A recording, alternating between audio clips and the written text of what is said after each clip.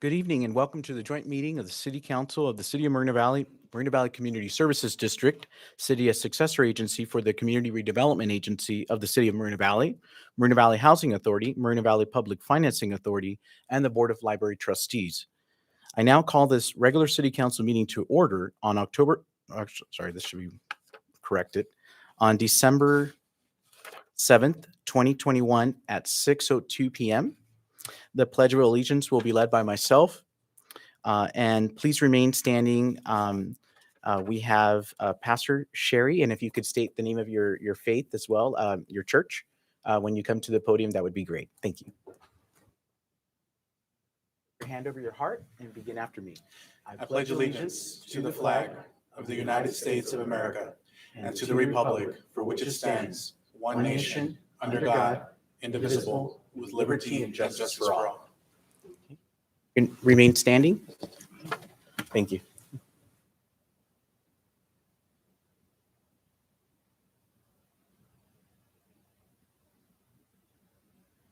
Good evening. My name is Sherry Rhodes. I'm with the Baha'i Faith in Moreno Valley, and I'm here tonight to offer prayer for the success of this meeting and for the welfare of our community.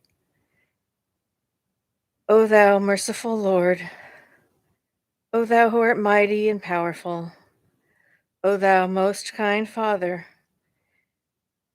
these servants have gathered together, turning to thee, supplicating thy threshold, desiring thine endless bounties from thy great assurance. They have no purpose save thy good pleasure. They have no intention save service to the world of humanity. O God, make this assemblage radiant. Make the hearts merciful. Confer the bounties of the Holy Spirit. Endow them with the power from heaven. Bless them with heavenly minds. Increase their sincerity so that with all humility and contrition, they may turn to thy kingdom and be occupied with service to the world of humanity. May each one become a radiant candle. May each one become a brilliant star. May each one become beautiful in color and redolent of fragrance in the kingdom of God. O kind Father, confer thy blessings. Consider not our shortcomings. Shelter us under thy protection. Remember not our sins. Heal us with thy mercy. We are weak, thou art mighty. We are poor, thou art rich.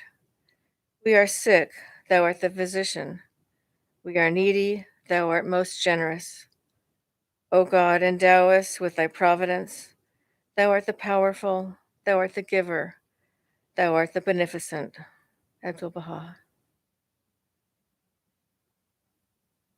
Thank you so much, Sherry Rhodes. I appreciate that from Baha'i Faith. I appreciate. Thank you. Madam Clerk, roll call, please. Councilmember Marquez. Here. Councilmember Cabrera. Here. Councilmember Delgado. Here. Mayor Gutierrez. Here. Staff introductions, please. Pat Jaquesnare, City Clerk. Stephen Quintanilla, Interim City Attorney. Mike Lee, City Manager. Brian Mohan, Assistant City Manager, Chief Financial Officer, City Treasurer. Ben Kim, Assistant City Manager, Development Services. Manuel Mancha, Community Development Director. Michael Lloyd, Public Works Director, City Engineer. Jeremy Budnick, Parks and Community Services Director. Lieutenant Sam Morovich on behalf of Captain Salisbury Sheriff Station. And Jesse Park, Fire Chief. Okay, thank you, sir. Just before we hear comments on F1, I did want to let everybody know that if you do plan to speak in Spanish, we do have Spanish translation services, English services here in the back. So just feel free to come to the podium and then we'll go ahead and translate. Staff has requested that item A14 be pulled to a future meeting. Is that correct, City Manager? Yes. Yes? Okay, great. Okay, so they have pulled that item A14. We're going to, public hearing item F1 will be moved to the first item on the agenda here. This is the Marina Valley Trade Center appeal. I believe that's what a lot of folks are here tonight about. And we'll go ahead and start with staff report. And then once we have the staff report, we'll have a presentation from the applicant And then after that, we'll have council questions of staff. And then we'll move to the hearing being open. And then we'll have a section for public testimony.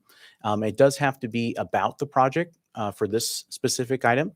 So just make sure that your comments are related to this item.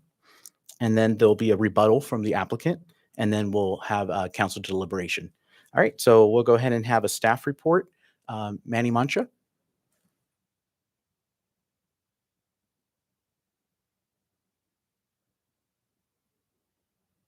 I don't think you're my, oh, there you Yeah. go. Thank you, Honorable Mayor and council members. Tonight, for your consideration is a request to appeal the Planning Commission's denial of the general plan amendment for the project known as the Moreno Valley Trade Center or the Hillwood Project. By denying the general plan amendment, the Planning Commission denied the entire project.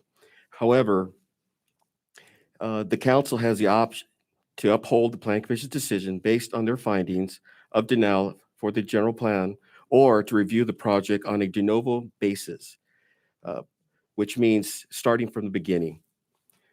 Since the council has the option of reviewing the project on a de novo basis, I will present the council a brief overview of the project, and I will defer to the applicant's representatives to present the merits of the project and to address any detail related to the benefits of the project. The proposal is to develop approximately 1.3 million square foot warehouse distribution building on approximately 80 acres. The property is bounded by eucalyptus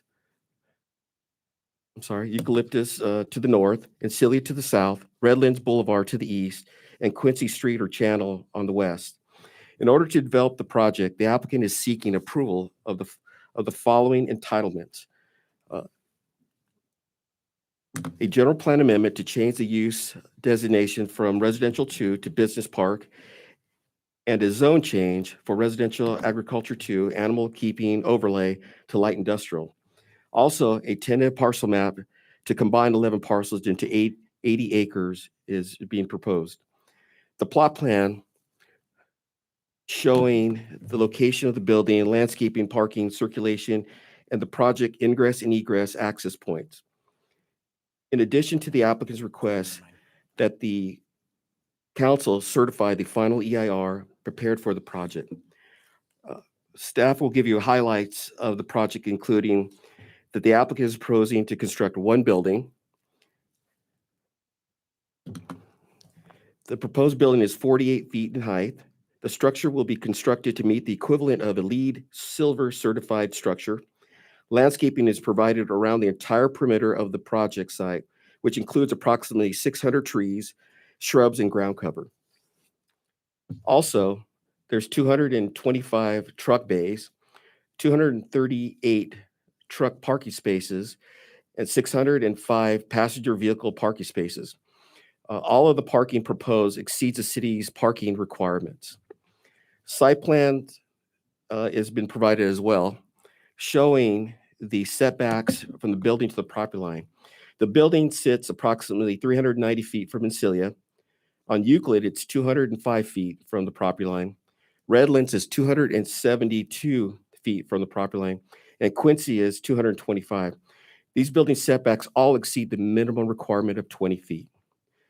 As you can see on the top part and the bottom part, the parking for these trucks, there will be a 14-foot high concrete block wall around the truck area, storage area, and the bay area. Both truck court areas will be enclosed with this 14-foot high, so you won't be able to see the bay doors from the street. Oh, just really quick, Manny, can you Yeah. tell us where that is actually on the map? Because, and then while that's going on, I just wanted to ask our IT department if they could try to fix the screen here because we can't see a little blur. Yeah. well, no, it's not. We just can't see it on here, like when we try Okay. to zoom in here. So it's hard to see it We from use there. this- So this just one tell me here. it's on the right or Yeah. west or? Yeah, the truck court area is on the top part on Eucalyptus. It's right in front of the building. And it's also located, awesome pointed that because it's, this is the court area and the bay doors. So that area will be enclosed with the 14-foot high concrete block wall. Okay. Both truck courts, I'm sorry. As the truck areas we pointed out, let me go through the driveways and the access points to these. On Eucalyptus, only 2 driveways on Eucalyptus will be used for the trucks. The one that's pointed that allows both in and out truck traffic. The other one on Necilia only allows exiting of trucks. And then on Redlands, you have the south entrance. It only allows trucks going in. So those are the 3 that only allow trucks to go into. As far as the vehicle, they're allowed in 3 access points. There is one on Redlands, and that's only for vehicles, no trucks. And there's 2 on Ancilia. So these 2 down here are only for vehicles. And they're designed in a way that they don't allow large trucks to use those areas to exit. Let's see here. Mitigation measures and conditions. There are a multitude of mitigation measures from the CEQA process and conditions of approval imposed on the project through the entitlements. The applicant is prepared to address any specific questions regarding the scope of any of the mitigation measures and the conditions of approval. In addition to the mitigation measures and the conditions of approval, the applicant has volunteered or offered a multitude of community benefits, which they agreed to include as enforceable conditions. These include, but not limited to, the following: $204,000 for electrical vehicle grant program, funding programs for vehicles advocacy, solar advocacy, residential air filters, noise insulation, and residential exterior pressure washing. Also, funding approximately $2.5 million for off-street paving, rehabilitation, and repair of several city streets, which include Alessandro, Cottonwood, Redlands, Darcea, and JFK. And finally, as indicated in the letter from the applicant, including in your packet, the applicant is offering a donation of $500,000 to the Moreno Valley Community Foundation.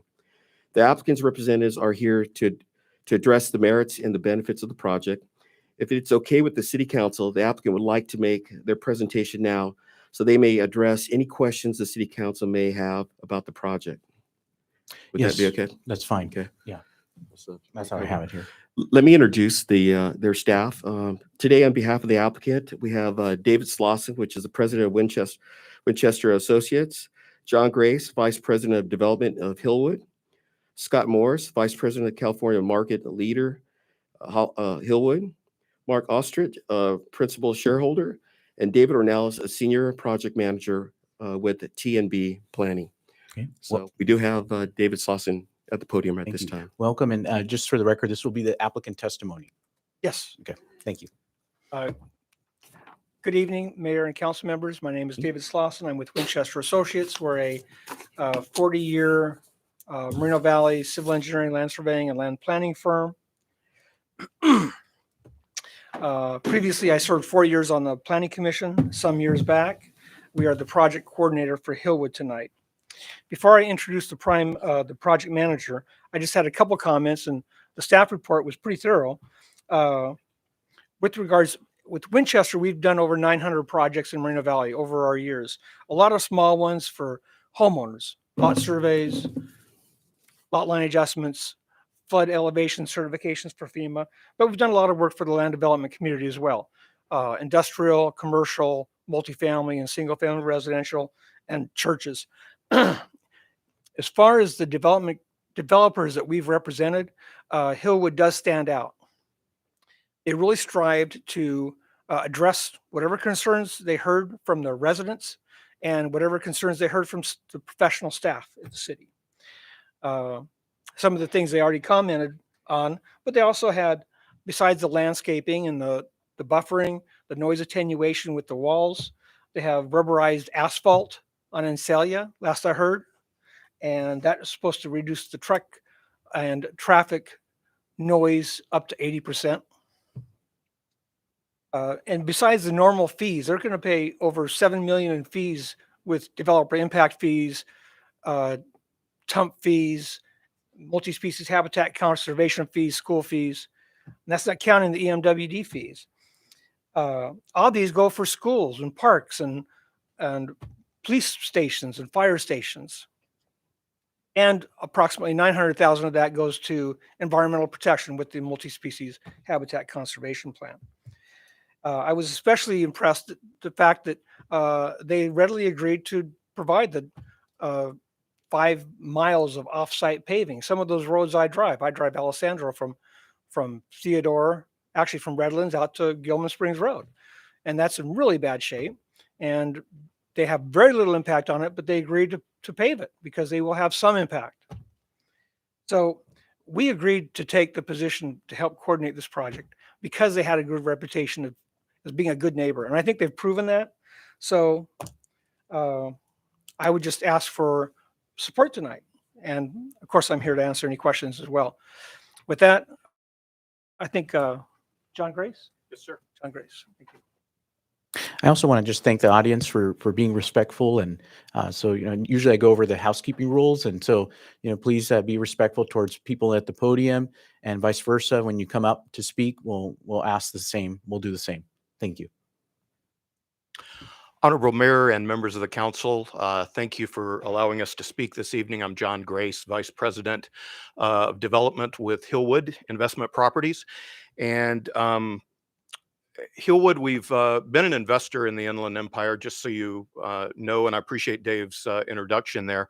We've been an investor in the Inland Empire for about 30 years now. The company was founded by Ross Perot Jr. In the late 80s. And a lot of that work has been done in and around the revitalization of the Norton Air Force Base at Alliance, California. We've built to date about 15 million square feet, created about 15,000 new jobs, net new jobs, and added about 900 million to the tax base. So we consider ourselves a long-term investor, as I say, committed to those long-term relationships in the communities we work in, and developing a high quality project. And we certainly would purport that that's what we've presented to the city. Don't want to be too redundant here, but I would like to just take an opportunity to go over some of the key benefits. Some of those are economic. Some of those are in terms of sustainability and promoting sustainability and electric vehicles in the region. Principally, the economic benefits, we're looking to create about 1,500 new jobs, and that is both operationally and in terms of construction jobs. About 1.6 million in new landscaping beautification that comes with the project in terms of new trails, and as Manny had indicated, about on the order of about 600 new large specimen trees. As was also mentioned, a $500,000 contribution to the community foundation. 6.5 million in new TUMF, DIF, school fees, and overall about 4 million in new road improvements directly associated with the project. As I said, beyond the monetary contribution, we are looking to promote electric vehicles, especially as new truck technology comes online. So we have committed about $204,000 to several grants, 5 grants for heavy duty electrical trucks, 2 grants for medium, 3 for light duty, and also passenger vehicles for private citizens can get an individual grant of $1,000 to go toward a new electric car or electric truck as the technology is evolving. And how these are administered, it would be administered through an escrow account. Specifically for this, we would deposit the money into that account before we get the building permit, assuming we are ultimately able to move forward. We would give priority to, for the trucks, we would give priority to local operators, local truck drivers, and certainly, as I say, local residents would have an opportunity to get the grants for the cars. With regard to the trucks, 50% of the mileage must occur in Moreno Valley or on the 60 corridor. We are very sensitive to the impacts on the 60 and the 215. There is what they call a geogrid fencing system, and I'm not the person to explain the technology, but the bottom line is basically that it measures geographically where the vehicle travels and signals if it is outside a certain region. So these are not trucks that are going to go to Arizona or go to Michigan. These are locally focused grants and locally focused vehicles. And then there is no resale of those to any outside parties. As Dave had mentioned, we are also conditioned as part of this project, and we have gladly volunteered to put about $2.5 million into new street segments, rehabilitation, and some of these, as I indicated in the Planning Commission meeting, it varies from severely damaged roadways to simply needing a slurry seal. But the total dollar amount, and you see the sections here: Alessandro, Cottonwood, Redlands, and Dracia, and John F. Kennedy. So generally speaking, these are streets in the immediate area surrounding the project that will benefit directly, but also that we are not putting truck traffic onto. So we're not diminishing the streets, but we are helping to upgrade them. In the planning of this project, we did engage in numerous community outreach efforts.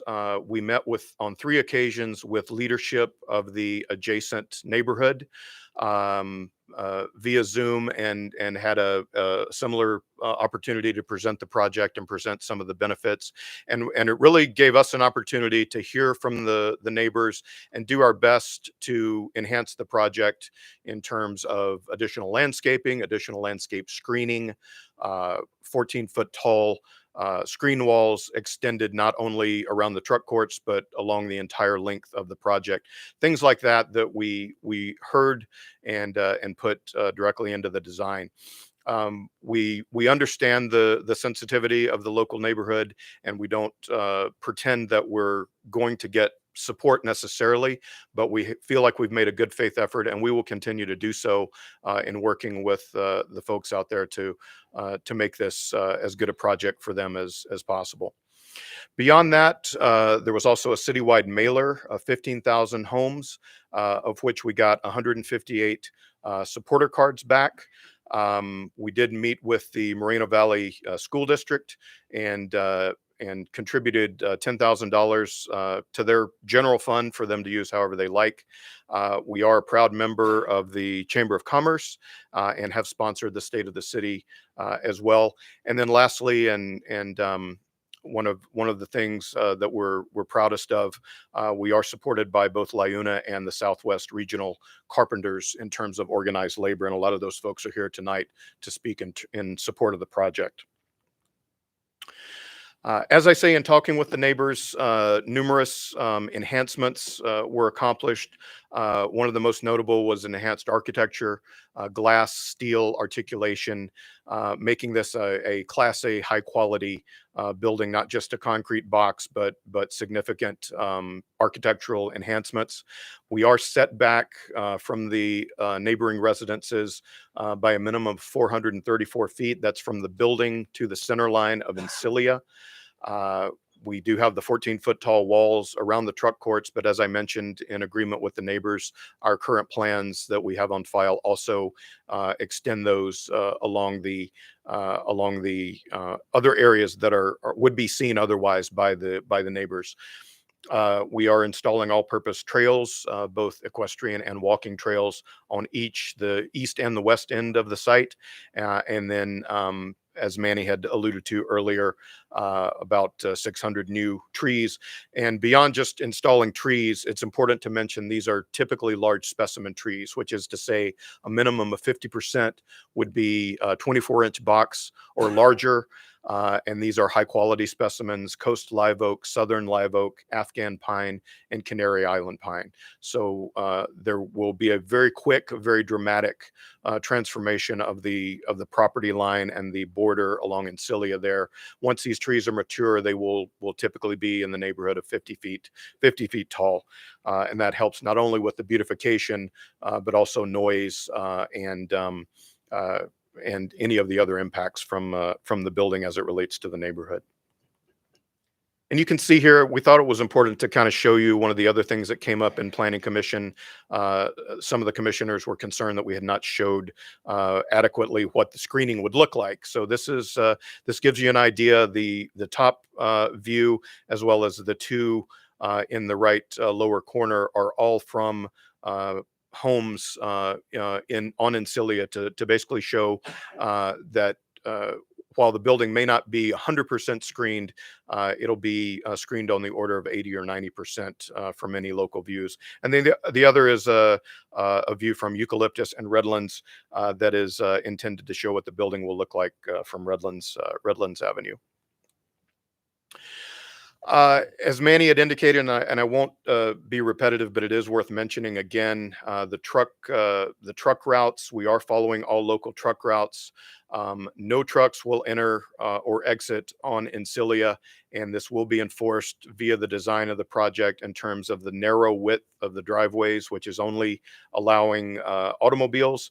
And then similarly, on Redlands, we will not be putting any trucks onto Redlands, which is not a designated truck route, and we're sensitive to that. And that will similarly be enforced via pork chop, what they call pork chop drives or islands, which would basically prohibit anything but an automobile from making that turn on those two driveways. The exception we will be bringing trucks in off of Redlands on one driveway there.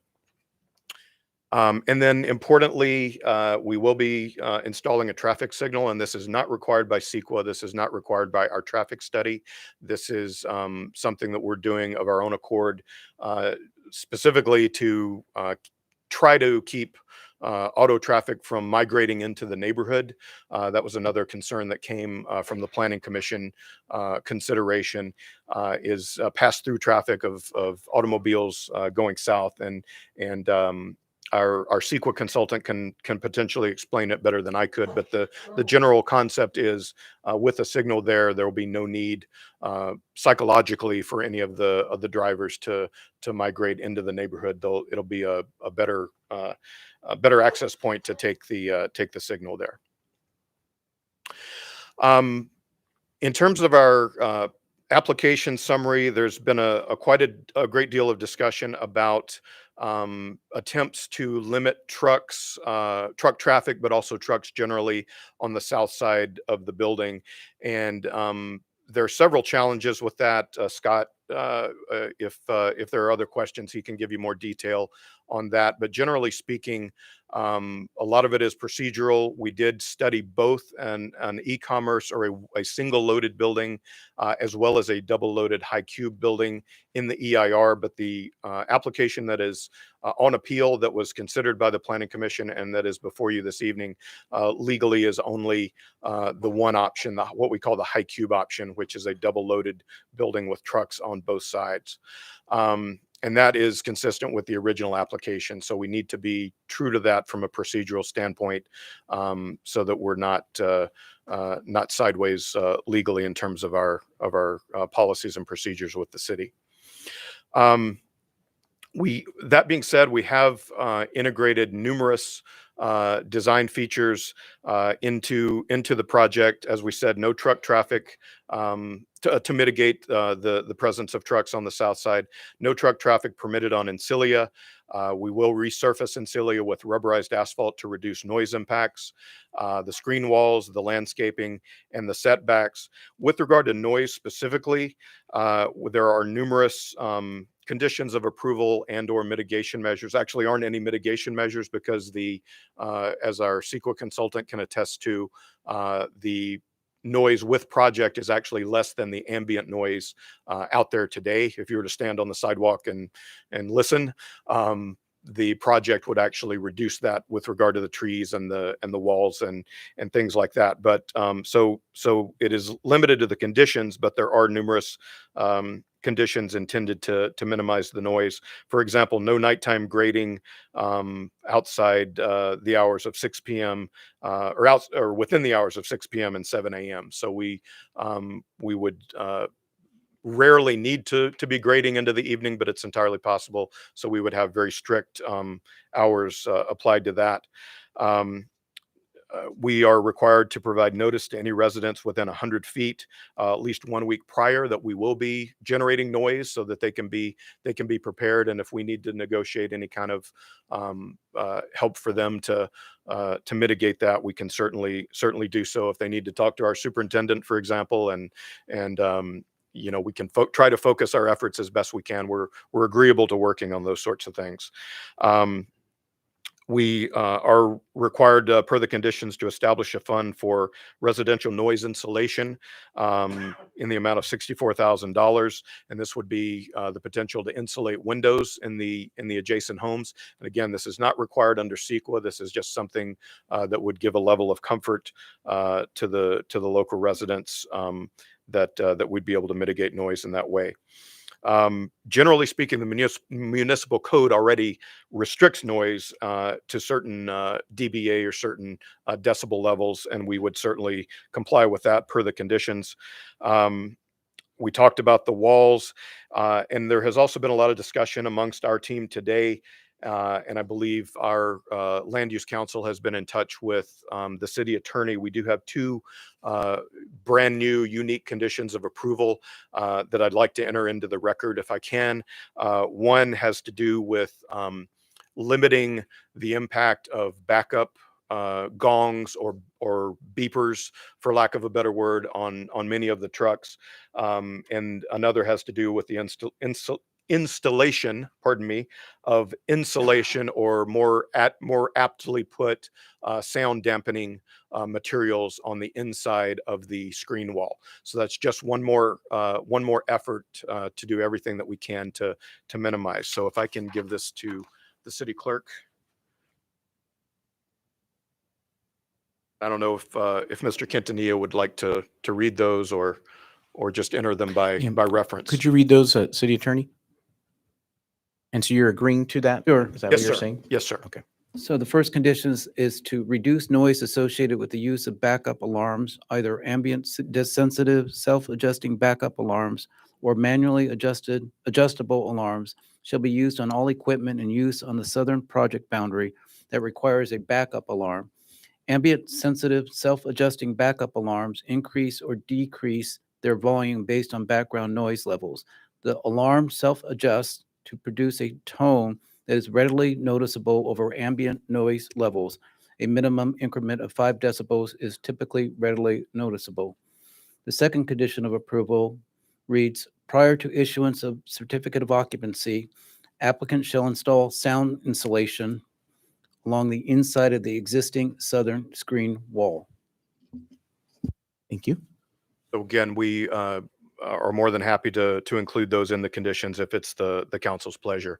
The last slide here is just a kind of a summary of some of the sustainability efforts that we are proposing. It is a condition of approval, for example, that we will design the project to be LEED certifiable, for lack of a better word, suitable for certification through LEED.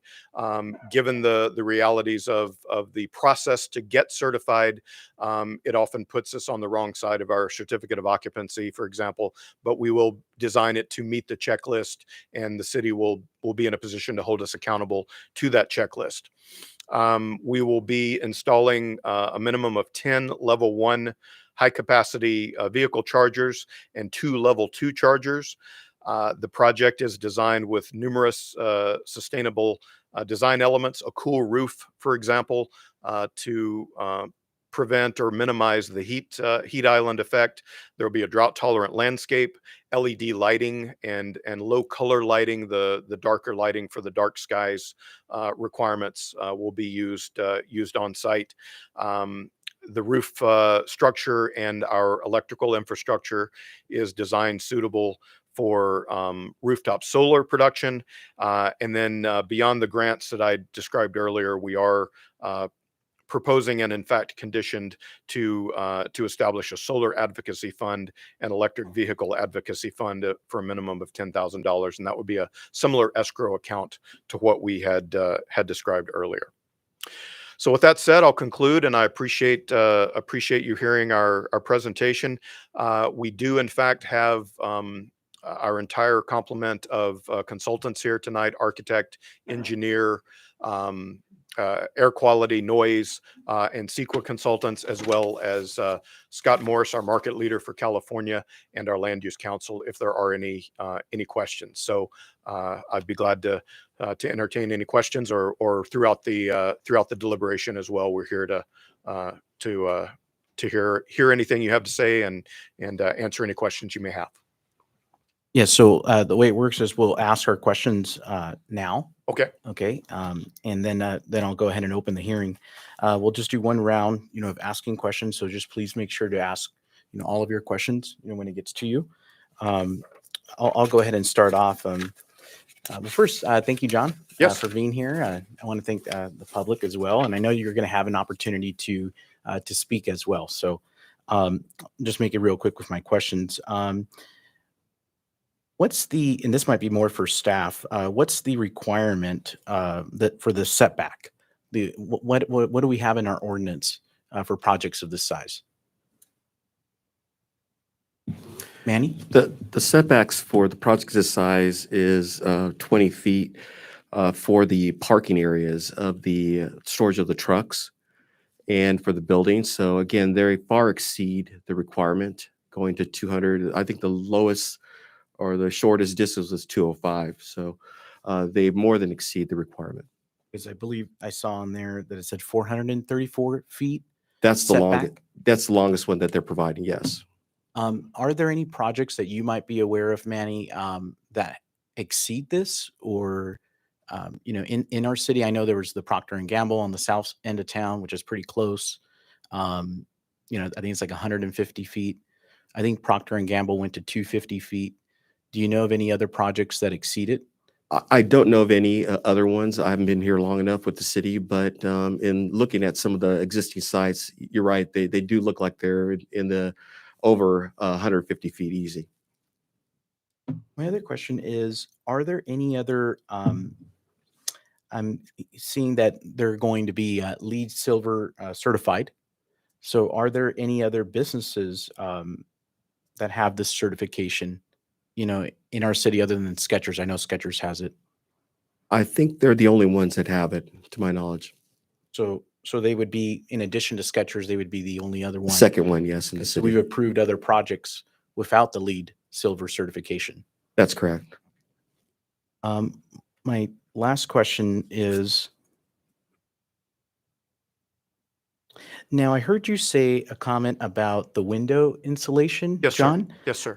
Now is that you guys would provide new windows or new insulation for those windows for those homes? Now, is that because it's as a result of the project, or is that just something that was a condition that you guys decided to provide? It's not driven, and we do need to emphasize this. It's not driven by CEQA, which is to say it's not driven by a technical noise analysis. We are well below, from an environmental standpoint and from a CEQA standpoint, we are well below any level of significance as defined by CEQA standards and by the city code. This is more of an overture to the local residences, one more attempt to make life comfortable for them. If they perceive, noise is a funny thing. There's the technical end of it, and then there's the personal perception of it, and both are equally valid on some level. So if, for example, the neighbors, if we were to construct this and the neighbors were to find they were being challenged by noise, whether it's an anomaly or not, we would have that opportunity for them to avail themselves of that. Thanks. And I did hear you say that. I just wanted to clarify Absolutely. that, just to Thank make you. sure that it wasn't due to the project. Right.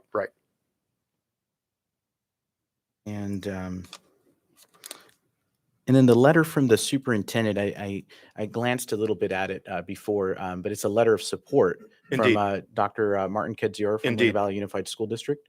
Yes, we've met with him, had the pleasure of meeting with him on several occasions. And if I can toot my own horn for a second, I had the opportunity to sit down and read with some of the kids earlier in the year for their reading. Their reading program. It was via Zoom, but that was a pleasure of mine. It was a great time, and so we've done several things like that to try to contribute to the school, and we've got a great relationship with the superintendent. Okay, thank you, sir. If you have any questions, please press your request to speak.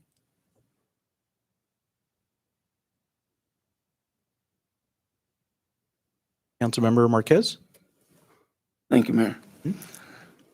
I don't know who I spoke to on this project a while back. On Zoom. We had a Zoom meeting. We did, and it was myself and Ned Shortino in our office. Yes, sir. And at that time, when you presented this project to me, I had told you guys that it looked pretty good. It was a good project. Indeed, yes, sir. And after reviewing it, and as time went on, I had more information given to me on this project.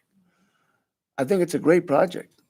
I mean, it looks like you guys are going to do a lot for the city. I appreciate that. The 80% noise, 80% of noise that's be coming from your facility. What about the other 20%? I'm not sure what you're Well, asking. we've got a company here, facility here that has a shred. I don't know how they call it. It shreds the paper, and it's operated at night. And residents on the north end of town can hear it all the way up to the foothills. And I remember when that project was presented, I wasn't on the council, but I remember sitting out there saying that they would 100% no noise. No noise. And now we have residents complaining that they have to shut the windows at night because they can't sleep. But the occupant had said, oh, it's 100% no noise. You claim here you have 80% of noise that you could cut out. So what about the other 20%? I mean, you see what I'm saying? I don't understand. You're saying 80%. Largely any noise that we are creating, that is what we're attempting to mitigate with these additional conditions that we've presented. Again, and I would probably ask my noise consultant to speak to that specifically, but generally speaking, as I said, the ambient condition, if you were to be out there today listening to traffic go by on Redlands, listen to the other industrial sites, listen to jets going overhead, and I'm not trying to be funny, but those are the things that create ambient noise.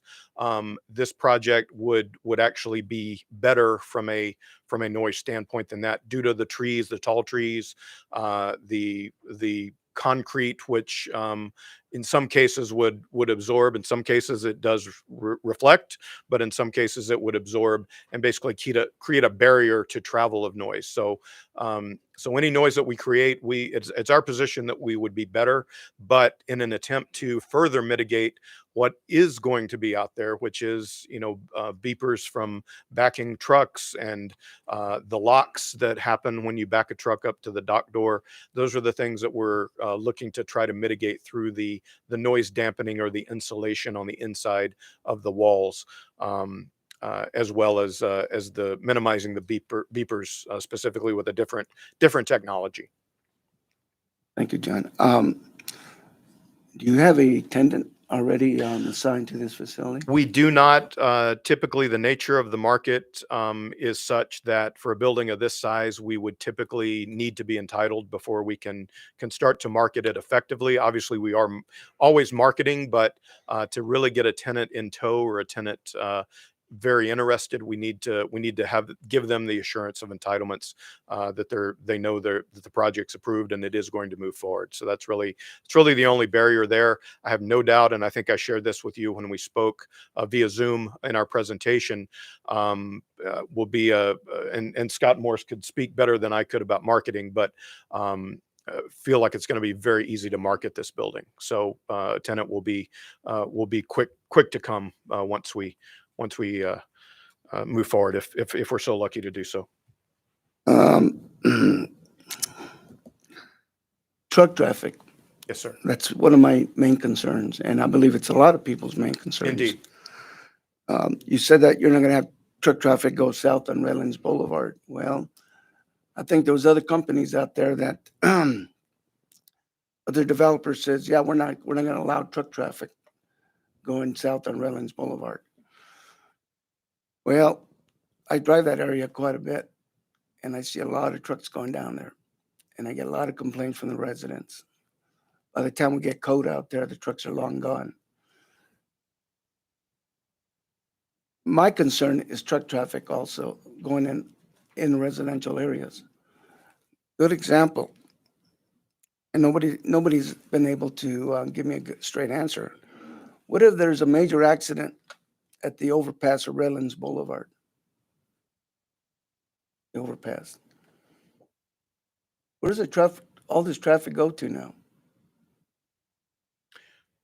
Well, I mean, typically it would go out, and not being a traffic engineer, I would think it would all go out Eucalyptus. That is the primary ingress and egress for the project in total. And are you aware that we only have one PD enforcement commercial unit? Are you aware of that? I was not aware of that specifically, no, sir. We have one. So enforcing would be a problem out there with trucks. Believe me, it would be. One more question. Yes, sir.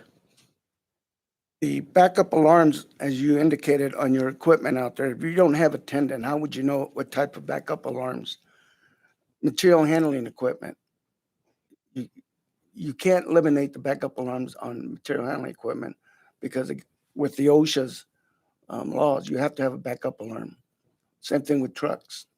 And I'm not an attorney, but my understanding of OSHA is certainly construction equipment, you have to have backup alarms, but for vehicles, for trucks, both the tractors and the, well, it comes from the tractor. So you can have the alternative of doing other things like a flag man or something like that. Or even material handling equipment. Now, when you say material handling, are you talking about the yard hustlers and the yard hustlers, forklifts, that type of equipment? Yeah, we've got several options there. One would be going from a diesel to an electric, which would change the noise makeup, but also, and I confess I'm not specifically knowledgeable about the backup alarms on those. Let me give you a little background of Okay. my history. I worked 32 years in that field. I appreciate that. And I know what the OSHA law I requires. appreciate that. Certainly, I would defer to you. Yes, sir. Would you like to sit in your house at night and listen beeping all night long? I confess I understand the concern with it. Yeah, and that's why we're doing everything we can to minimize that with both the insulation and the alternative tech. If you have a tenant comes in and had refrigeration, those reefers make a lot of noise because I get complaints right now that they sit on eucalyptus and they sit there all night long with their reefers on. Yeah, and our mitigation there is limited to 50,000 square feet, so that would also limit that. Still a noise Understood. situation. Understood. So, and with that, thank you very much. All right, thank appreciate you, it, sir, John. for your time. Thank you, Mayor. Okay. Thank you, Councilor Marquez. Questions from Councilmember Delgado. I just have one clarifying question on one of your slides. You had the truck entrance. You said that trucks were not going to be allowed to come down Redlands Boulevard and enter, but then on the same slide, you do have the trucks entering. No, sir. If there was misunderstanding, we will not be putting trucks onto Redlands. What's the red arrow? The red arrow is coming on Redlands is coming into the site. So they would be with coming. Trucks. They would come south along our frontage on Redlands to come into the site, but we are not distributing any truck traffic onto Redlands from the site. So they get off the freeway, they go around the roundabout, correct? Correct. They're still going south on Redlands? Only limited to the frontage, yes, sir. And then they come in the south driveway. But they're on Redlands Boulevard. Correct. The distinction, and I don't mean to be insensitive. The distinction is we're not putting any traffic. We are generating limited truck traffic, very limited truck traffic for that segment of Redlands, but we are not putting trucks onto Redlands from the project. They're not exiting. No, I get that. They're site. coming Okay. off the freeway from wherever they're coming from to get into the project. They're going around the roundabout. Indeed. That's accurate. Yes, sir. They are on Redlands Boulevard for a short period. For a of time. short period, yes, sir. And is that roundabout designed to allow for that? It is, and we've coordinated with the engineering department to integrate the turning radii into our overall design. Okay, that's the only question I had. Thank Okay, thank you, sir. Okay. Councilmember Cabrera. Thank you. John, Yes, thank sir. you for coming out, and everyone else as well for making the time Absolutely. and sharing us some more information. A few questions for you here, and I'll try not to reiterate or run in circles around some of the questions that have already been asked. But to follow up on Councilmember Delgado's question about truck entrance off of Redlands Boulevard, I actually have some experience personally driving trucks, waiting in line for the truck to be unloaded and things like that. And so since it sounds like you don't know who the tenant is going to be yet, we don't know exactly the number of trucks that are going to be arriving on site at a particular time.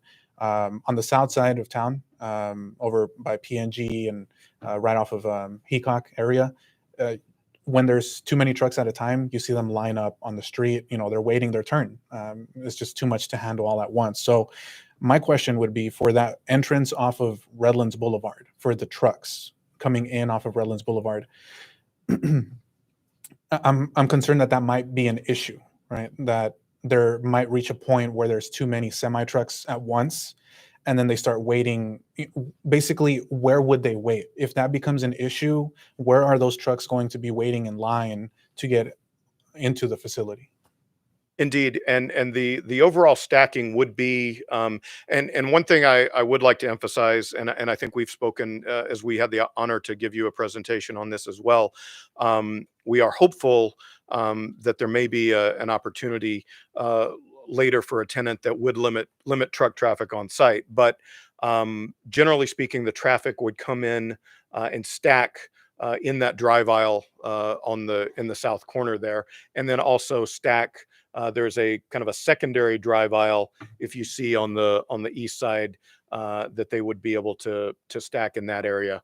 But the intent is certainly to bring most of the traffic in off of Eucalyptus. Got it. And just in a situation where there are trucks lining up, as of right now, Redlands Boulevard is only one lane in each direction, heading north and south. As part of this project, will Redlands be widened at all? Indeed, on our half, and I'm not sure. I would defer to engineering, but the segment is typically a half section plus about 18 feet. So we would certainly improve 2 lanes on our side.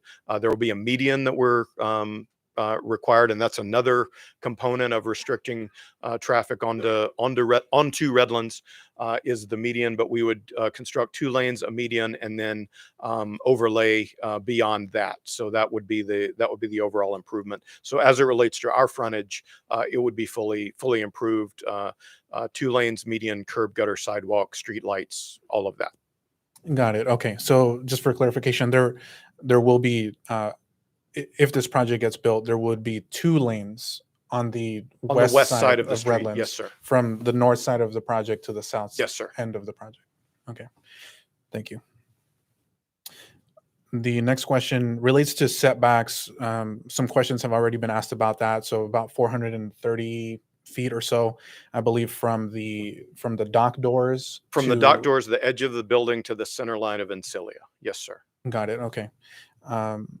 Okay. And then I also had a question about the landscaping buffer itself. Yes. I know that, at least it's my understanding, that throughout the process, as the project has moved along, there have been some changes made. The landscaping buffer has been increased, right, has been made more dense. So can you share with us a little bit more about, like how what's the width of the landscape buffer? And then I have a couple questions about, the height of the trees and the shrubs and things like that. But first, how wide is the landscape buffer? Generally, the landscape, and it's important to emphasize, and unfortunately you can't really see it from this section, but where you see detention basin on the bottom, there will effectively be 2 landscape buffers. So there will be 2 rows of trees, and they are probably anywhere from 20 feet to 30 feet wide, the overall area. And I say that because the layout of the trees will also be staggered. We don't want this to look like a shopping mall in the sense that you've got a long linear line of trees. We want this to look organic, want it to look natural, and also it's just better for the vegetation to grow that way. But so there'll be some offset and some setbacks of the trees, but there will be two distinct rows of anywhere between 20 and 30 feet on either side of that detention basin. Okay, so there will be two, and each one will be between 20 and 30 feet Correct. Yes, sir. wide. Okay, got it. And then in terms of the height, when you plant a tree or a shrub, it's a certain size. Over time, it grows depending on however the plant is biologically. So can you share with us a little bit more about, at the time that you're going to plant some of these, more so the trees is what I'm concerned about, right? Mhm. When you plant them, I think it's based on gallons or something. How mature will those trees be? And then at full maturity, how tall will those trees be? Typical 24-inch box tree might be a bucket the size of this podium, and the tree itself might be anywhere from 15 to 20 feet. It's a big tree. Now the health of trees, you don't typically want to plant a mature tree because it's not good for it. And I'm not an arborist by any means, but I've been around the business long enough to know you typically like to actually plant a smaller tree so it can grow in, get rooted in. But in this case, you're starting out with a fairly large specimen. And then anywhere from certainly after 1 year, you would be able to see noticeable growth and noticeable height. And then by 5 years, certainly, you're talking the 25, 30, 50 feet tall for some of these pine species and sycamores. Sycamore, for example, is a very fast growing tree. Okay, so about 5 years or so. Conservatively speaking, yeah, I don't want to overpromise. Within the first year, you're going to see what I showed you on the slide, but it will be a reasonable amount of time, a measurable amount of time before you'll see a distinct change in terms of the screening. Okay, yeah, 5 years. I mean, that's a good chunk of time. It is indeed. I appreciate that. And I don't know if this, obviously the item is on the agenda tonight, but if I don't know if there's any leeway from your side. There's definitely leeway if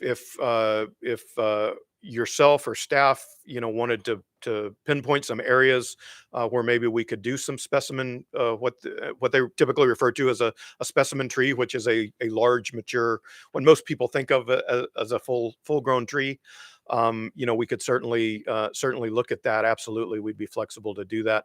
Again, it's not always the best for the health of a tree, but I'm not here to argue that if it would benefit the project, we could certainly be open to that. Yeah, because I'm also not an expert or an arborist or anything, right? I've done I a little would bit of defer to the research. landscape architects and city staff to give us guidance, but bottom line is we're definitely open to that. Yeah, and the reason why I ask about the height and the maturity of the trees at time of planting, and then at full growth, if we could say, is because also I'm not an engineer. I'm not an expert in decibel levels or anything like that. But in my limited research, I tried to find what are some either materials or barriers that can be used to reduce noise levels from certain facilities, such as an industrial building. And trees and shrubs was, arguably the best option. Yes. Concrete refracts and it reflects noise and it could still reach the houses. And so trees was, from what I found in my research, the best possible option. And so I think you mentioned that someone was here that has some background in noise, engineering and things like that. Indeed. So I'm just kind of curious, maybe this was in the EIR or it wasn't, but the reduction in decibel levels that the landscaping buffer will have, from the noise coming from the trucks and in the yard itself. So I guess by having the landscaping buffer, how much, will that reduce the noise that's coming from all the trucks in the yard? We could probably speak to a typical. I don't know if it would be project specific because the landscape plan is, as I say, is kind of organic and they're staggered. But we could potentially, that is a key part of our attempt to mitigate any either real or perceived noise impacts. So we could probably talk about it in terms of a typical. Did you want to? Certainly. Be happy to answer that question as specifically as I can. Bill Lawson, Urban Crossroads, we prepared the noise impact analysis. We definitely accounted for the soft terrain, which is what you're referring to. The soft terrain actually provides an extra couple decibels of attenuation versus a hard surface, per your earlier comment. Specifically, it just adds that additional attenuation in combination with the planned 14-foot high wall. And the biggest component of this whole noise attenuation really is the setback. That distance really is the key component in addition to the planned 14-foot high wall. And just a follow-up question for you. Right now, the plan includes a 14-foot high wall between the landscape buffer and the truck yard. Would a taller wall help to reduce the noise that's coming from the yard? It would be marginal. There is a point of diminishing return in terms of the barrier's effectiveness. And 14 feet is really as high as a wall as I think you would see in an industrial use. Caltrans really only does 2 barrier heights. It's 14 to 16 feet high. We're really at the height. Also, there's some grade difference here. It is minor, but that additional grade difference provides some additional effective height to that wall. Okay, and just one other thing on that same, I was looking at the staff report and I came across, I guess, the elevation of the pad, the foundation of the entire building compared to the height and elevation of eucalyptus and compared to Encilia. And from what I saw, it looks like the pad for the industrial building itself is higher than Encilia, far higher. I think it's 25 feet or so. But I don't know if I was understanding that correctly or if anyone can clarify that. And the reason why I ask is, again, just because of the way that affects the direction of the noise and how, the noise reaches the houses to the south. So that's not that important, but more so of a comment. And I ask all of this because I have personal experience. I actually live close to the P&G warehouse on the south side of the city, and they don't have these setbacks that you're proposing. They don't have the landscaping, anything like that. And I'm about 1,000 feet away from the truck yard, and I hear everything all day, all night. I hear the trucks. I hear the slamming, the beeping. I hear all of it, and I'm 1,000 feet away. But again, the P&G building doesn't have the landscaping and all of that. So there's some differences there, and I just wanted to ask a little bit about that. So I have a couple other questions. Apologize, everybody. This is what I typically do. I ask a lot of questions. LEED Silver certification. Just to clarify, is the proposal to build the building to LEED Silver standards without getting the certification, or will it be LEED Silver certified? It's a bit of both. If I'm not trying to be evasive, but we are absolutely committed to design the building to qualify for LEED certification, and we're absolutely agreeable to pursuing LEED certification. The challenge that we run into and projects like this run into is it's difficult to promise that we will get it either at all or in a timely manner, mainly in a timely manner. Typically, if you design it and you go through the checklist and your consultant is on spot, you'll get it. But it's the timing, because it is effectively for lack of a better word, a bureaucratic organization, the USGBC, and they take their time and they are in no particular hurry to grant the certification. So as I say, we are fully committed to design it to the standard and pursue it as long as we can. What we would ask is that we not be conditioned to get the certification before our certificate of occupancy. In other words, we don't have a constructed building ready to operate, ready to move a tenant in, and the only thing we're waiting on is a certificate to come through from USGBC.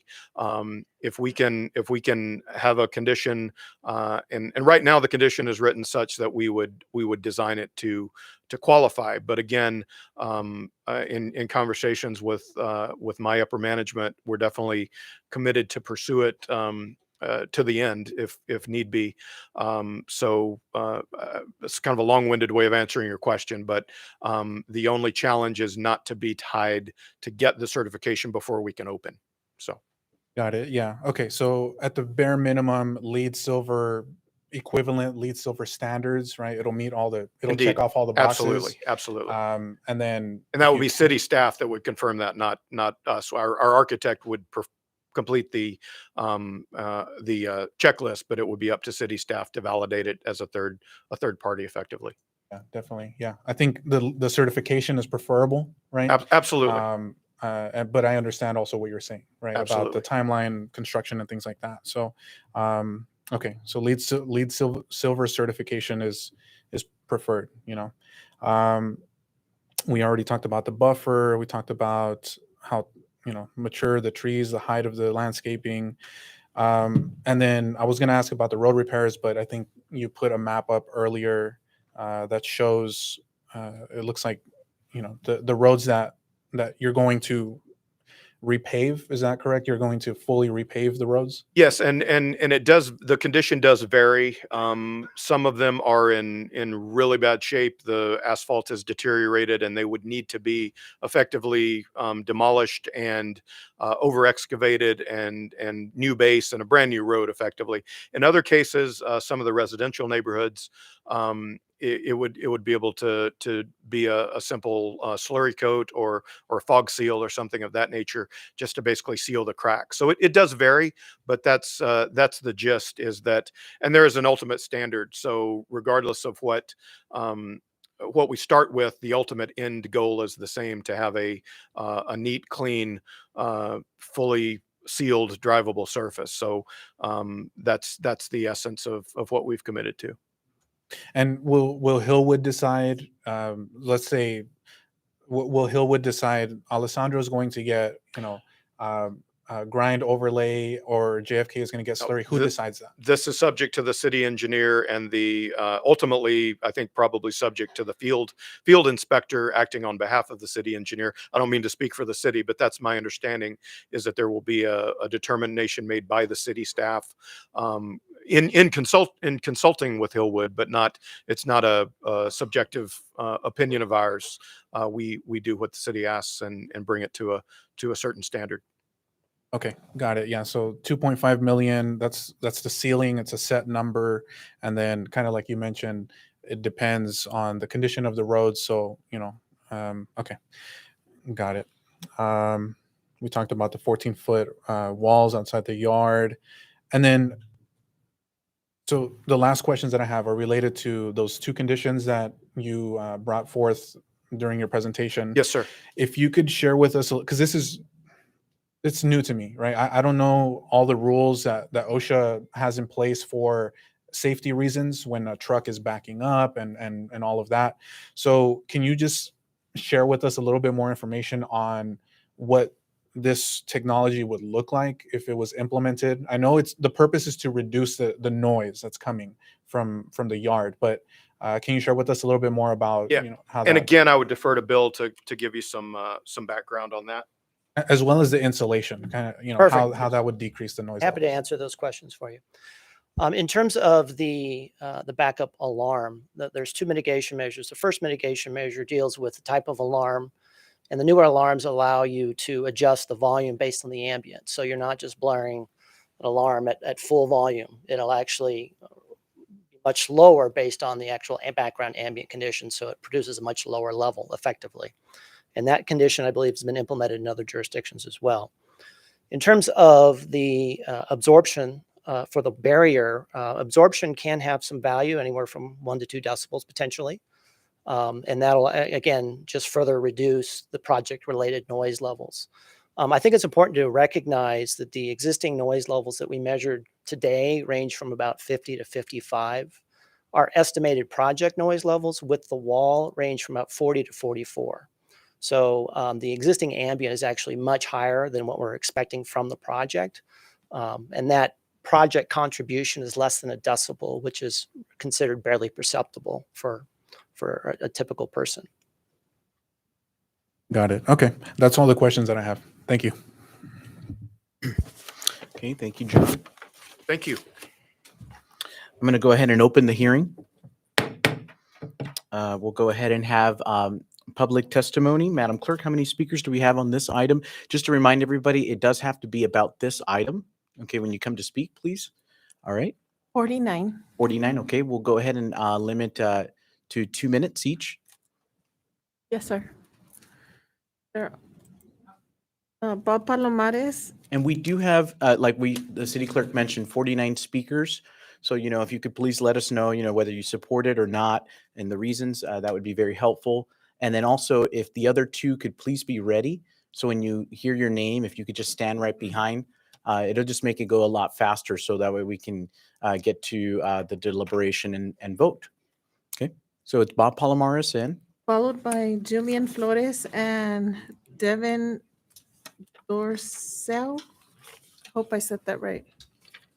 Good evening, Mayor, City Council, public. And then 1 second. There we go. Go ahead. Okay, anyway, what the gentleman have been speaking about is, he's putting on all his cards on the table. My concern is if that project doesn't go on there, what will be put in there? And all those acres, homes. So you're gonna, on the average, if you put, I heard someone say that they're gonna put 160 homes in there, if that's what happens. Well, on the average, how many cars are at each home? That would come to something like, I think, over 400 vehicles if each one has 3 vehicles. So we're going to put probably the majority of those vehicles on the freeway, where if this project gets approved, we're going to have people that live in Moreno Valley working there. So they're not going to be going on the freeway. They're going to be coming in. Some of them will come from the outside, but I think we got to look at the benefits. I understand the concerns about pollution, but the technology for emissions in California is the hardest in this nation. And as the years go by, they get harder. I mean, it'll eventually come to the all electric. So from what I hear, this sounds like a great project, and I'm trying to weigh in what we're going to give up, what we're going to lose. If we put homes there, you're going to put the homes right next to the buildings that are existing. And that's what you're trying to take away right now if you don't approve this project. So you're going to put homes where, and when it comes to finances, where do we benefit and where do we get more from? Thank you. Okay, thank you. Next speaker. Julian Flores, Devin, and Natalie Ortiz. Honorable Mayor and Council members, my name is Jillian Flores. I'm 12 years old and live at 28722 Hannah Court, Moreno Valley. My brother and I like to be able to swim in our pools, play in our trampoline, and play in our backyard. We do not want to get sick from the smog from the diesel trucks going in and out of Moreno Valley Trade Center. We do not want to have to stay inside all the time to breathe good air. I'm worried about stranger danger with all the people and cars that will be driving through the neighborhood streets coming and going to the Moreno Valley Trade Center. We want to be safe.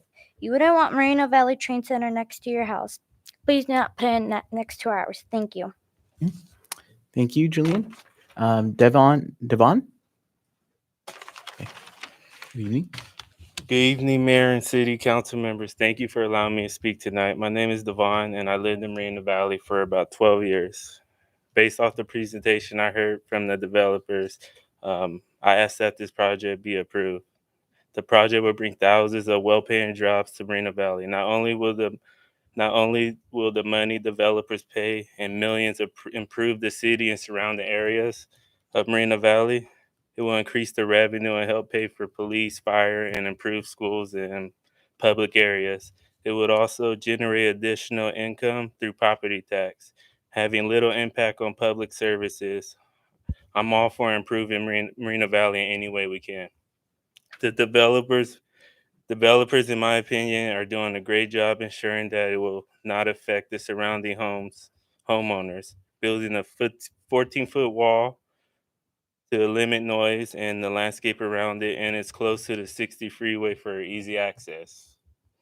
Overall, this project seems very good for the community and will benefit the city of Moreno Valley in many ways with very little negative impact. I urge that you guys vote yes on this. Thank you. Thank you, sir. Next three speakers. Natalie Ortiz, Jeff Sims, and Alex Zamora.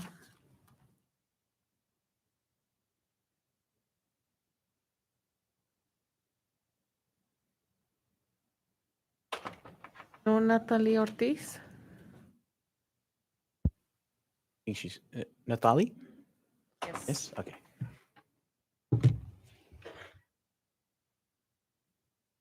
Good evening. My name is Natalie Ortiz, and I am speaking in opposition to item PHF1 on the agenda. This project continues to boast economic development of Moreno Valley by creating more jobs related to warehouses that include the e-commerce fulfillment, distribution, and logistics. The proliferation of the warehouse economy and logistics systems in the Inland Empire puts pressure on warehouse workers who are electronically surveilled to work very quickly, resulting in high rates of turnover and injury on the job.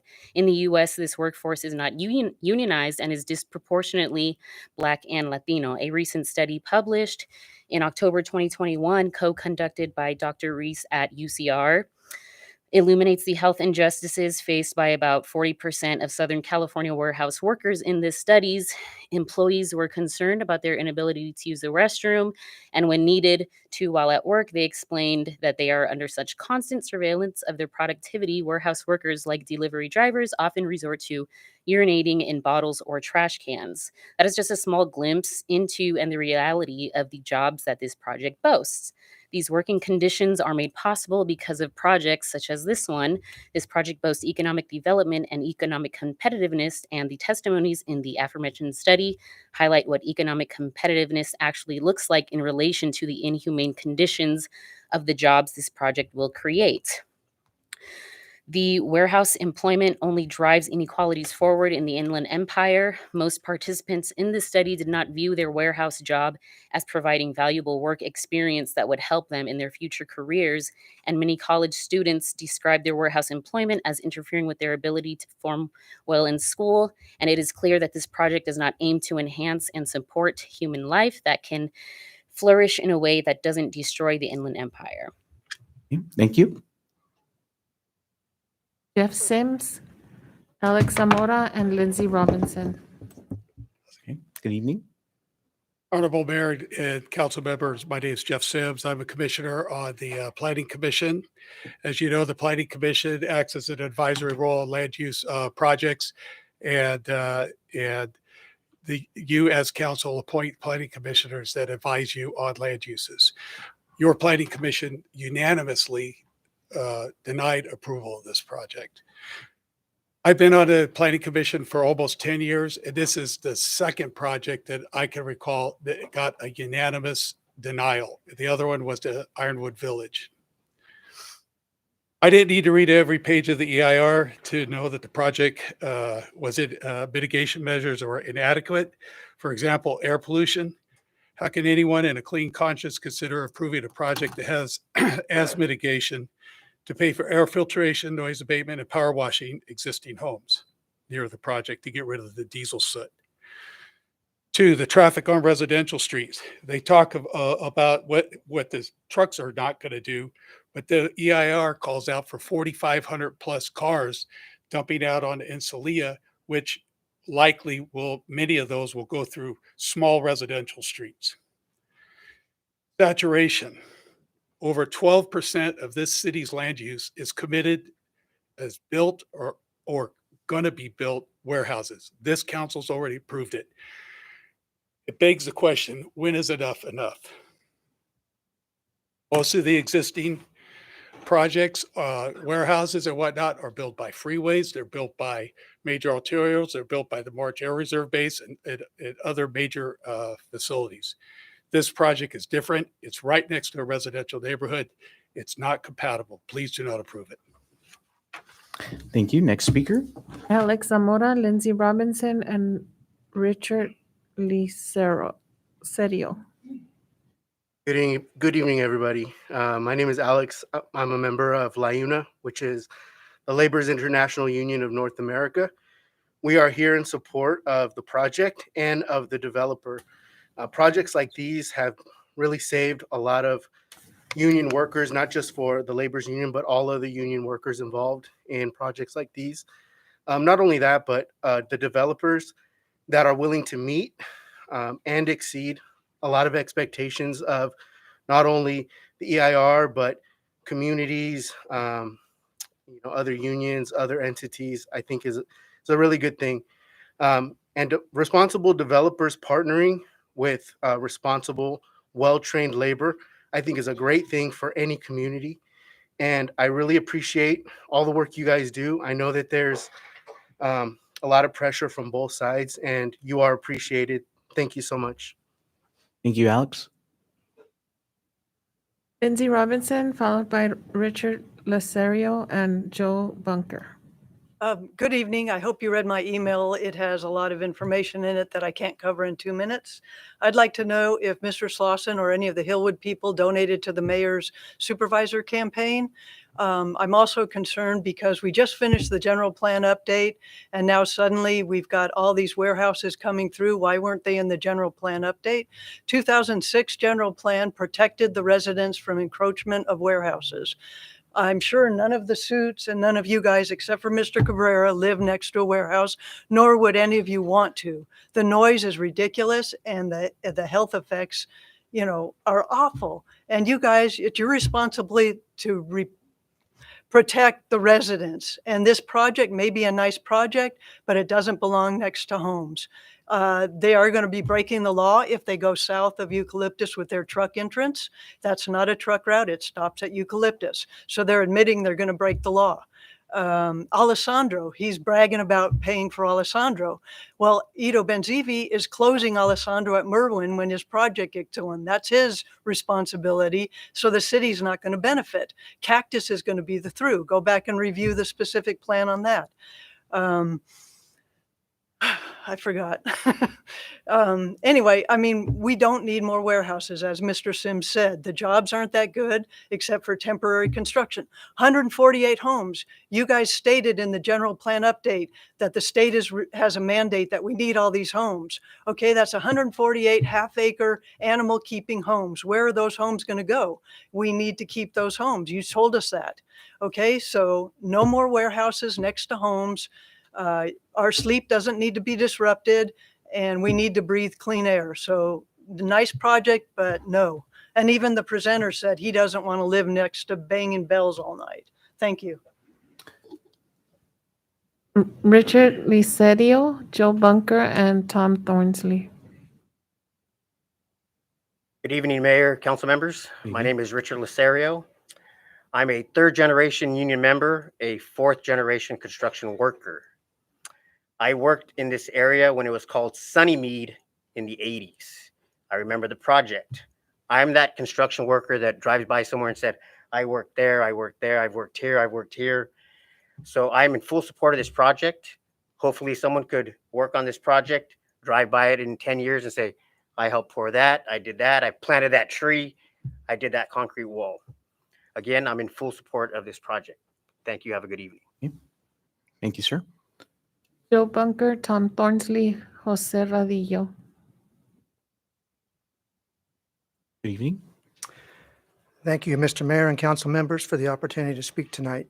My name is Joe Bunker, and I represent the Valley Springs HOA, which borders in Celia Avenue, the southern border of the proposed Moreno Valley Trade Center. I am here to ask you to uphold the Planning Commission's decision to deny the zone change for this project. I have developed projects in the city, and I understand the benefits of development. So I do not represent an anti-growth position. I'm not even opposed to the Moreno Valley Trade Center as a project. It's a great project. It's just in the wrong location. Why not work with a developer on the 33 acres the city owns across Redlands and Highland Fairview to bring this project to the World Logistics Center, where it's already approved for this type of use? Why not consider developing the 80 acres that they're currently proposing to a transitional site with half-acre homes, apartments, and maybe restaurants along Eucalyptus? I'm not opposed to the development, just a warehouse right next to our homes.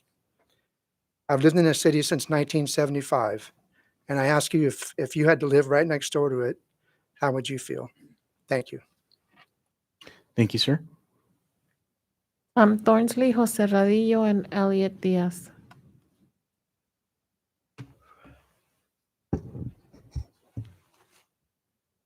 Good evening, council members. I'll be straightforward. I'm not in favor of the project. As was mentioned, the city has gone way overboard. City no longer has any integrity left when it comes to honoring the general plan. They haven't done it for the last 8 years. Every time there's been a warehouse built, it's either been a general plan amendment and a zone change, or at least a zone change. You got to knock it off. You'll never develop the city in the fashion that was intended by the general plan if you keep burning the land uses up. This should have been residential. The state has mandated it. This project should be provided somewhere in the city where the replacement homes would be. That's part of what the state laws are. This project's bribing the city too, to the tune of $2.5 million to make improvements that have nothing to do, no bearing on this project at all. Improving those streets, yes, they need to be improved, but it's probably how the planning staff took this forward, because look at the sweet deal the city's getting. If you don't consider that a bribe to get your approval, then I don't know what is. For the sake of the union members, they're being paid to be here tonight. Majority of them probably don't live in the city. And LIUNA has typically, when a project doesn't get their union workers a job before it goes to hearing, typically will sue the project, and in their settlement will get them the jobs. That's all they want to do. They don't want to do any fixes. It really appears to me that all those extras that are in there, which are wonderful, were taken right out of the settlement agreement from the World Logistics Center.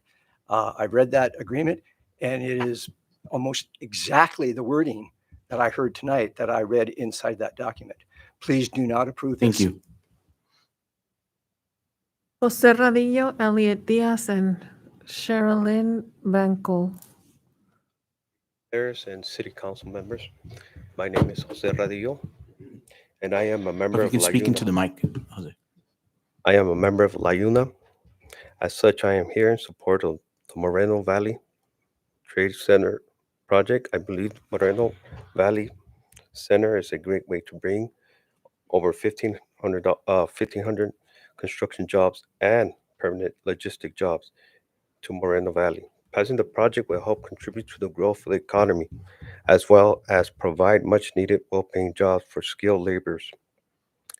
LIUNA has apprenticeship programs that provide training to produce skilled laborers. Projects such as this, which support union jobs, are also supporting healthy family lifestyles and positive future. I implore you to support our future and vote to support this project. Thank you for your time. Thank you. Elliot Diaz, Sherilyn Banco, and Jason Lowe. Good evening, Major and council members. My name is Elliot Diaz, and I am for the project of F1. So I've lived in Moreno Valley for 11 years, and I've seen a lot of growth in the city since I moved here. And with a lot of growth comes some inconveniences, but also good benefits.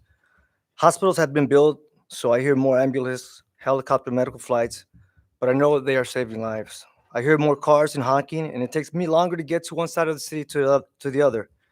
But I know the cars are taking people to work, school, to the grocery, stores, and even to a doctor's appointment. There are more schools, so traffic is congested around them before school and then after school. But I know there are more students and they're going to school to learn, and also keeping the students off the streets. There will be people that complain about the school, hospital, stores, or even logistics buildings proposed near their homes. But we are a city of over 200,000 people, and all of the improvements are for us and not just the nearest neighbors. This proposal is a natural result of growth in our city, and it will be used to deliver goods to our residents and those neighboring cities. For those who might say it should be built in another city, we will still be impacted with the same traffic on the Highway 60 and some of the delivering goods that come to our residents here in Moreno Valley. Allowing this facility to be built in another city will result in Moreno Valley losing millions of dollars in revenue that will go to parks, school, police, and fire prevention. So I would ask you to support this project and be one of the city council members to stamp your name on this and help Moreno Valley grow. Thank you. Thank you, sir. Sherilyn Banco, Jason Lowy, and David Zeitz. Good evening, Honorable Mayor and distinguished City Council members. My name is Sherilyn Bancoli. My family lives near the proposed Trade Center project. I am here tonight in opposition of this project. I'm here to ask you to maintain the R2 designation for the site as described in the Moreno Valley General Plan. The proposed project is inconsistent with our recent general plan update. For more than 2 years, Moreno Valley citizens, Planning Commission members, and city officials met to hammer out our vision for this beautiful city for the next 20 years. This appeal to amend the general plan is an attempt to negate, yes, to negate, a carefully conducted process during which citizens voiced their hope for our city's design and land use over the next 2 decades. At the end of the general plan update process, Moreno Valley decided to maintain an R2 zoning designation for the 80 acres now in question. We just finalized the general plan update. How is it that a developer is seeking to override the will of the people and those assigned to serve us? What would entitle a single entity to a greater voice in the shape of our beautiful city than the citizens of Moreno Valley?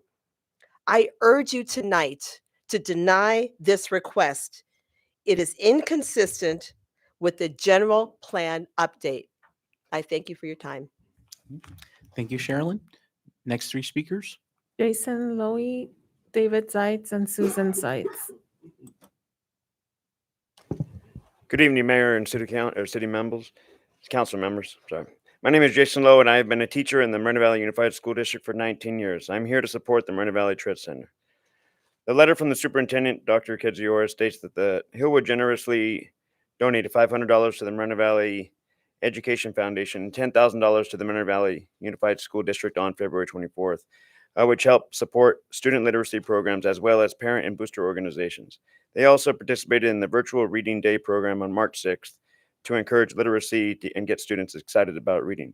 This center will also provide $6.5 million in new city revenue that will help pay for police, schools, and other public services.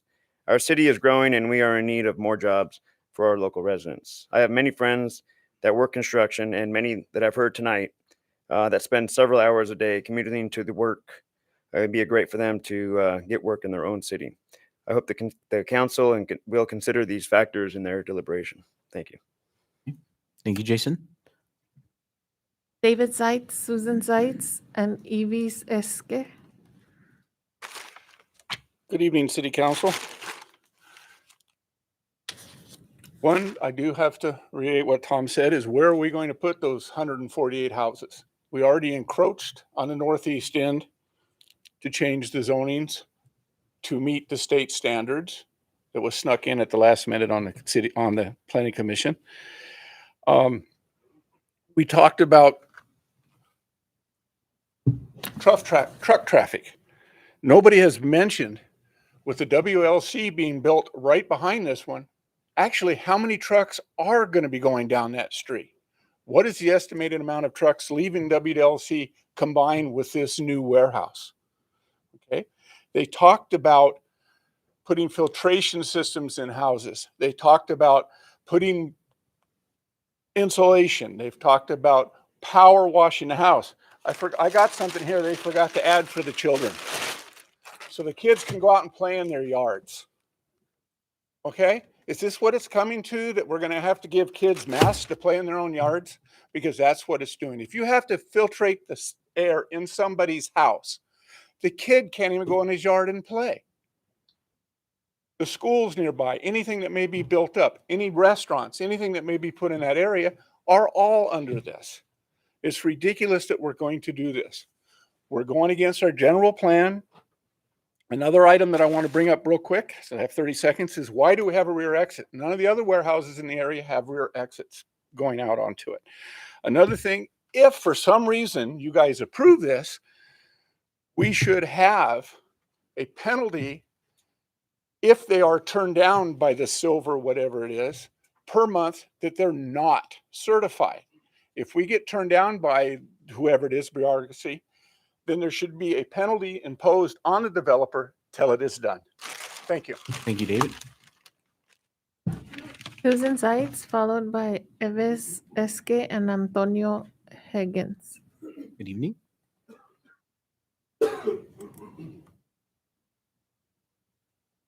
Susan Zeitz, please vote no to any zoning changes and uphold the Planning Commission's 4-0 vote not to change the zoning. At the planning meeting, the proponent said there were no alternatives to their proposal. That is not true. There are at least two. They can propose this project in an area zoned for it, or propose a project compliant with residential zoning. This land use designation is and has always been residential. Proponents should use proposed projects suitable to the zoning and not try to change the zoning to suit their projects. Upholding the current residential zoning in our 2040 general plan update should be fully supported by you, our city representatives, most of whom approved it only months ago with input from the update committee appointed by Mayor Gutierrez, including Marina Valley's biggest land developers, Ito Benzivi and Nelson Chung, as well as consultants hired by our city at great expense. It is unfathomable to me why anyone could consider approving a project which requires residents, because they can't open their windows, to run their AC 24/7 about 9 months of the year and require every day, 24 hours a day, to run an energy expensive air filtration system with never-ending upkeep expenses, and prevents them from using their outdoor space without the use of masks to filter diesel particulates. Also consider our 2006 general plan maximum allotment of nearly 50,000 square feet. A distribution or logistics warehouse projects was exceeded by nearly 50 million square feet, largely due to amendments made to the zoning that have never accurately been accounted for in any analysis of impact needed for accurate environmental impact reports. Our city only states that pollutant emissions from build-out of all land uses within the planning area would far exceed South Coast Air Quality Management District significant thresholds. And I'm really sorry that we don't have our full 3 minutes as originally planned, because I had a lot more to say, and I really don't like that. Next speaker. Eves Esque, Antonio Higgins, and Richard Moreno. Good evening. Thank you for giving me the opportunity to speak. My name is Eric. I recently moved to Moreno Valley in the last couple of years. I just want to start off by saying I do support the change in our city that has done over the last few years, and we live in a growing city. We should be welcoming the companies that are able to set foundations in our community. These organizations bring local support not only to consumers, but our community. Jobs will be created in our backyard, no more needing to commute to different cities. These organizations' tax dollars go directly into our community by restoring streets, drains, parks, and landscaping areas. Knowing this is a concern for our homeowners in the area, they plan on making the area around the location appealing to the community. Right now, it's just unused land. They are going to invest millions to change the image of the surrounding area. Lastly, traffic is another concern. Unfortunately, we live in California and we can't change that. It's constantly growing, and when it's all said and done, they plan on widening the roads and fixing that area. Thank you. Hope to improve it, and I do support this. Have a good evening. Thank you, Eric. Okay, next speakers. Antonio Higgins, Richard Moreno, and Karina Sical. I want to thank the City Council and the Mayor for giving me an opportunity to speak. I moved here in 2006, and at that time, the general plan called for a couple of schools being built at the end of Cottonwood in Redlands, also a park, and we got the WLC. I also noticed since we've been here, we got Skechers, and we got a whole lot more traffic down there. I'm speaking for right now. I don't know if any of you guys come east on the 60. Right now, when you get off on Redlands, there's a ton of traffic just trying to go north. So we're going to add more traffic going south with diesels coming in, and they can't even tell us exactly if they're going to even be able to have a stop for them to sit there. So with that being said, I would ask you guys, please, to not allow us to go forward. I also, in the back of my home on Cottonwood Boulevard, we see diesels there constantly. Like he said, by the time someone comes there, the diesels are gone. My wife has asthma. She's a special ed teacher here at Sereno Elementary School right now. That affects my son as well, who has asthma. So I would ask, please, again, do not allow this. I understand we have union members here. I respect them, but I just want to know how many of them actually live in the area. So with that being said, you guys have a great evening. Thank you, sir. Richard Moreno, Karina Sical, and Art Chavoya. Hi, Richard. Hello. Hello, Moreno Valley Mayor and City Councilman. I'm opposed to this project. My name is Richard Moreno. I live and worked in Moreno Valley since 1987. I am a proud business and homeowner in the city that lived in this neighborhood next to this proposed project for 22 plus years. I've seen many changes in the past years of new construction and new warehouses. As concerned citizen, I'm here to speak up on behalf of some concerns of the community members and myself have. I am going to focus on the traffic concerns that this development will lead to and why the warehouse should not be approved for this development. I would like to start off with some data that's been researched and was asked from the Planning Commission to consider in order to protect the traffic in our neighborhood. But Hillwood said they were unable to modify the traffic in Encilia. There are 3 streets that have access to our neighborhoods from Encilia, known as Essen Lane, Mozart, and Schubert Street. The EIR provides tables of evidence that from these 3 streets, there's about 900 existing cars traffic today, every day that going down that street, those 3 streets. And after the project, there'll be 80% more. It'd move it to about over 4,500 vehicles coming through our neighborhood per day. Okay. As majority of drivers will avoid congestion on Encilia and Redlands Boulevard that proposed signal, they will cut through our neighborhood where we walk our dogs, children play, we exercise, we live our daily lives, and this would increase the chances of accident injuries to children, and the noise volume in our neighborhoods will increase from all the extra traffic. Thank you very much. Thank you. Karina Sical, Art Chavoya, and Brian Jackson.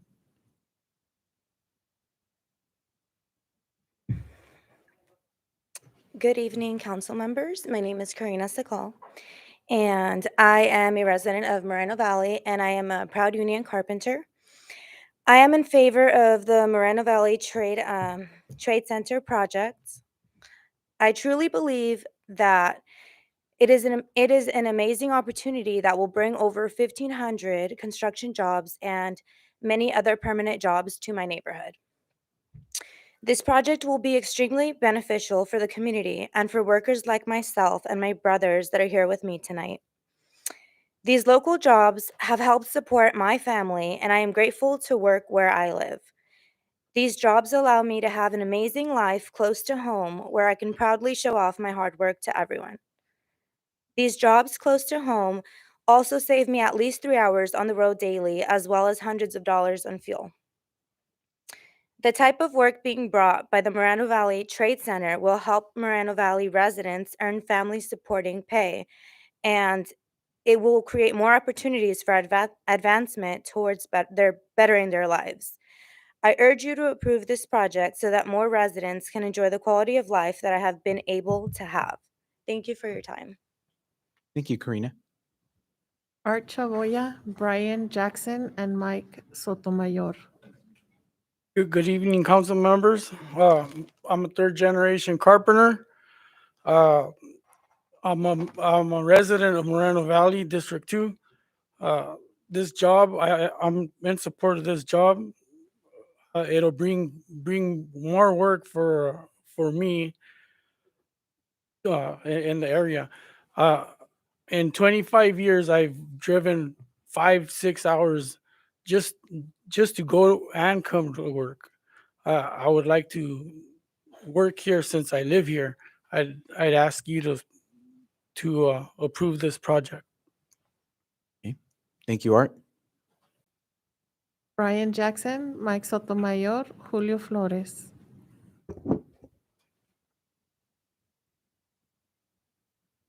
Good evening, Honorable Mayor and distinguished council members, and thank you for allowing me to address you this evening. My name is Brian Jackson. My wife and I have been residents here in Moreno Valley and homeowners for 13 years, and we have 3 small children, and we live in the neighborhood directly across from this project. In fact, my backyard nearly backs up to Encilia Avenue and has been identified as one of the homes that would require improvements should the council decide to overturn the Planning Commission's unanimous rejection and approve the Moreno Valley Trade Center project. Because this project would be built directly across from my street and several other my home and several others, the builder has agreed to improve the installation, air filtration of homes and power wash the outside, like we've heard tonight. The mere fact that these concessions would need to be made should be enough to have the project rejected. According to the builder's own report, thousands of diesel trucks and employee vehicles would come in and out of that facility every week around the clock, creating an enormous amount of air pollution. My children play in our backyard every day. Should the Moreno Valley Trade Center be built in its current planned location, my children would have to remain indoors as much as possible. I would no longer be able to enjoy the backyard we love so much. You see, homes can be improved, stucco can be cleaned, but nothing can be removed from the toxins. Nothing can remove the toxins, soot, and pollutants from human lungs. Allowing my children to play outside the way they have done for years now, so close to a project such as this, would have lifelong effects on their bodies, which is something I cannot allow as a responsible parent. I would knowingly be placing them in harm's way if I were to allow them to play in their own backyard, less than 50 yards from this building. I'm not alone in this. There are several other families in the neighborhood who would also have to keep their children and grandchildren inside. I just want to close. I appreciate your time. I appreciate your consideration. I'm not opposed to jobs or even warehouse builds in the city, but I'm 100% against any project that would have the negative impact this would. Thank you for your time. Thank you, Brian. Mike Sotomayor, Julio Flores, and Derek William.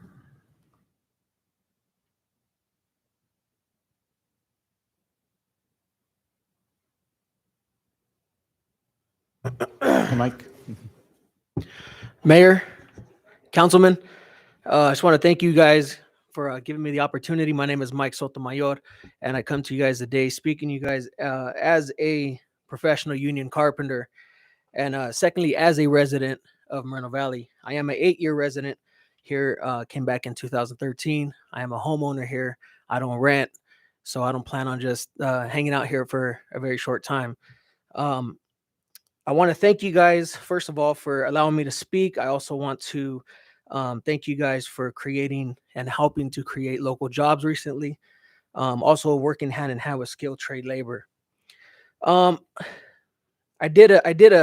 checked out a census of Moreno Valley.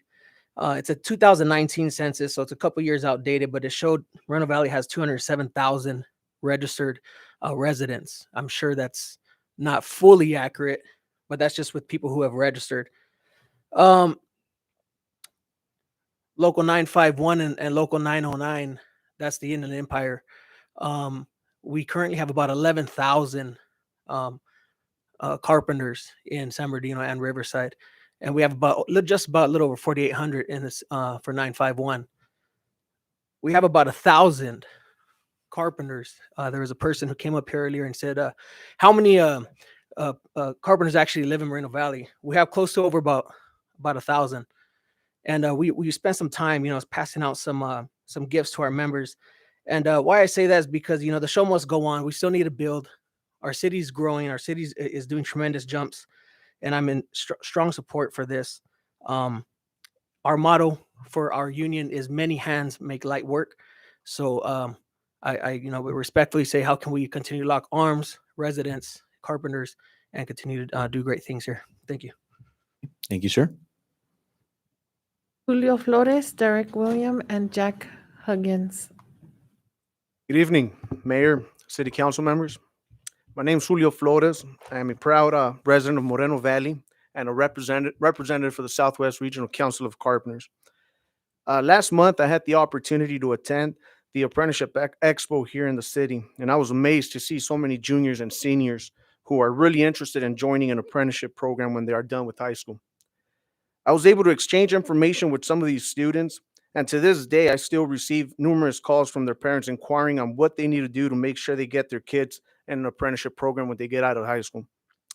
These students, along with so many of our members who call Moreno Valley home, will greatly benefit from the Moreno Valley Trade Center project.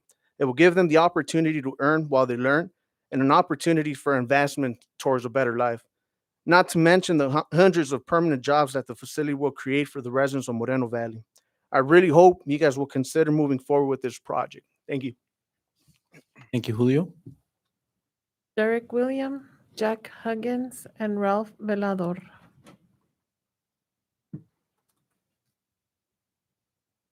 Good evening, Honorable Mayor and council members. Good evening.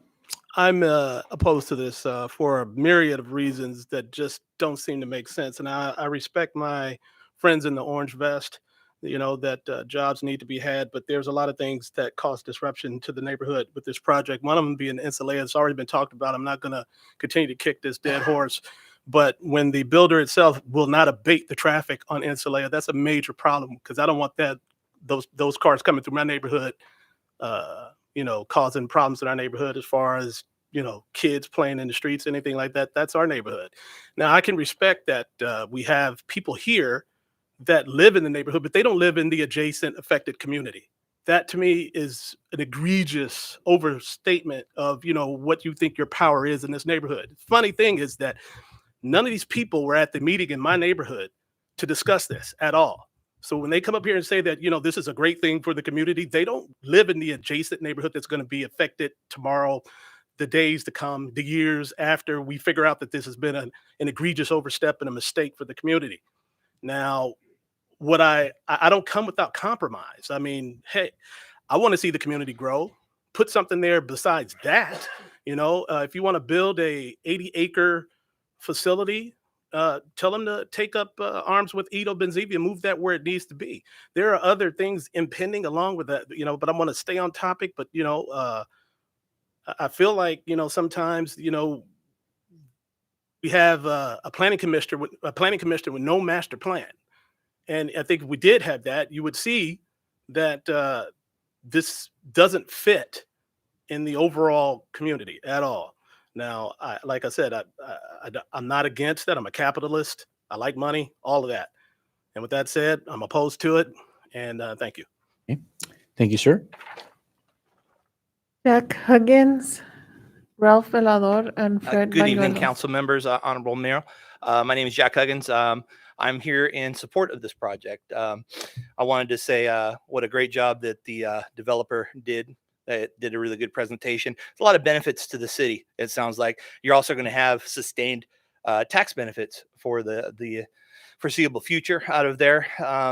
You are going to benefit a lot of residents that are in construction, as well as there's going to be some new jobs developed for other residents of Moreno Valley.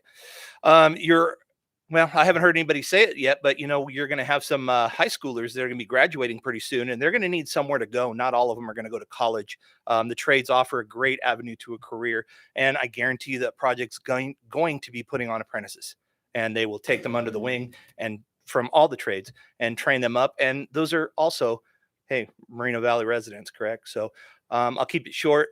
Thank you guys for your time. Have a great night. Thank you. Right after Ralph, we'll take a 5-minute recess. Good evening, Honorable Mayor, Student Council. My name is Ralph Velador, and I'm here on behalf of Southern California District Council of Labor's International Union of North America, and we are fully in support of this project and ask you to support the project and approve the appeal. This developer had this project thoroughly vetted and not only met all requirements, but exceeded them. The economy is still in a fragile state, and it takes developers that are willing to infuse private money into our economy to make it robust. We support developers who are not only committed to do that, but to also hire well-trained union tradesmen who are professionals in their craft that build to the highest standards with a dignified wage and benefit plan. Hillwood is committed to do that. Our members, some who are in this room tonight, depend on these very jobs to support their families. So please consider my request and support this project so we can support our families. Thank you. Thank you, sir. We'll go ahead and take a 5-minute recess and we'll come right back.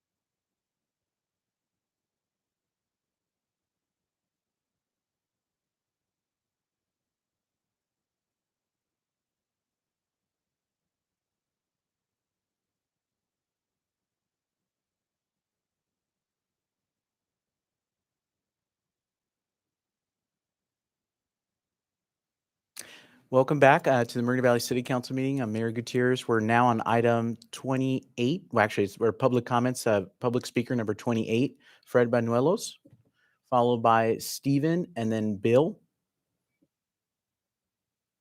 I don't live in the area that they want to put this new warehouse. I live in District 4, South Moreno Valley.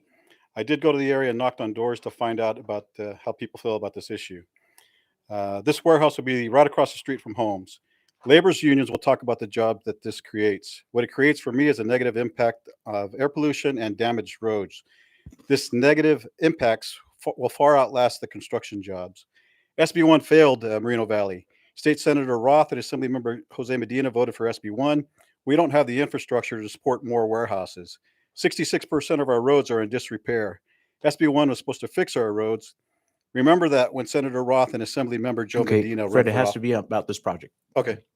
Our city is looking like a concrete jungle. It looks like we have prisons. We need to bring other types of jobs to Moreno Valley. What happens when these warehouses go fully automated? And I'm trying to speed because we only got 2 minutes from verses 5. We have reached our saturation point. If the new warehouses go into this area, people will lose their view of their beautiful hills. I respectfully ask that you vote no on this warehouse. I also ask that you put a moratorium on future warehouses, Moreno Valley first. And I'm sorry I speeded quick. And I just want to remind everybody that today is Pearl Harbor Remembrance Day. We will never forget. Thank you. Thank you, sir. Stephen, Bill Quisenberry, and Don Moticholas. Hi, my name is Steven. I am in favor of this plan. I recently bought in the 9255 area recently last month. I bought in this area because I've seen how much the city has grown. This city has provided thousands of jobs for everyone in the area.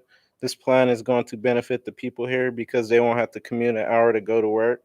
I actually have friends and family who are away from their homes for over 12 hours a day just to travel to a different county to get a better paying job. Houses are getting more expensive. Why build houses if no one in the area has a good job to afford it? We are better off giving people the opportunity to make more money. The plan is going to help benefit the city. If we build houses, it will still create more traffic. The only difference is we will be getting less tax money, and that will be going to the city. Thank you. Thank you, Stephen. And welcome to Moreno Valley. Evening, commissioners, staff, the mayor. My name is Bill Quisenberry. I'm a member of LIONA, Labor's International Union, North America. And I'm here tonight to support the appeal of the denial by the Planning Commission for tonight's applicant. The project is going to create many jobs for residents in the local community. The construction jobs will be good paying jobs and include fringe benefits like full coverage family medical, a defined benefit pension, and even a vacation check. Paychecks earned constructing the project will be spent here locally rather than spent elsewhere if an out-of-area contractor with their outside labor is brought in. And that's been assured through Hillwood and their partnership with our contractor. This project will also enable some of our apprentices to accumulate their on-the-job training hours that's required of them to complete their apprenticeship program and become full-fledged journey workers. These reasons and many others are why this is a good project, and I ask that you support the applicant's appeal of the denial of the Planning Commission. Thank you very much. Okay, thank you, Bill. Don Moticholas, L. Sanchez, and Ricardo Zuniga.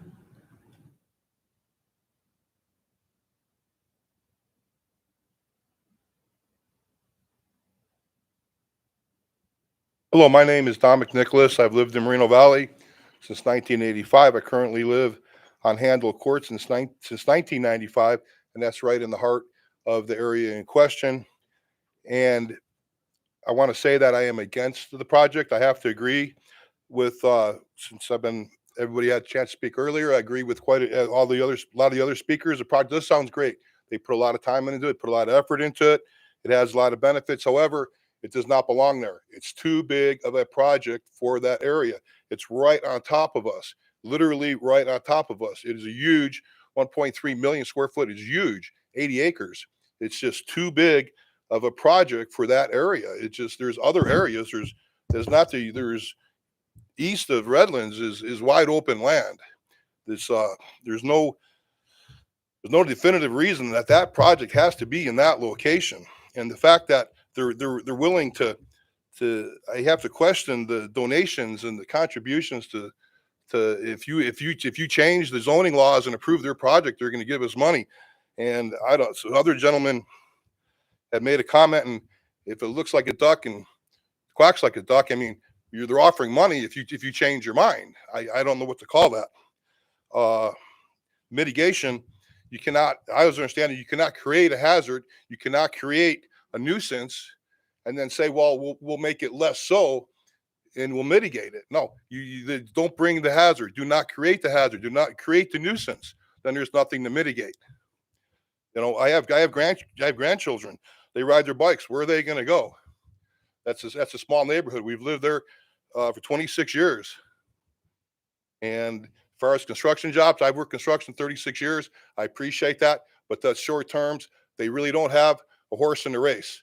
This is about the people who live there. It's not about creating jobs temporarily for other Thank you, sir. people. Thank you. Ricardo Zuniga, Arlene Sims, and Kendra Scott. Good evening. Good evening, councilmen and women. My name is Al Sanchez, and I'm a member of LIUNA.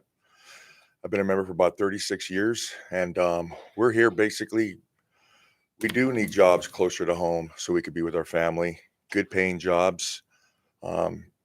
It's a win-win because of the fact they're putting so much into the community. They're really working with you and us, and it's just a good thing I see. And we got money. We're building the whole area, and I support this program. Thank you. Ricardo Zuniga, Arlene Sims, and Kendra Scott. Good afternoon, councilmen and all present. My name is Ricardo Zuniga. I'm with the Southwest Carpenters, and I stay in Moreno Valley. And for the record, I just want to state that as a carpenter, I'm not paid to be here. I live in the area. I live off of Nason. And all this that's being talked about with pollution and all that stuff, with trucks being this and that, open your eyes, guys. We have it now. It's been going on for a long time. People change, things change, our city change, our surroundings change. I live in the area, I'm not paid, and I support this project. Bam. Thank you, sir. Honorable Mayor and council members, my name is Arlene Sims, and I live in the heart of this project, 2 blocks away. And I have grandchildren. My granddaughter came and spoke, and I'm very proud of her. I request that the city uphold the Planning Commission's unanimous denial of the Moreno Valley Trade Center project. My husband and I moved to our home. We have 3 children, and we lived there for 27 years. A lot of people are saying they live in Moreno Valley, but we live right there. If they have to clean all the soot from the houses right across the street, what happens to the block away? Our children are going to get sick.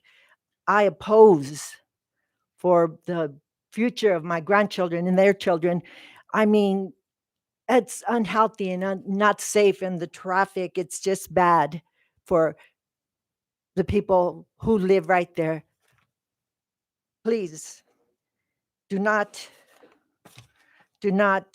pass this project. It's bad for us, the people who live right there. Thank you for your time. Thank you. Kendra Scott, Jose Garcia, Eugene Wright. Good evening, Mayor and Council. My name is Kendra, and I've lived in Inland Empire for 20 years. Interestingly enough, the demographics and the proposed building are in line and purposely located amongst buildings that are complementary to the areas and support the demographics and the other people who are looking for jobs, such as children like my kid, who is 17 going to graduate, and as referenced earlier, will have opportunities to walk and not spend $5 a gallon to go get a job somewhere else. Interestingly enough, it also offers not just opportunities for new skill sets for people who need to go back into the workforce because it's too expensive to live in these areas because the cost of living is going up. The value of your homes in this area have risen or doubled. The purpose and the confidence and pride of having a job that you're proud to go to and not spending the time on the road to get there. The intention of supporting small micro businesses, which actually supports what's going into these buildings and why we need them.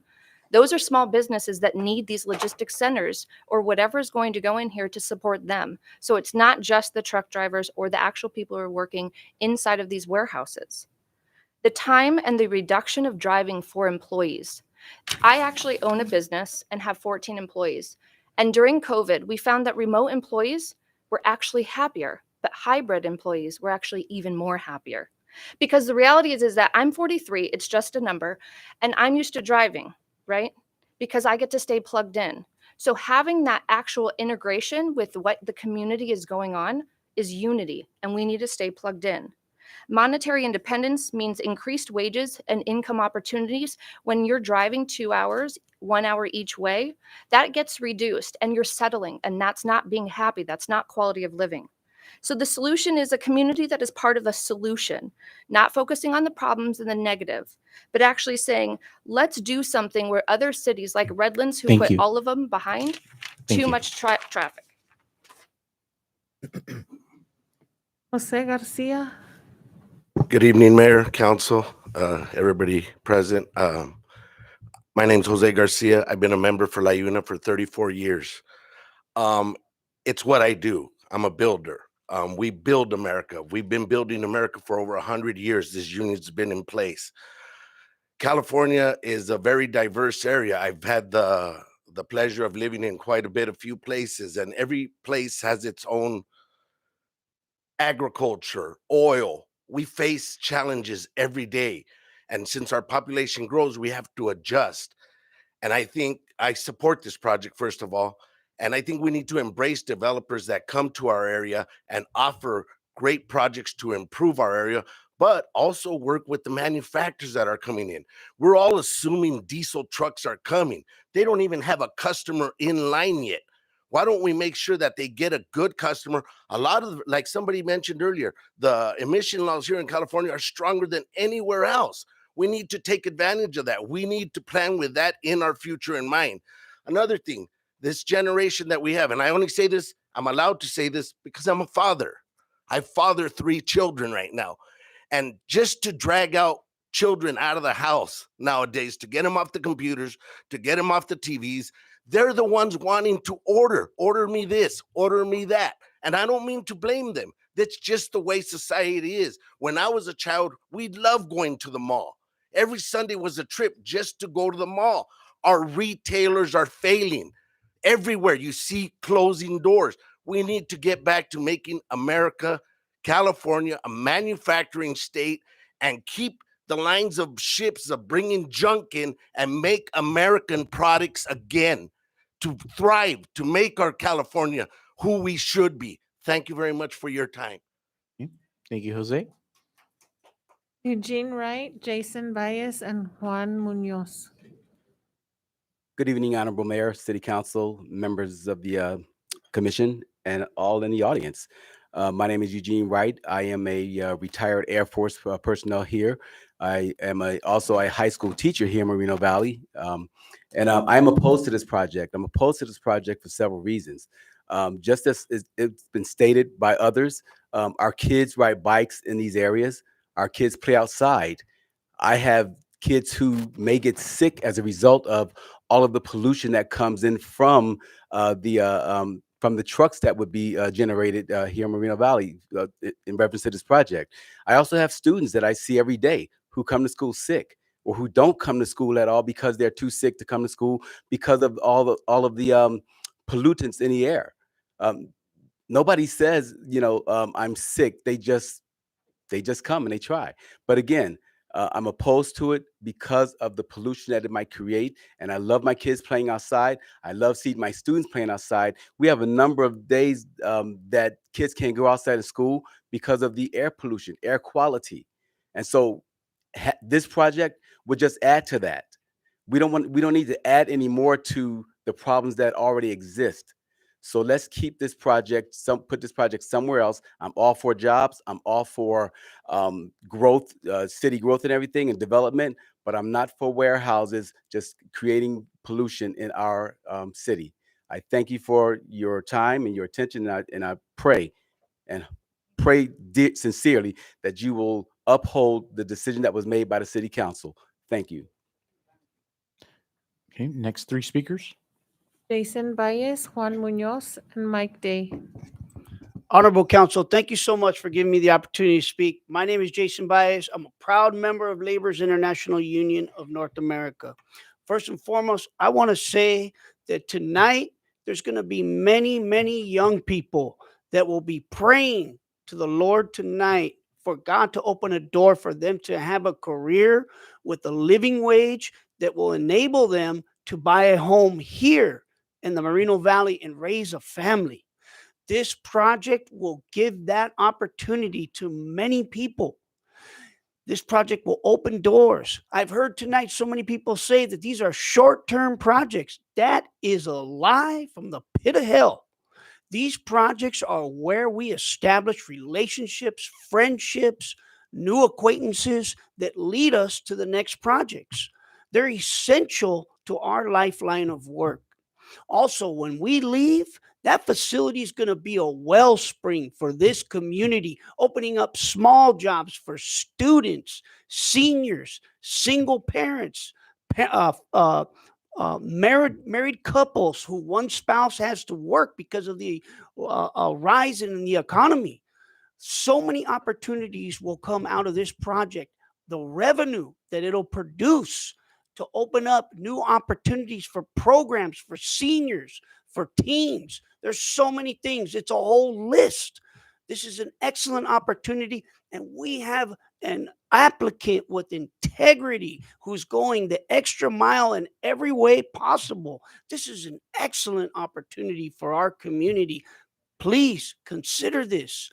Don't let this pass us by. Thank you so much. God bless you. Thank you, Jason. Juan Munoz, Mike Day, and Gabriela Mendez. Good evening, Council. My name is Juan Munoz. I'm a representative of the Carpenters Union. I do not live in the city of Riverside, but I do represent over 1,000 carpenters that live within the city of Moreno Valley. Anyways, 25 years ago, when I was thinking about buying my first house, I thought about living in Moreno Valley or living in Riverside. And I would ask friends, what do you guys think of Moreno Valley? It says nothing out there. It's just dirt. What about Riverside? Less dirt. So I decided to move to Riverside. But since then, there's been big time progress made in the city of Moreno Valley. Somebody decided to pick up the baton, carry it over, and start bringing industry, start bringing small businesses, start bringing work to the city of Moreno Valley. That's what this job is doing. It's going to keep doing that. It's your guys' job to carry that baton to the next person, whoever replaces you guys whenever you guys decide to retire. That's what this job does. Here today, a lot of people here, a lot of labor, a lot of neighbors, a lot of residents, suits and boots, everybody in between. This is something good for the city. That means there's progress going on. Just like the motto of Riverside says, people, pride, and progress. That's what this job is about. And I hope you guys approve this project. Thank you. Okay, thank you, Juan. Mike Day, followed by Gabriela Mendez and Tom Gerald Sr. Good evening, Mike. Good evening. It's a pleasure and honor to be here to speak on behalf of LIUNA and Labor's Local 1184 here in Riverside County. I'm a 29-year resident of the Moreno Valley, Riverside area. Grew up in the area. Again, came over, heard earlier about this being Sunday meet. I remember we used to ride our bikes, come over the hill here to watch what's happened in the growth and the opportunities to grow our local from over 1,200 members up to over 5,900 members, and to get involved with these developers that put their risk and everything into these projects. We've got over 450 members that live and work in the Moreno Valley area. We just ran that today, and it's been a pleasure to partner with these developers and which create these opportunities for the local residents, local hire, and all these project agreements. And it's been phenomenal. And it's gone on here for 5 or 6 years now to where we've got people retiring out of the industry and retiring in their community. And they've got good pensions and good health and welfare, and they're putting their grandchildren in. We were again at the job fair here recently where we recruited 60 to 70 people, hopefully here, that'll get into our apprenticeship programs that live and work in this community. So again, I can't say enough about Hillwood and the commitments they've made to this local union, to this community, and to our membership and to their families. So again, we rise in support of this. We'll continue to rise in support and support candidates that support these people that create these opportunities. Somebody has to do it. And these developers stand up to do that. And they put millions and millions of dollars on the line every day to do that. And we need to support them, because if they're not going to do it, who's going to do it? They provide these opportunities. So again, thank you again for your support, and please approve this project. Thank you. Thank you, sir. Next speakers. Gabriela Mendez, Tom Jarrell Sr., and Emma. Good evening. Hi, good evening. Am I ready to start? Oh, yes. Good evening, council and community. Gabby Mendez with the Center for Community Action and Environmental Justice. So many people have came up here to do public comment and have mentioned that Mobile is growing in population. So wouldn't it be great to keep up with that demand and keep housing so that people can actually live here and come in and inhabit this place and have somewhere to be? Also, I'm looking at the mitigations, and honestly, no height of wall is going to prevent pollution. It's not going to entrap that pollution and prevent it from going to the children of Moreno Valley. Also, if this zone is zoned residential, why change that? There's zones for industrial. Why not put that in places that is not anywhere near community? It is zoned that way for a reason. As a community organizer who also maintains close communications with neighbors in Moreno Valley, I know that people want more schools, community centers, parks, and residencies. Labor, please help us build that. There are jobs for you in that, right? Children are being prohibited from going outside for recess on certain days of the week because of the poor air quality. I don't know if any of us in this room who are now older had to go through that when we were little. Like, let's just imagine we couldn't go outside for something that we didn't understand. And that is not normal, right? If today's children are going through this, then what is the next generation going to look forward to? What are they going to go through? Moreno Valley has passed various projects. Please do not approve this project. There are so many that are coming on the pipeline, and we need to look at the cumulative impacts. As a public health advocate, this is not healthy. These people need to have a place where there's no industry next to them, because the asthma rates, the cardiovascular disease, and other really, really serious forms of illnesses are already existing in this community, and this project is only going to make them prevail. Thank you so much. Thank you. Tom Jarrell, Emma, and Joaquin Castillejos.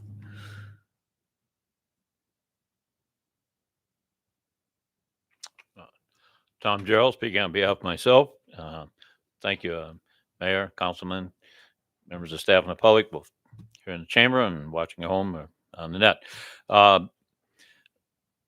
First, let me say I've been around this community a long time, since the early 80s, and I've been to many public hearings, so a lot of controversial projects and over the years.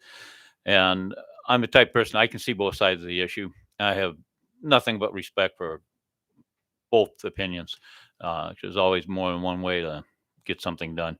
So I respect those who have alternate opinions, and I affirm them, and I encourage them to continue to express themselves. A good friend of mine was here tonight. He didn't sign to speak though, but he had a great suggestion, again, on that basis of seeing things from both sides.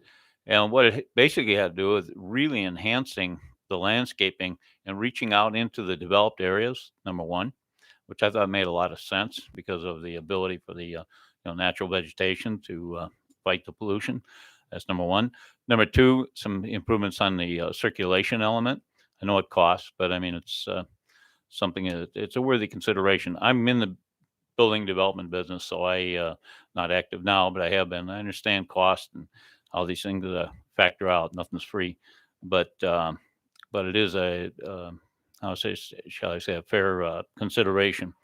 And then as far as the diesel trucks, I bet you we've got better than 50% of our trucks going to be electric within 10 years. I just see it coming. We're on the cusp right now. So I do support the project, but it has its issues, and you got a tough decision to make. And I respect your good deliberation. Thank you. Thank you, Tom. Emma Joaquin Castallejos and Ana Gonzalez.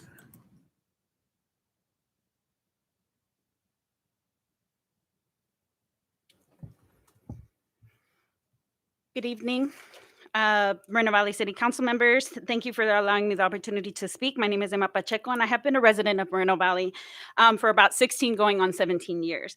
I am speaking in opposition to PHF1 on the agenda, and a couple things that were mentioned that I want to just sort of bring up that were mentioned by the developer, not only in the Planning Commission meeting, but also this one, is in regards to the commitment to design without the conditions. I think it's so crucial to make sure that those conditions are set, because again, if we're trying to make sure that the mitigation measures that were mentioned were about noise level, but in there, I think it's crucial that we do talk about the air quality that we will have, especially for our children. I really encourage you and urge you to listen to, especially the young lady who spoke earlier this evening. She was the second person speaking, and she spoke about the air quality and how crucial it is that our youth are the ones that are also asking for this as well. And especially as we look at the different warehouses and the different areas that they are put, not only just the PNG, what precedent are we setting with allowing this rezoning, which was residential, to now look into industry? And I think it's so crucial when we look at those opportunities that we're providing for our students. I have been a resident. I have gone to school here at Rancho Verde High School. I have seen the increase in the ones that are right across the high school as well. I have gone to Moreno Valley College here. I am and continue to be a resident. And I think it's so crucial that we continue to express ultimately what is that precedent that we send for children, our community, and our students. And again, I really hope that you reconsider and deny this. But I hope that when we're looking at the rezoning, that we provide the other opportunities. What are some other opportunities that you can provide, especially if you're looking at looking at the time. So I want to make sure that we respect that time. But again, I highly encourage you all to really urge you to listen to our youth that spoke here tonight. Thank you. Thank you. Joaquin Castallejos, Ana Gonzalez, and Janet Bernacki.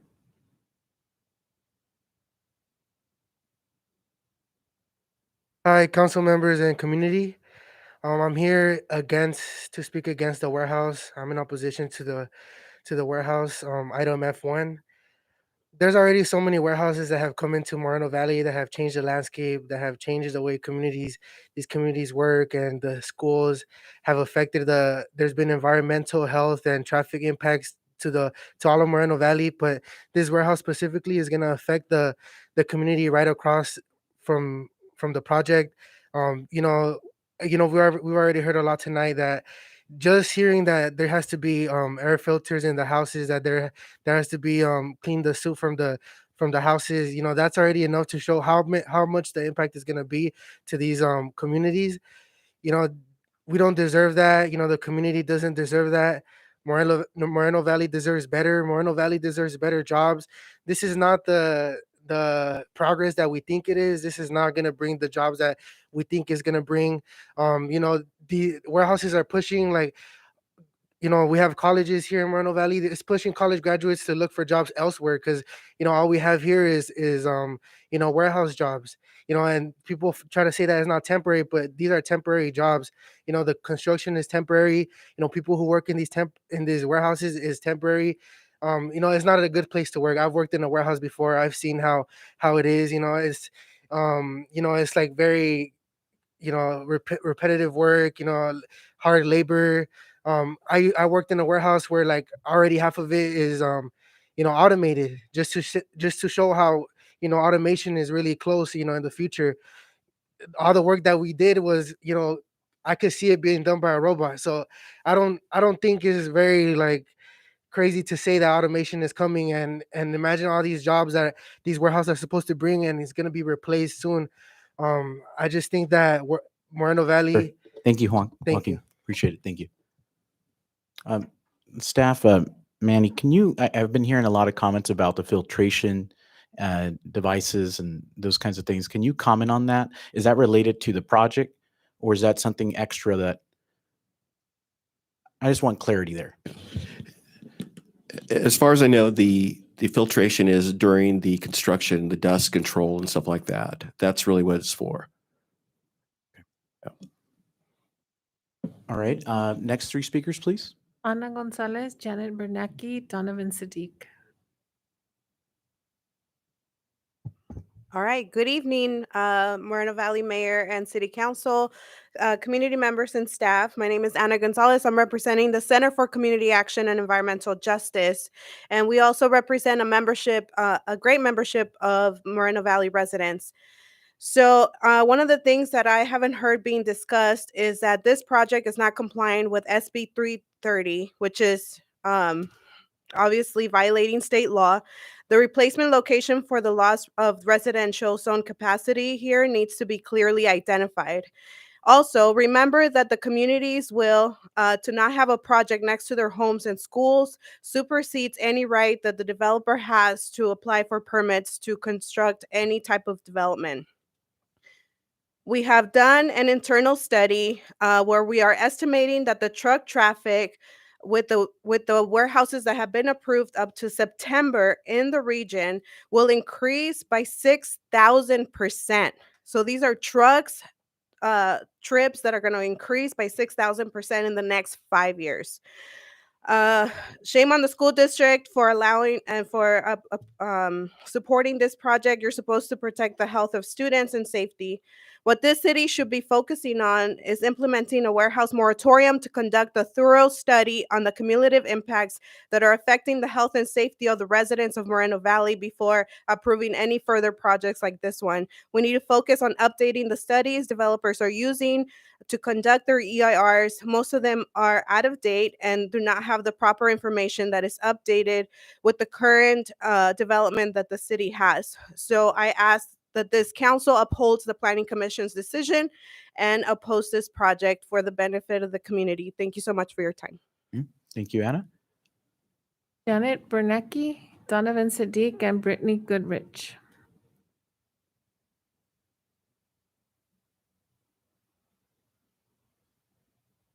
Hi, good evening. It's a little quiet in here. Outside, it's a little bit louder. So good evening, esteemed Moreno Valley City Council members and community. Thank you for allowing me the opportunity to speak today. My name is Janet Bernabe. I'm a former Moreno Valley City College student and the organizing director for the Center for Community Action and Environmental Justice. I'm speaking today in opposition to item F1 on the agenda.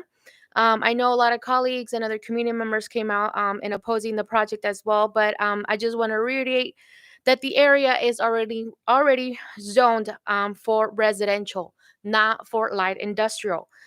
Taking out that in account, in addition, the applicants state that there is insignificant impacts due to this project. But however, if we take a look at the cumulative impacts or already upcoming developments, there is and will be high environmental impacts. We're not thinking about the World Logistics Center that has already been approved. That's a 40 million square feet of development that is going to be coming in, and that's just still waiting to be active. So bringing something else to the community, it's going to be truly impactful. I was here during the Planning Commission meeting, of course, opposing the project, but just taking also in consideration the traffic. The traffic is going to increase. I am a commuter. I commute from the city of Paris, which our community is also very impacted on the north side, and of Paris to the south of Moreno Valley. So I'm here today to urge the city council to oppose the appeal and to listen to the community members and know that the future of the council is to also to listen to community members about their concerns and their everyday lives, how they're going to be burdened by all these warehouses being approved. Thank you. Thank you. Donovan Siddiq, Brittany Goodrich, All and right. Roy Blecker. Good evening, council and staff. Good to see you guys.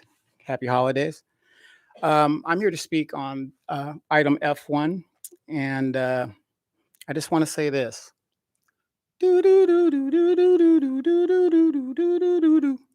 This is like the Twilight Zone as we're going through this again. As we guys know, there's been, some WLC wars. Now, during the WLC wars, I was not against the project.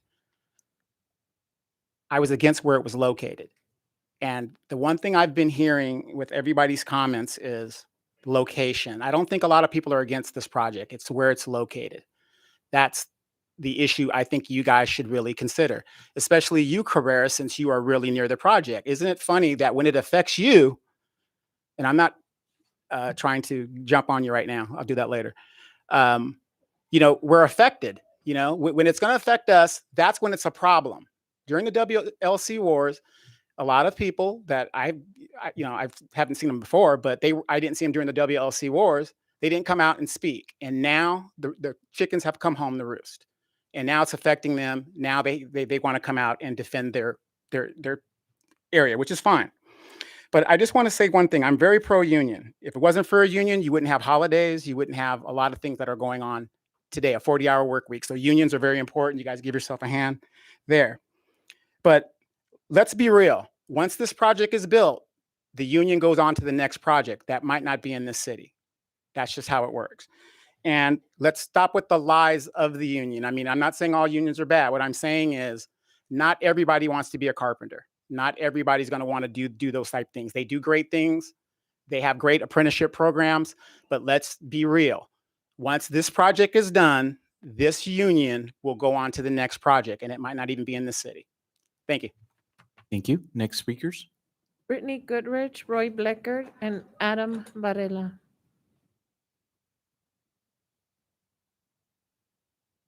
Is Brittany here?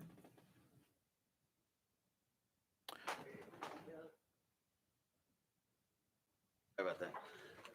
How are you doing? Good. Goodrich? Is Adam your Barella? last name Goodrich? No, Barella. Oh, they Okay, call we're Goodrich? looking for Brittany. Is Brittany here? All right. Okay, we'll go to Roy Bleckard.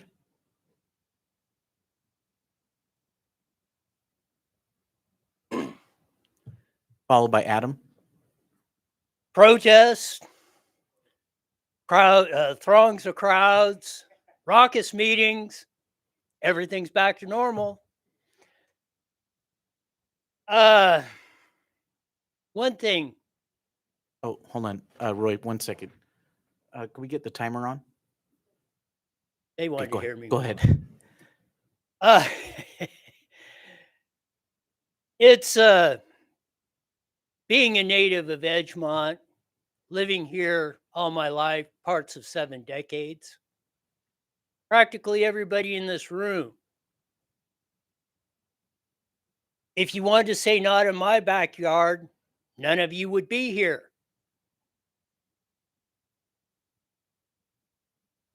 We have a choice.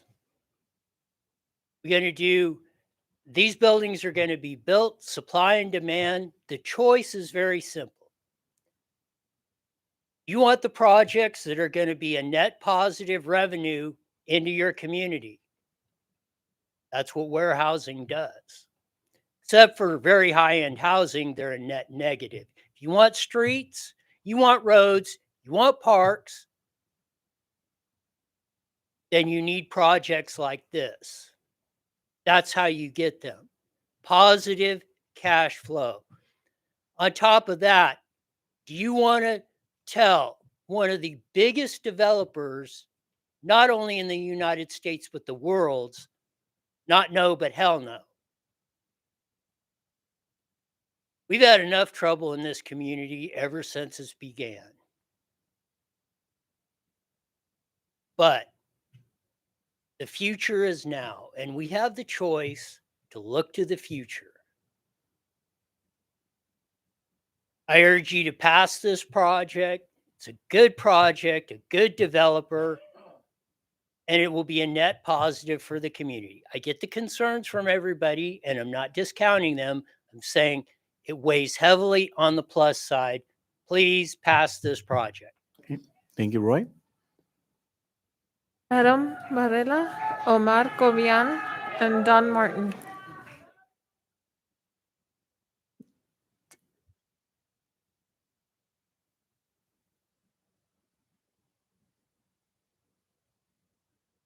are you doing? Hi, Adam. I live in the neighborhood, and I'm a union worker as well as all these other guys are. But if I'm standing here just because on behalf of my kids, you don't need that extra traffic, the pollution. In reality, all the people at 8 o'clock at night on eucalyptus trucks are parked up there, backed up to Marina Beach. So that's just going to bring more trucks for us, or people speeding through the neighborhoods, which we don't need. I myself have asthma. It is what it is at the end of the day, but I'm here to oppose this.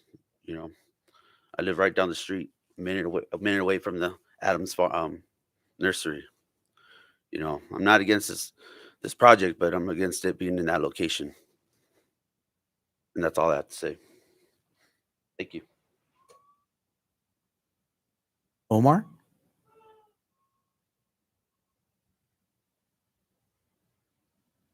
Good evening, Mayor and City Council members. I wasn't going to speak today, but I felt compelled to. I am on the Planning Commission. I recused myself by the advice of the city attorney, and I honored that. So I stepped down. That's why it was 4-0. Or else it would have been 4-1. And I heard a lot of unanimous. It was unanimous because I wasn't allowed to vote, and I respected that.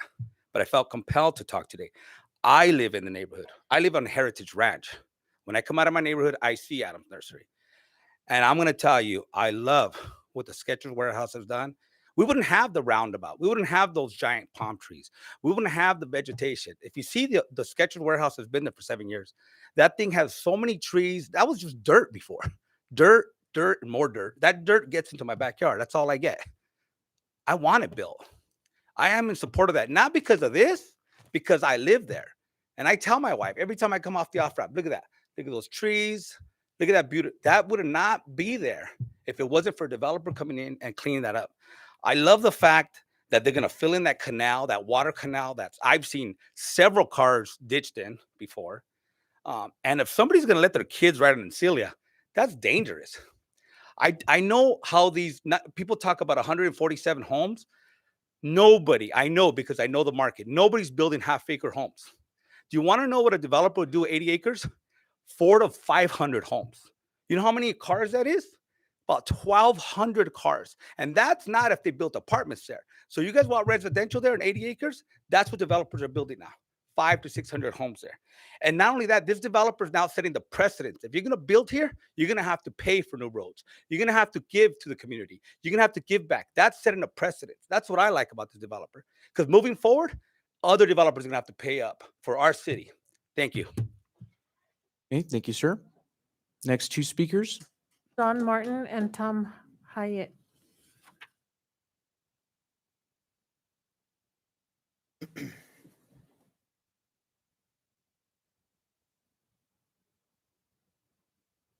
Don Martin. There, Don. Hi there. Good afternoon or good evening, guys. I don't usually come and do these types of things, but I'm listening to both sides here, and I'm somebody who's kind of got familiarity with what's going on. There's actually a proposed solution that could work for both sides in this matter.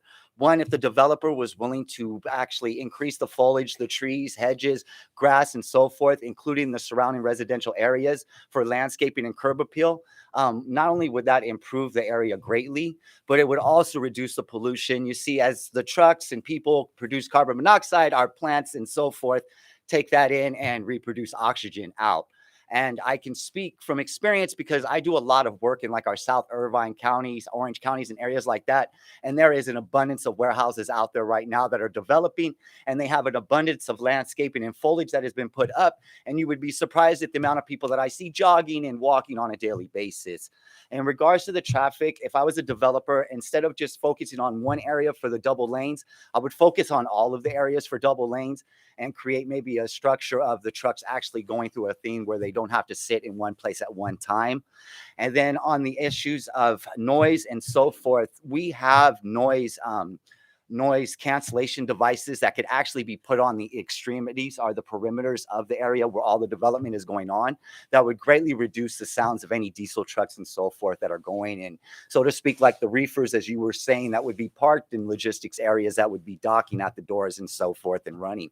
So there really is solutions, and honestly, Moreno Valley has a really great opportunity here to actually improve upon the economy, and not only that, but our own gross domestic product production in which we put out, because really California is suffering right now, and we need businesses, and we need the production, and we need the increase in the economy so that people can flourish and continue to live here. So in all honesty, I'm in support for both sides. I'm just saying that there is a solution to this part. Okay, thank you, sir. Thank you. Tom Hyatt is our last speaker. Thank you, Council and Mayor. My name's Tom Hyatt, 13207 Wexford Avenue. I live right adjacent to the proposed project. Lived in Reno Valley for 26 years. My wife's family's been in the valley since the late 1800s. Original settlers here. I've served the city as a fire captain in the city and a battalion chief, so I have a vested interest here. My kids, my grandkids live here, my two daughters. Please listen to your planning commission. Okay, they almost unanimously disapproved this project for a reason. It's a good idea in a bad location. Kudos to all the orange vests here, men and women that still want to work hard, and it's take the project somewhere else east of Redlands Boulevard out to all that open hinterland there where the Skechers project and east. That's where warehouses belong, not looming over $700,000 homes where we're going to have all that traffic emptying out into our neighborhood when those workers get off shift. Rancho Belago was supposed to be upscale. Your predecessors renamed it to much fanfare, doing street signs and everything, not to build a bunch of warehouses in the upscale Rancho Belago. We have enough warehouses already. This is just not acceptable to build it where it's proposed. The most disturbing thing that I've heard here tonight is that rubberized asphalt being offered to mitigate noise, and then pressure washing our homes and filtration. That tells you right there that this isn't acceptable for the location.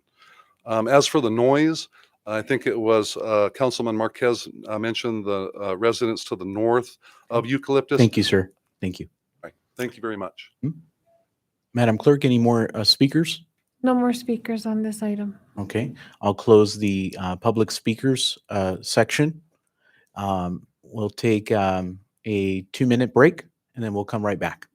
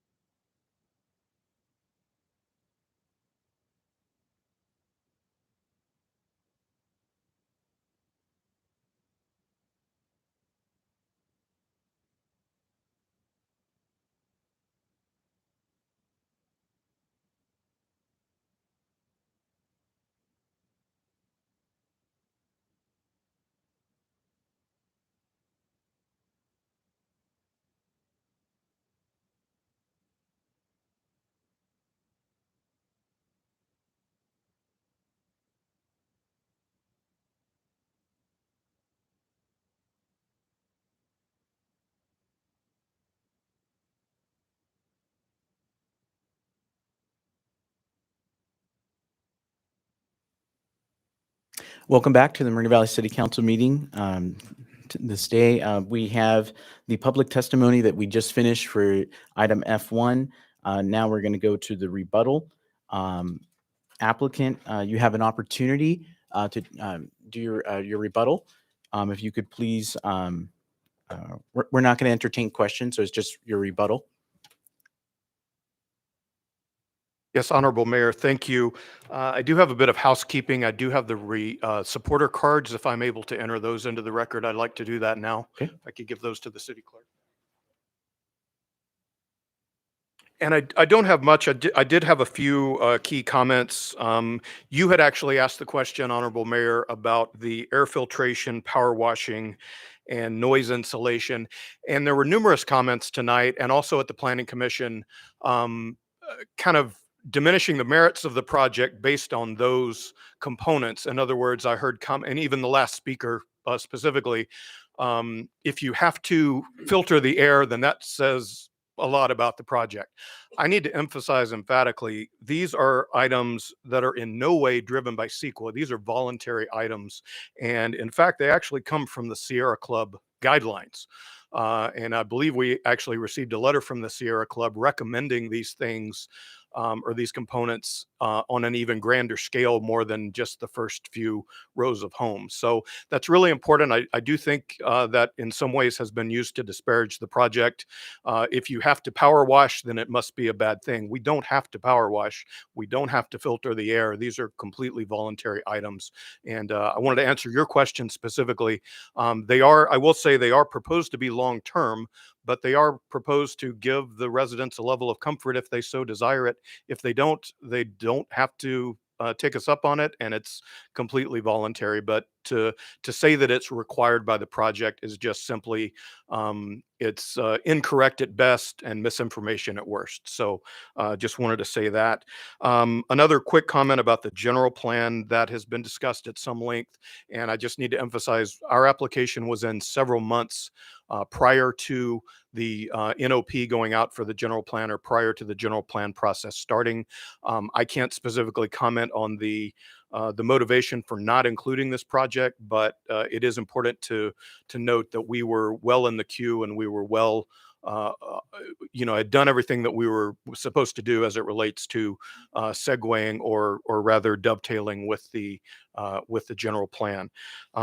So I'll leave it at that. We do feel like we have a solid, well thought out project.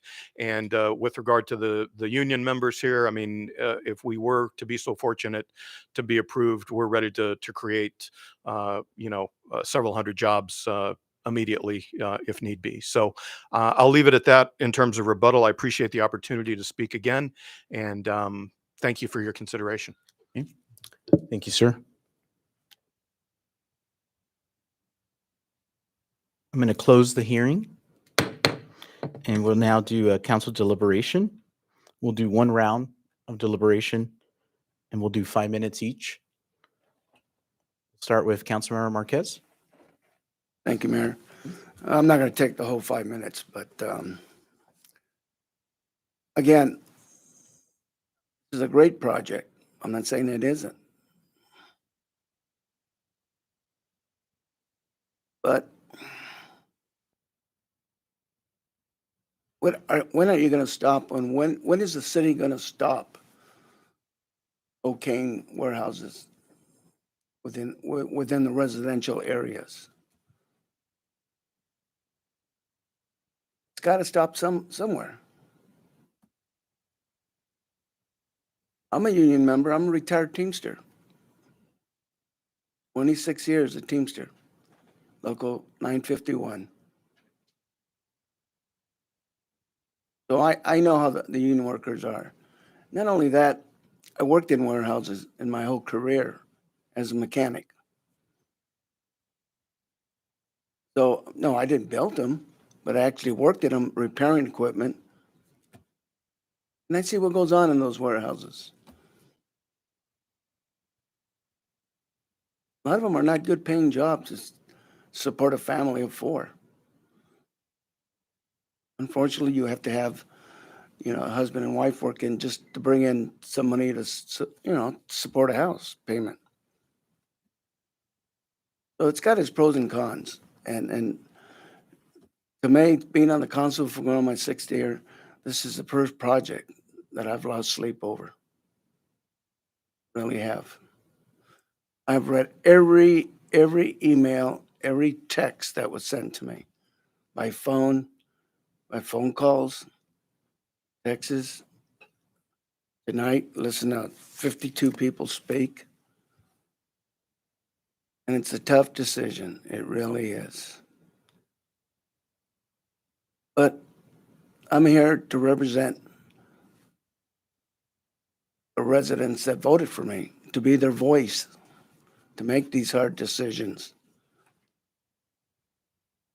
So I'm here to make that decision tonight. People might not like it, some people will, but they voted me in to be their voice. I'm going to just leave that as that. Thank you. Thank you, Councilmember. Okay. Councilmember Delgado. Thank you, Mr. Mayor. I would say everything that Hillwood has done is above and beyond what is required of them. They did not have to provide pressure washing or home filtration systems, but they did after hearing the concerns of the neighborhood. So Hillwood has done an amazing job presenting this proposed project. They took time to listen to the concerns of the residents. I know no matter what the results are tonight, people will be affected in one way or another. You have the business side, the construction workers, you have the truckers, you have local jobs, but then you have the people that will live by the project forever and hopefully make it their forever home. So I feel this project could have been located in a different area where the entire neighborhood would not be affected in the long term. Children living in the neighborhood will take their first driving practice in that neighborhood. I sat on the property. So I told you guys that I would do research, and I did. I sat on the property for 45 minutes, and I saw one vehicle on Encilia. So I truly believe that this project should have been in a different area. Do I feel a moratorium on all warehouses is a good idea? No, not even close. Moreno Valley does need to be developed. Every project should be considered on its merits and factors, just like we've heard tonight. And I will tell you a quick story. 9-year-old kid did not have shoes to go to school. This 9-year-old kid heard the mailman coming and ran to the mailbox to get the welfare check that was in the mail. So this 9-year-old kid could get shoes to go to school. This mom went to Keds. You guys remember Keds? And bought $10 shoes so this kid could go to school. A year later, the mom got a job at the Target Western Distribution warehouse in Fontana. That job provided her a living wage for her family. She got off welfare. She retired after 25 years from that warehouse. That warehouse still stands today. So to hear the Liuna and carpenters talk about a living wage and a job, it works. That 9-year-old kid was me. I literally remember that like it'll never be out of my mind forever. It will be part of me. My mom passed away and she got her retirement from the Target Western Distribution warehouse in Fontana.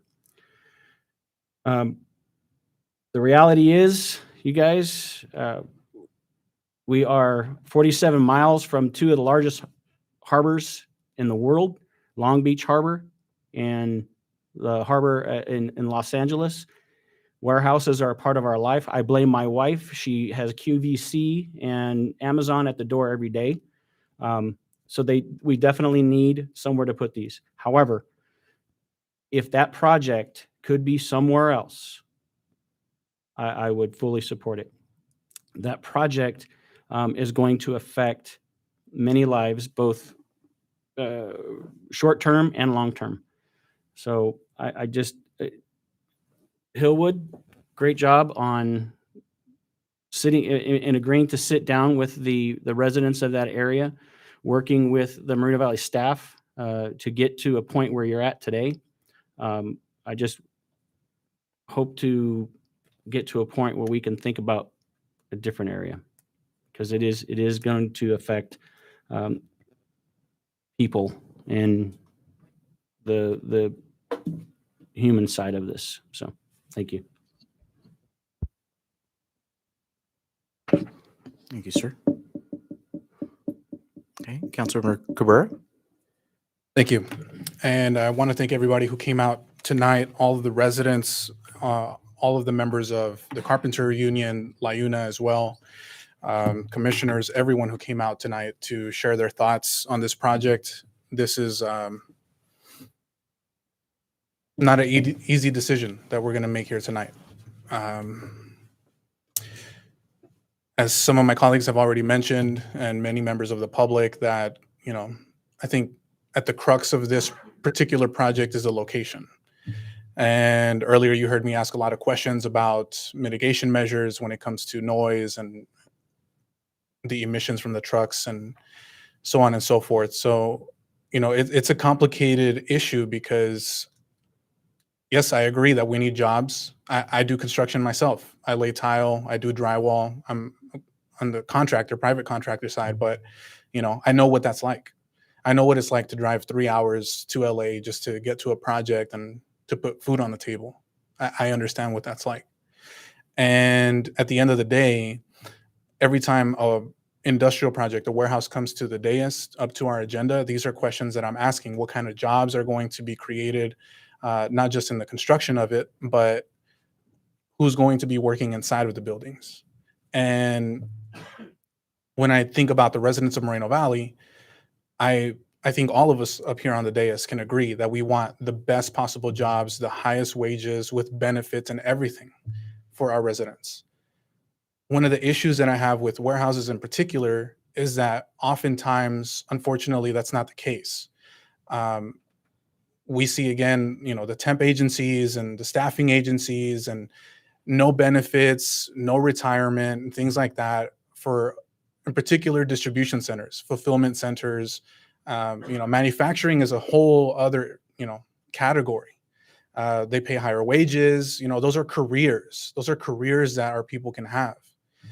And so in this case, with warehouses in particular, it's always about trying to find that balance.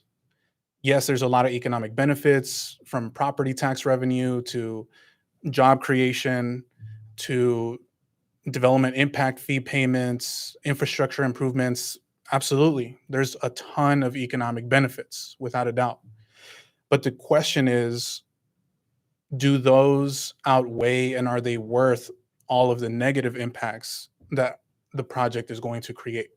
We can't completely ignore the fact that there will be more trucks coming to Moreno Valley. The air quality will probably not get better for the next however many years, 3 years, 5 years. Electric trucks are on the way, but they're a ways away still. And that's a day that I look forward to. And so, all of the union members, especially, again, I respect, the work that you do. And I want to make sure that we have more local jobs. But again, it's about trying to, do the benefits outweigh all of the negative impacts? And that's the difficult question that we have to answer here tonight. So I know that Hillwood has done an extensive amount of work to try to, mitigate a lot of the negative issues. And, I hear from my colleagues that, the location, I think is again, what's at the center of this project. And I wish that, there weren't docks on the south side. I wish there were no trucks on the south side of the project, no truck parking, all of that. And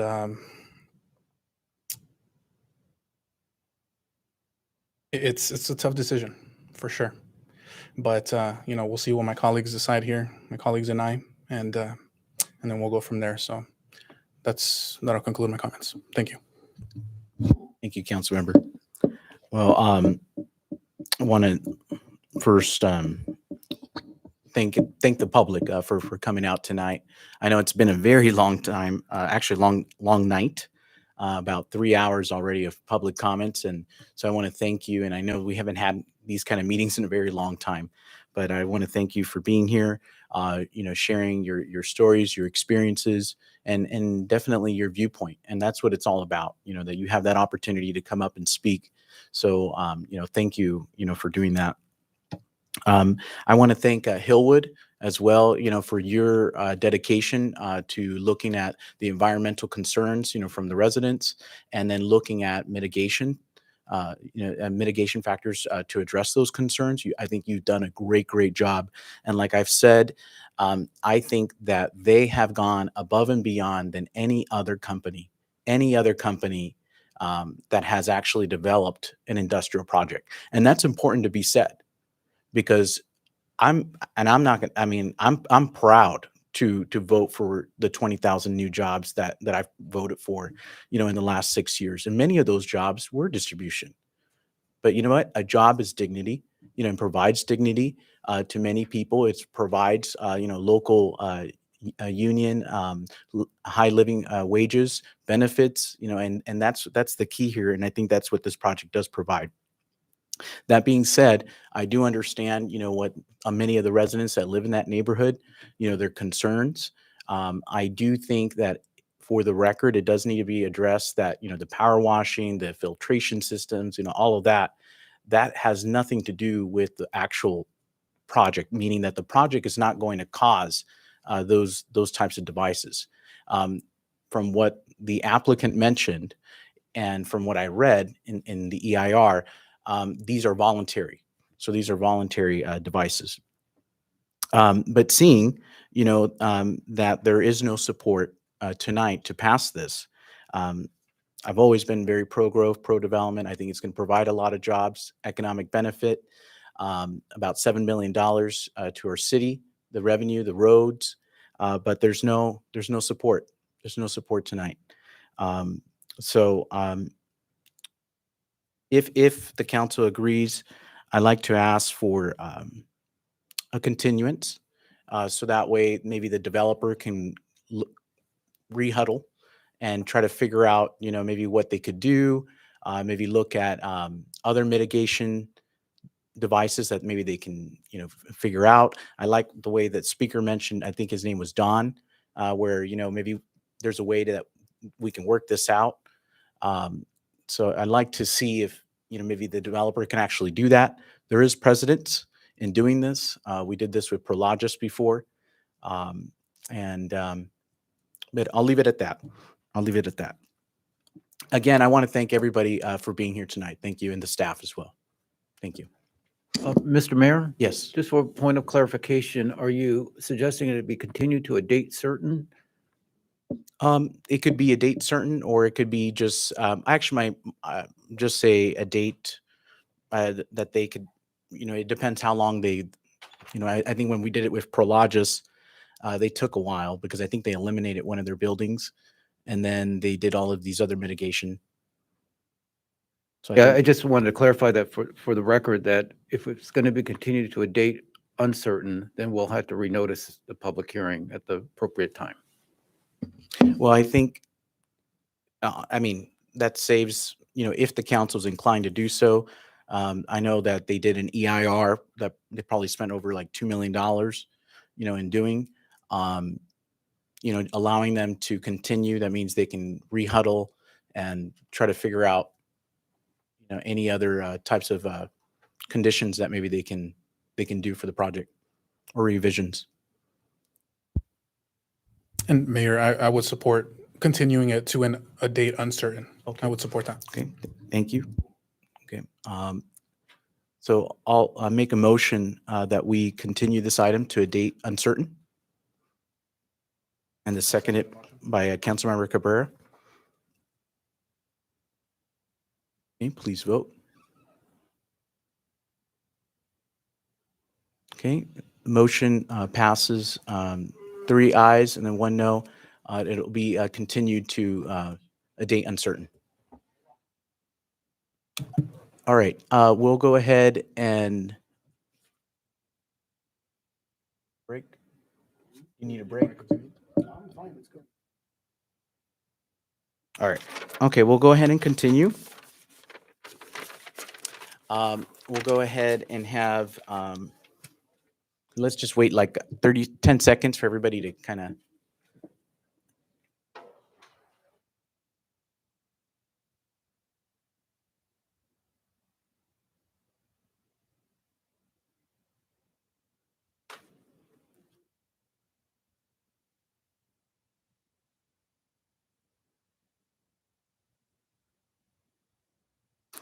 Okay, the meeting is still going, so I'm going to just continue. We have public comments on non-agenda items. I believe that's the next item here. So we'll just go straight to those. Madam Clerk, do you know how many speakers we have on this one? And then granted, some people might have left already. We have 12 on the list, and then I don't know if they've left or not. Okay, well, we'll just call each of them, and we'll do 2 minutes each. Two? Mhm. Okay. Tom Thornsley, David Seitz, and Elmer And the reason Thomas. for that is because we do have a lot of items on here. Okay. Well, good evening again. Tom Thornsley here. I am really pissed at you guys. You don't have the balls to actually do what you were supposed to do tonight. This isn't what I was going to talk about, but it needs to be spoken about. They can't go back and change the location of this in anything that you've let them go and do. They can't make that change.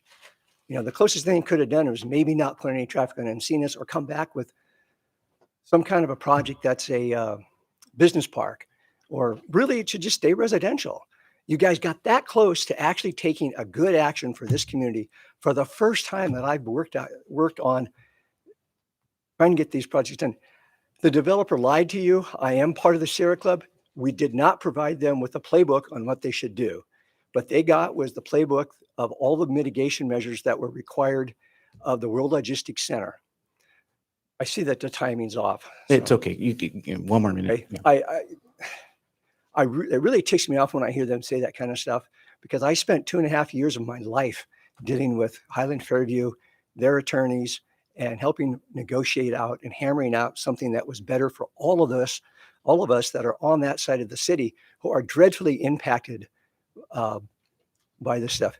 I don't know why he thinks he's going to power wash all the buildings. The power wash part of that mitigation stuff that we got imposed on him had to do with construction dust, not on soot. But I'm glad everybody thinks it's the soot, because that's truly a part of what everybody should worry about.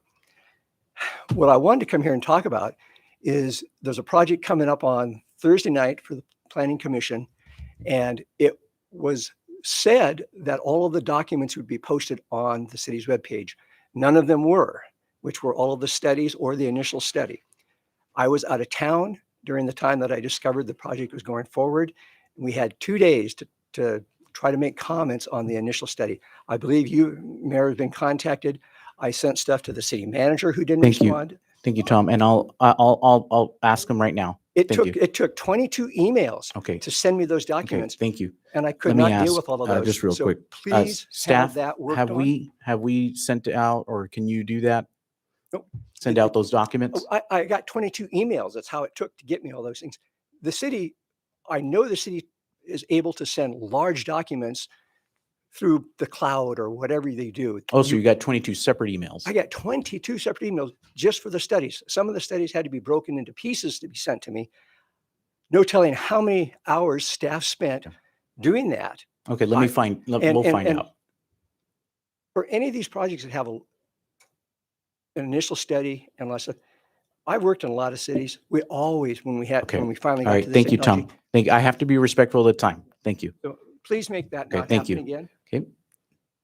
And staff, would you want to address it now, or do you want to just? Yeah. Thank you, Mayor. The request was made, and we did try to provide the information on a flash drive. That is our standard protocol. Unfortunately, the requester could not pick up the item on a flash drive, so we made all of our efforts to try to get the information emailed to him, and it was done in separate emails. So, Okay, Tom, we'll have maybe a staff member if you want to talk with Tom. Okay, thank you. Okay. David Zeitz, Elmer Thomas, and Linda Thomas. First of all, I was hoping to make this before. I want to apologize for my actions at the last meeting. I did lose my cool. And on that note, I feel that, and I hope because it didn't happen tonight, maybe because they were locked outside, I don't know. But I do feel that we need to be more dignified with our meetings. We need to have more control of our meetings. I'm going to pick on you, Mayor. You're like that parent at the grocery store who has the kid tearing the shelves apart and they're looking at their cell phone saying, "Stop it, Johnny," and not doing anything about it. You know exactly who is causing the interruptions and voicing up. You need to set up some kind of standard that if you have to warn this person once, twice, they're asked to leave because they disrupt the meeting. They're embarrassing for the whole city. And it's crazy. I try and show respect for anybody speaking up here. Another thing, you were very good tonight about sticking to the agenda items. We don't do that on a regular basis. We start with name calling, liar this, liar that, and they never make a point about the agenda item they're talking about.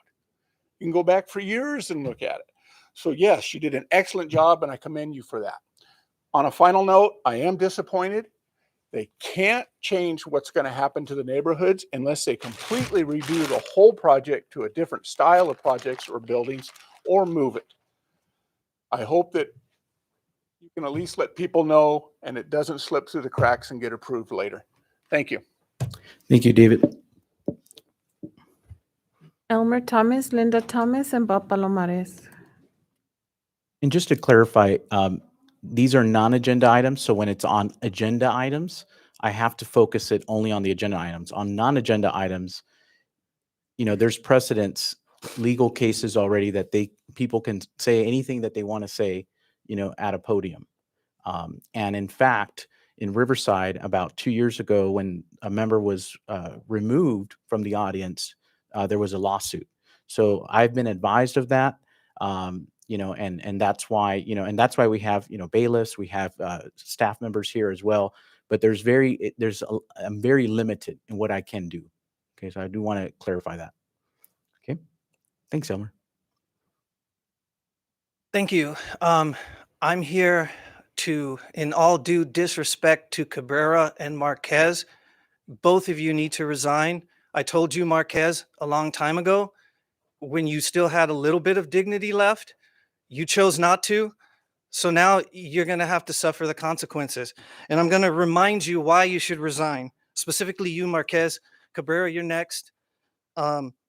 You abuse your power up there. When your grandchildren ran into me, causing almost $18,000 of damage, when those paramedics came, no one asked how I was doing. You know why? Because I redirected them to your bloodline. And what did I get in return? Sued by Larry Parker. What, like, seriously? And I'm the one that got damaged. My family suffered.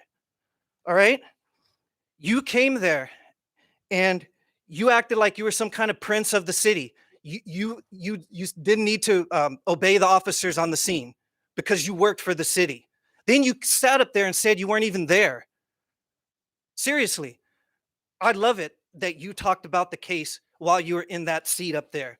Thank you. You have a lack of respect. You think of the citizens here as nobody. Well, I'm here as a citizen, and none of us are nobodies here except maybe you. I think you lost your honor. You forgot your oath while you're up there. You just want to enrich yourself. That's why we're going to recall you. You have a lack of honor. You're very quick to go after women. The female officer, I remember. My wife, I remember. But when I stood up, you walked away, just like that picture that you're about to see. That was you walking down the street. And you have a lack of vision. Thank you. You don't know Thank how to you, bring Elmer. us to the future. Sure. Elmer? Okay. Audience, please. Linda Thomas, Bob Palomares, and Tom Darrell Sr. Can I have somebody stand with my poster behind me? Elmer. Well, you have to have somebody that would want it. I can't. This is for the record. Good evening. My name is Linda Thomas, and I am a resident of District 3. On May 15, 2020, I was verbally abused by David Marquez in regards to a car accident involving his granddaughters. At the scene of the accident, um, David Marquez manipulated the first responders only to assist his family, undermined the undermined and was difficult with the women police officer, and harassed me with a menacing demeanor of a bully. The details of the accident get worse and worse, but support his unethical and abusive power behavior. Marquez, you need to resign or we will recall you. You have put our whole city in shame. You are a liability to our city. You need a translator from English to English because your comprehension skills are absent. And you are like clueless of what's being proposed.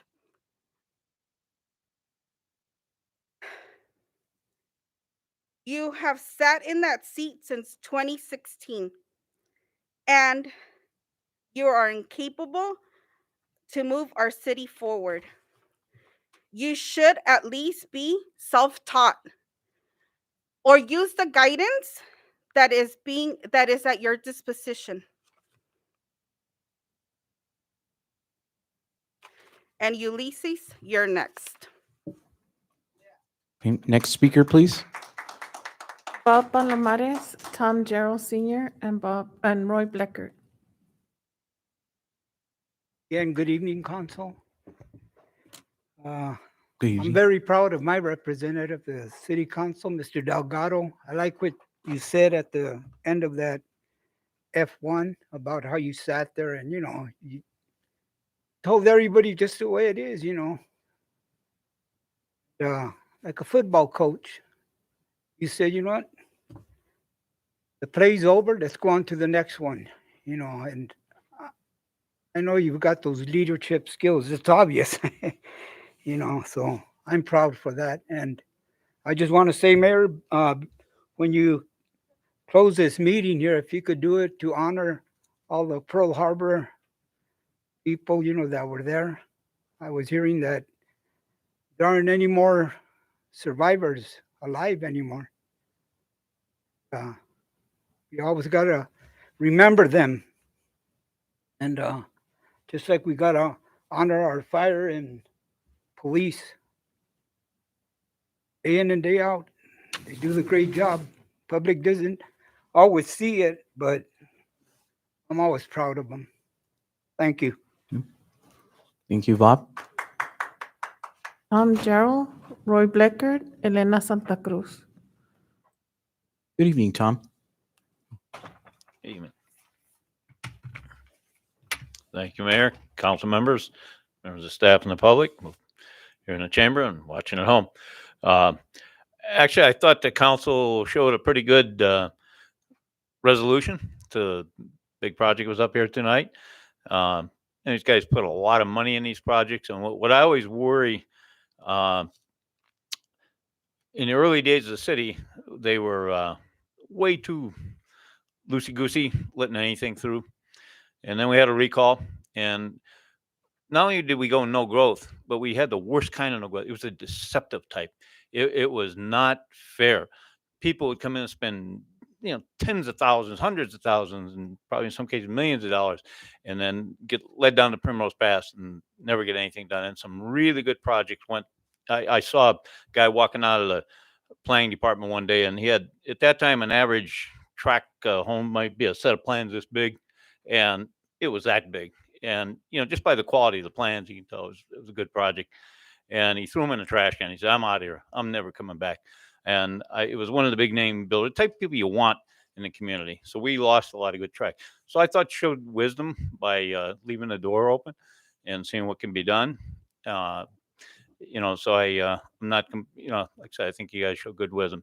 With that, I'll wish everybody a Merry Christmas and I want to thank your staff for some great projects they did. The public events, and just everything was just gangbusters. I couldn't make it to the tree lighting, but I heard it was outstanding and a lot of fun. You're making people happy and giving the public what they want. And of course, our public safety and our public works, and especially our graffiti guys, they're just great. So, and sorry if I miss anybody. We got a big team out there, but thank you all. Thank you, Bye-bye. Tom. And I believe it was video recorded, so you might be able to find it on YouTube. Okay, thanks. Roy Bleckert, Elena Santa Cruz, and David Laratelles.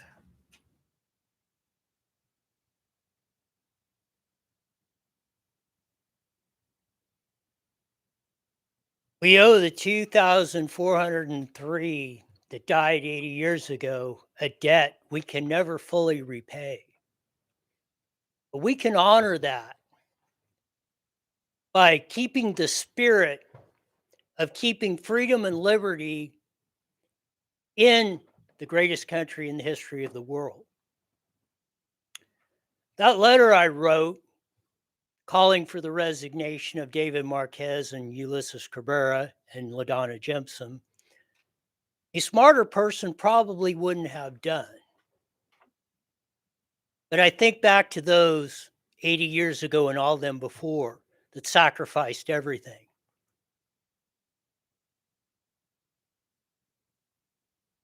It's very disappointing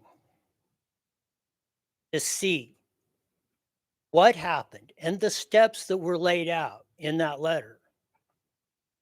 And then not to hear any contrition, no apologies, not even a plausible explanation for the events that have taken place in the past couple of months.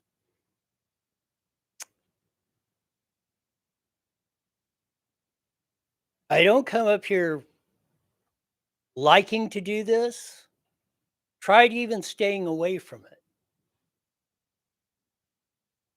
But then I thought back, and I thought back just like those that gave everything. I said, what would they do? They would do the right thing. The right thing to do is for you two to resign, come close, so we can possibly start putting this whole community back together. Thank you. Next three speakers is Elena Santa Cruz, David Laratelles, and Mr. McIntosh. Miss McIntosh. Oh, Miss McIntosh.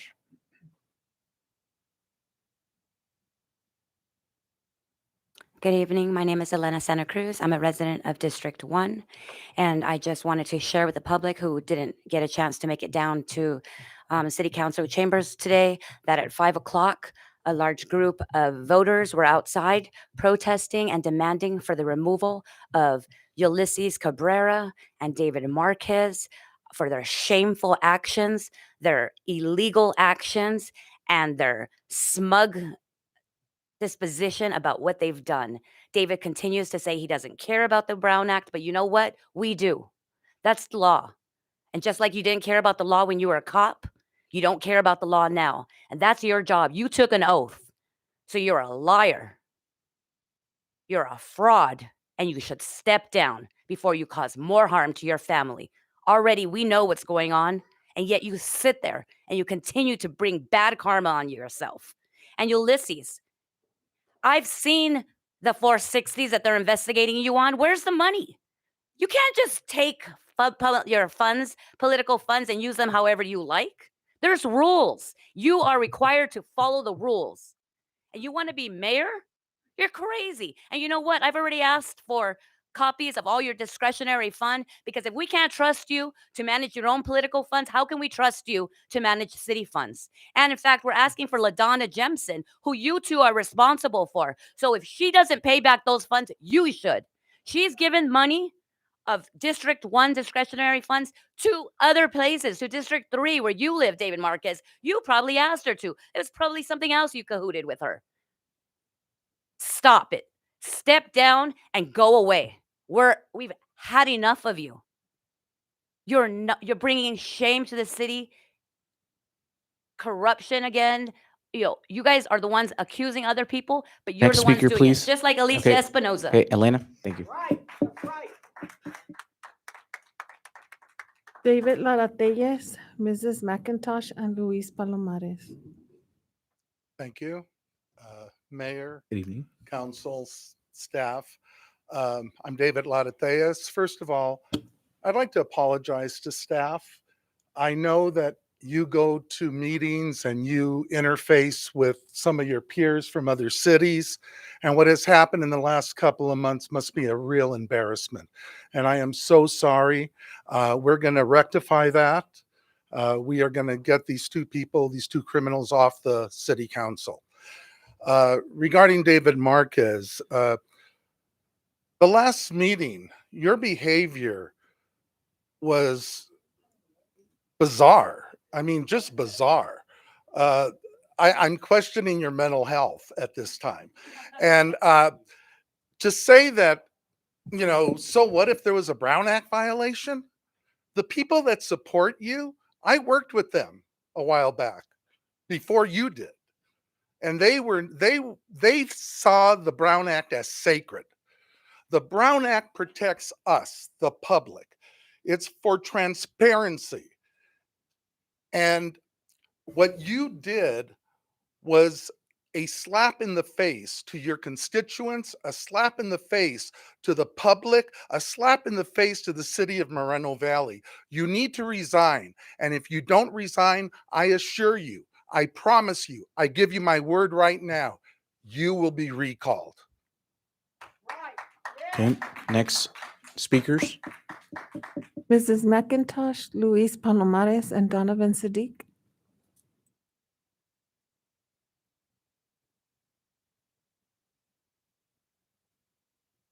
Okay. Luis, do you want to go? Mrs. McIntosh has left the building. Okay, here we go. Luis Palomares, community activist. Wow, it was action-packed today here. We had a team out there on the picket line. Hey, it's First Amendment right, and we're going to keep on coming back. And next time, we're going to be taking it to your house, Cabrera. You know why? Because you lied at the last two meetings. I looked at them more than once. On the 18th and the 16th, all you did was damage control, lie. I thought I was in the movie Alice in Wonderland. We were going down so many different rabbit holes on the 18th. We were here to cure and correct. What didn't you get? Oh, could we do it on Monday? Could we go 10 more days? Can we go wait for 30 days? The DA said no. He found it. You violated the Brown Act. California awareness. You violate the Brown Act. Robert Palomares versus you violate the Brown Act. What didn't you get about that? But you still wanted to keep that OC hag LaDonna on the dais. And then this crybaby's getting up, Marcus. Oh, what do we do now? I thought. Well, what? Quit thoughting so much. Do your homework. Know what the hell you're doing, Marcus. We're gonna recall you because you don't have no business in that seat. You don't even got a clue what's going on, and you're nothing but a job killer. All you stand for is the 50 people that are out there supporting. That's all. You don't care about the rest of the community. Job killer. Well, I hope the project goes through, and the next time I pray and I hope. Well, if it doesn't, well, but at least we're trying to bring jobs here. So again, we're gonna take it to your house next time, Cabrera. We're going to take it to your house. Man, it's like you were out there like the Cowardly Lion. You couldn't get off your car. You needed security. Give me a break. We're not going to even come 5 feet of you because you're too crybaby. We can't do that. All you do is cry, whine, and cry. Grow up. Be a man. Be a man. Shame on you. Shame on you. Thank you. Thank you. And have a Merry Christmas regardless and everything else that goes with that. Thank you again. Any more? Oh, okay. Oh, Donovan. Okay. Donovan Siddiq, Russell Schaefer, and Joanne Steffen. All right. Good evening again, council, staff. And by the way, I just want to say to the staff, they put in that bench, and I called them or emailed them 2 days ago, and it got done this morning. So thank you guys for staying on top of that. I really appreciate that. The more you guys do that, the less you'll see me. All right, so that's good. But yeah, for Barris, I said I was going to get back to you, and Louise and everybody has already gotten that. I want you to know that $35,000 is missing, and we're looking into that very, very seriously. Okay, when people are calling me at my house on my personal number to tell me that there's $1,000 missing off of your 460s, there's a problem. Okay. Quiet, please. My other question is, where is this community activist, LaDonna Jimpson, who's all in the community, who also said it's going to take a judge to get her off of the dais? Well, these people did it in about a month. So once again, I want to thank you people in the community. And Donovan is not right about everything, but I was right about this in this appointment. Okay. And it's not personal with me and LaDonna. It was about procedure. And that's all it was about. So I want to thank you guys. And again, if we can work together on whatever we can work on, let's do that. I support you guys in trying to get these clowns off of the dais. Hey, quiet, Hopefully, please. you guys will let us do the district election in District 1, and we do an election and put that on there. I believe it's on the thing today. And let the people decide who's going to fill the late Victoria Baca's seat. And I just want to say this to Dave Marquez. As a leader, and especially as a politician, you don't start your sentences off with, "I don't understand." That's a killer. You don't do that. So stop saying that. Thank you. Okay. Next 3 speakers. Russell Your mic's Schaefer off. and Joanne Steffen is the last speaker that I have so far. Okay. Then we'll close it after that. David Marquez, you just don't understand. Oh, So timer. you need Okay. to step down. Ulysses Cabrera, I see a lot of question marks all over your face, man. If you can't see them, I'll reiterate them to you. What if you would just concentrate on your own district instead of pretending you actually cared about District 1 and 2?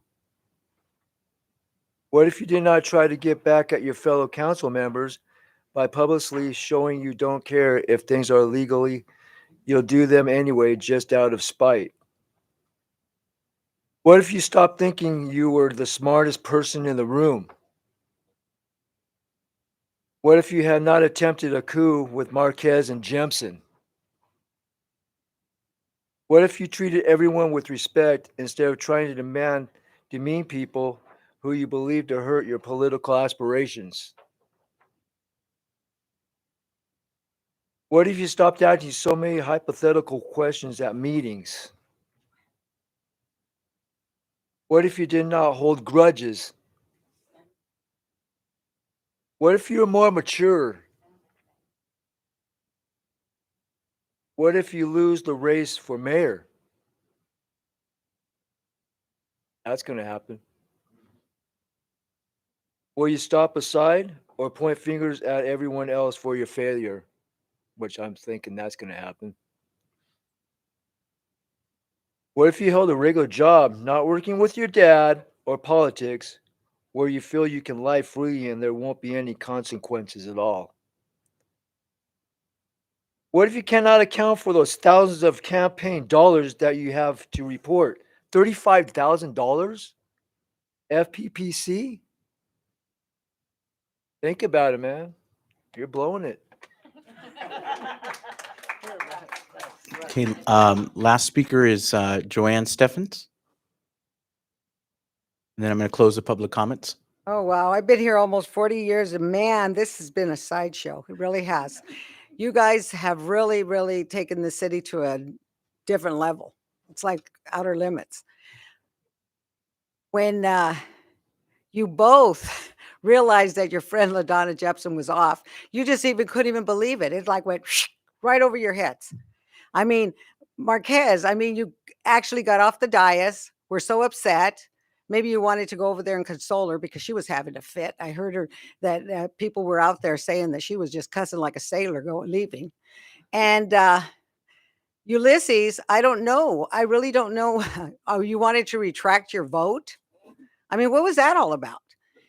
You both don't even seem like you even have the intelligence to be sitting up there. And you showed it in more ways than one.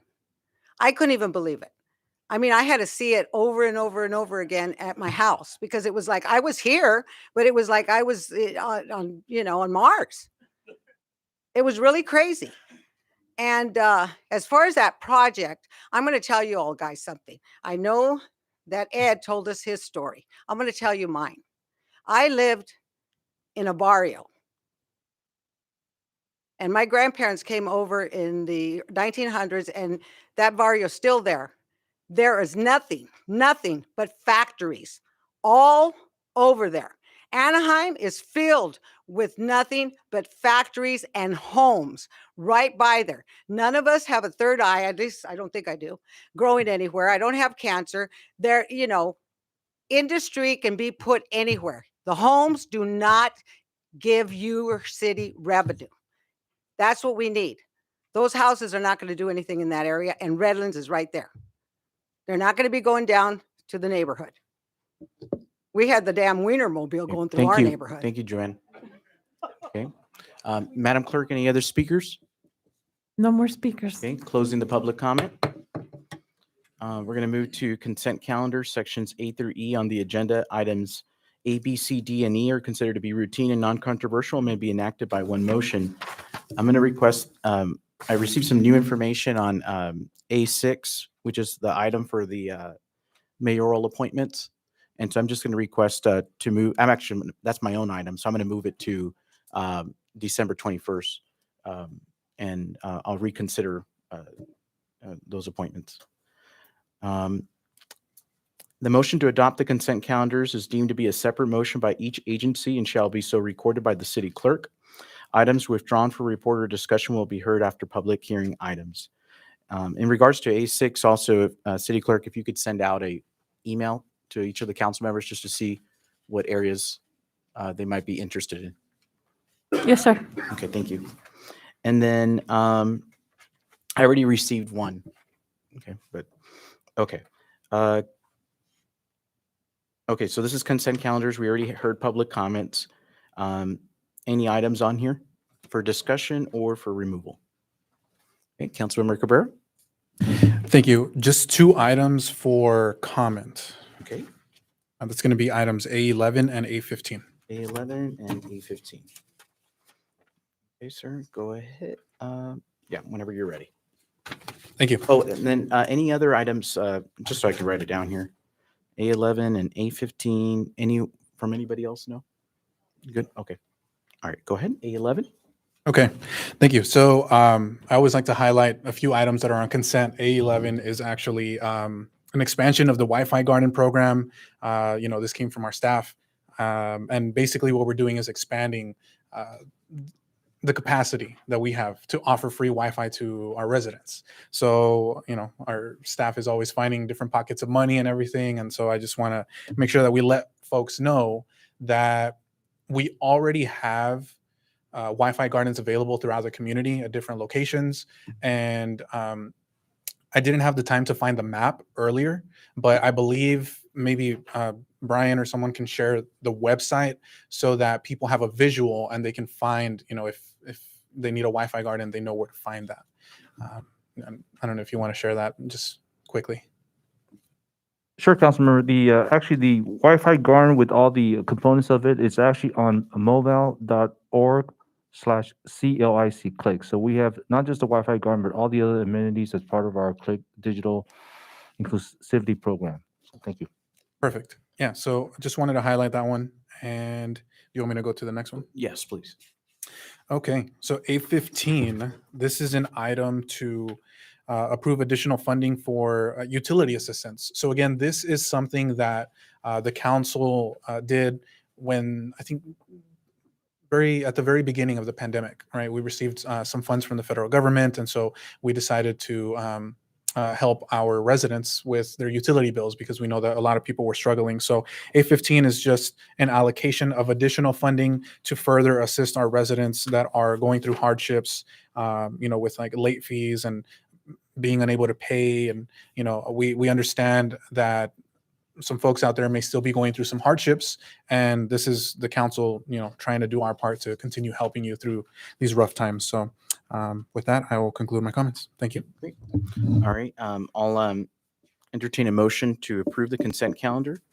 I move. Except item A6 and A14, which was pulled. A motion made by Councilmember Marquez, second by Councilmember Cabrera. Okay, please vote once it comes on your screen. Okay, passes for yes. moves us to item F2 because we already went through F1. And these are, a lot of these other hearings are pretty much routine here. Let me just make sure here we get to the right page.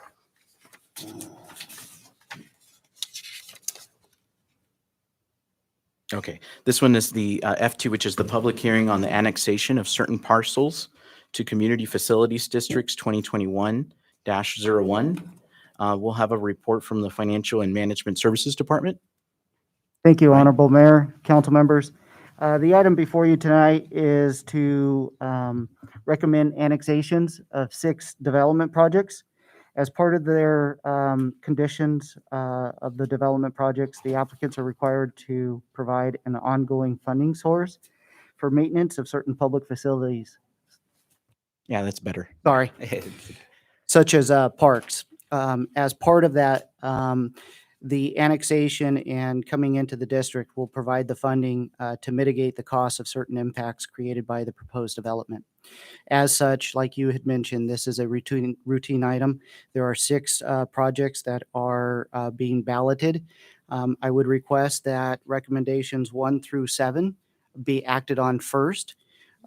Recommendation number 8 is to have the city clerk canvass those ballot measures or the ballot responses, and then recommendation 9 through 14 can proceed. That will conclude my comments unless anyone has any questions. Just to clarify, so you said 1 through 7 would be to 1 through 7 is to recommend recommend the projects, and then have the city clerk open the ballots to see if the project developers agreed to annexation. and then it would be 8 through 14. 9 through 14. 9 through 14. Okay. All right. Council questions of staff. Okay, I'm going to go ahead and open the hearing. Madam Clerk, any public testimony on these items?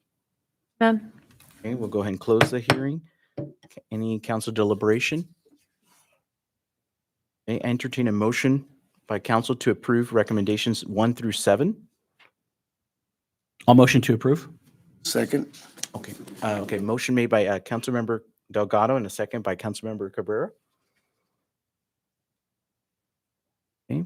Please vote, and then we'll give a minute or so for the city clerk to count the ballots.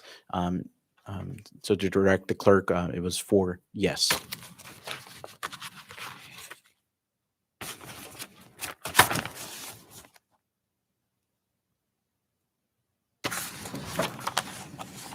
And then while she's counting that, Brian, and then you need a separate motion for just item 8?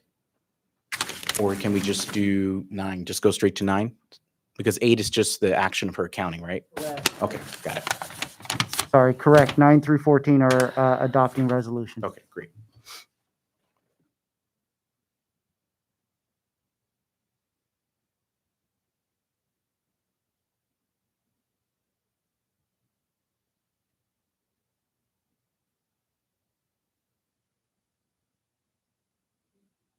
For Community Facilities District 2021-01 Park Maintenance, they said yes.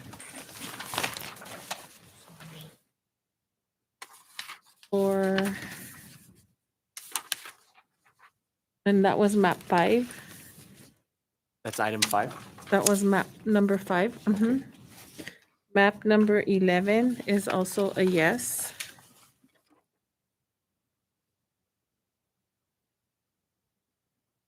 Annexation measure, map number 10 is a yes.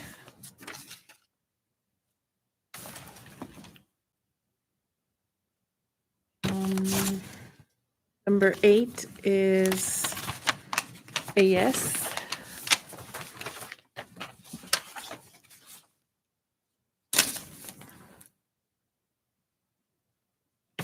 Number 7 is yes.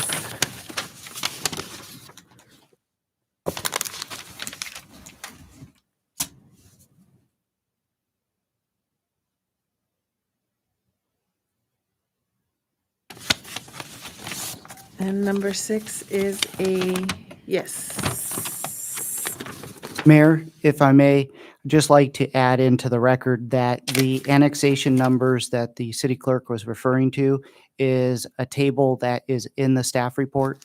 So annexation 5 through 11 have been approved. Okay, great. Thank you. Okay. Thank you, City Clerk. Thank you, Brian. Entertain a motion by council to approve staff's recommendations to 9 through 14. I move. Okay, motion made by Councilmember Marquez. I'll second.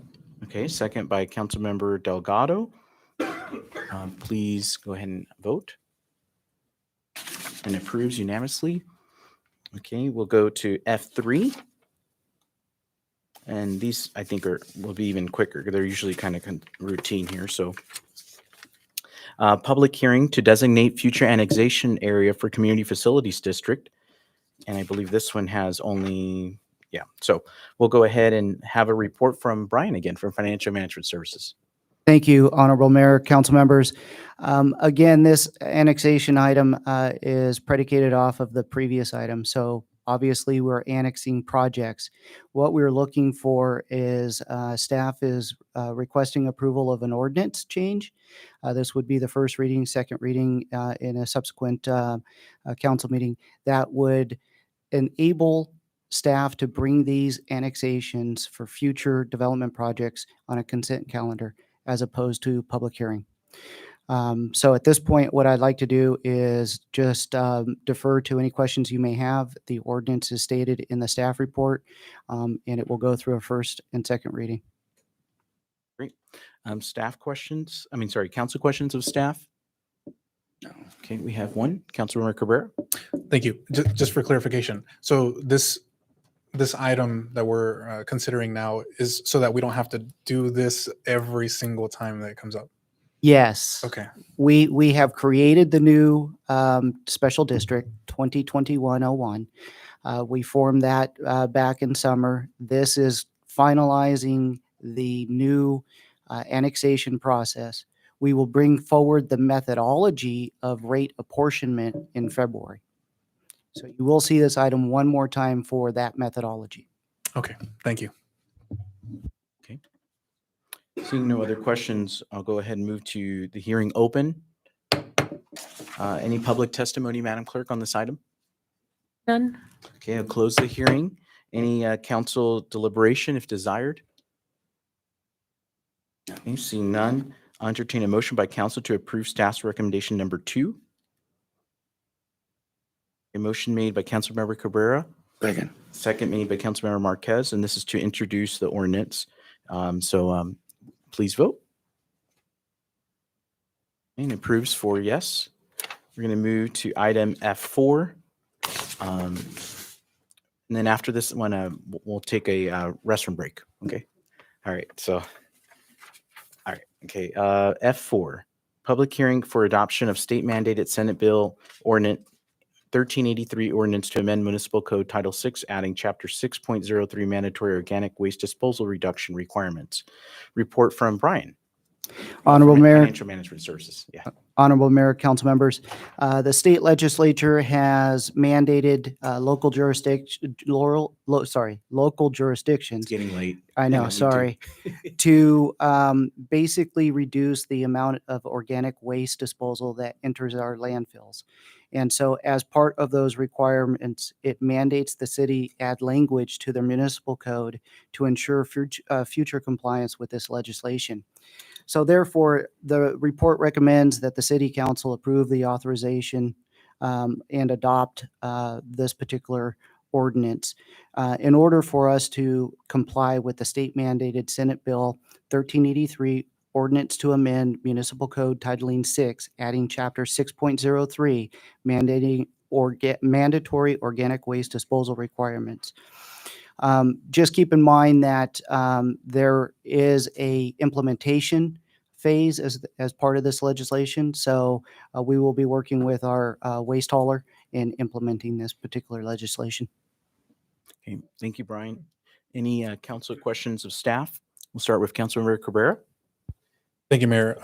So Brian, thank you for the presentation. So this state legislation, is there any kind of funding that's coming with it, or will the financial burden be taken on by our private sector partners? I wish I could say that, yes, there is funding coming with it. Cal Cities, along with our city and our legislative platform, we were looking for funding for this particular implementation of this legislation. At this point, it is an unfunded state mandate that will be thrust upon all local jurisdictions. And unfortunately, it's actually the local jurisdictions that have to comply. And if they do not comply, will be fined by the state.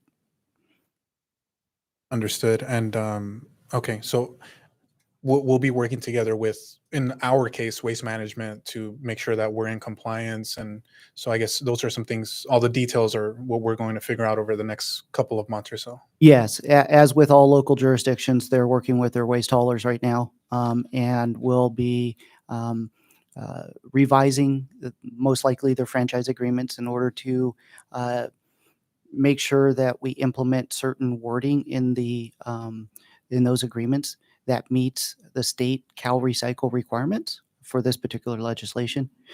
So tonight, all we're looking for is the adoption of the ordinance and first reading, and then we'll enter into second reading the next meeting.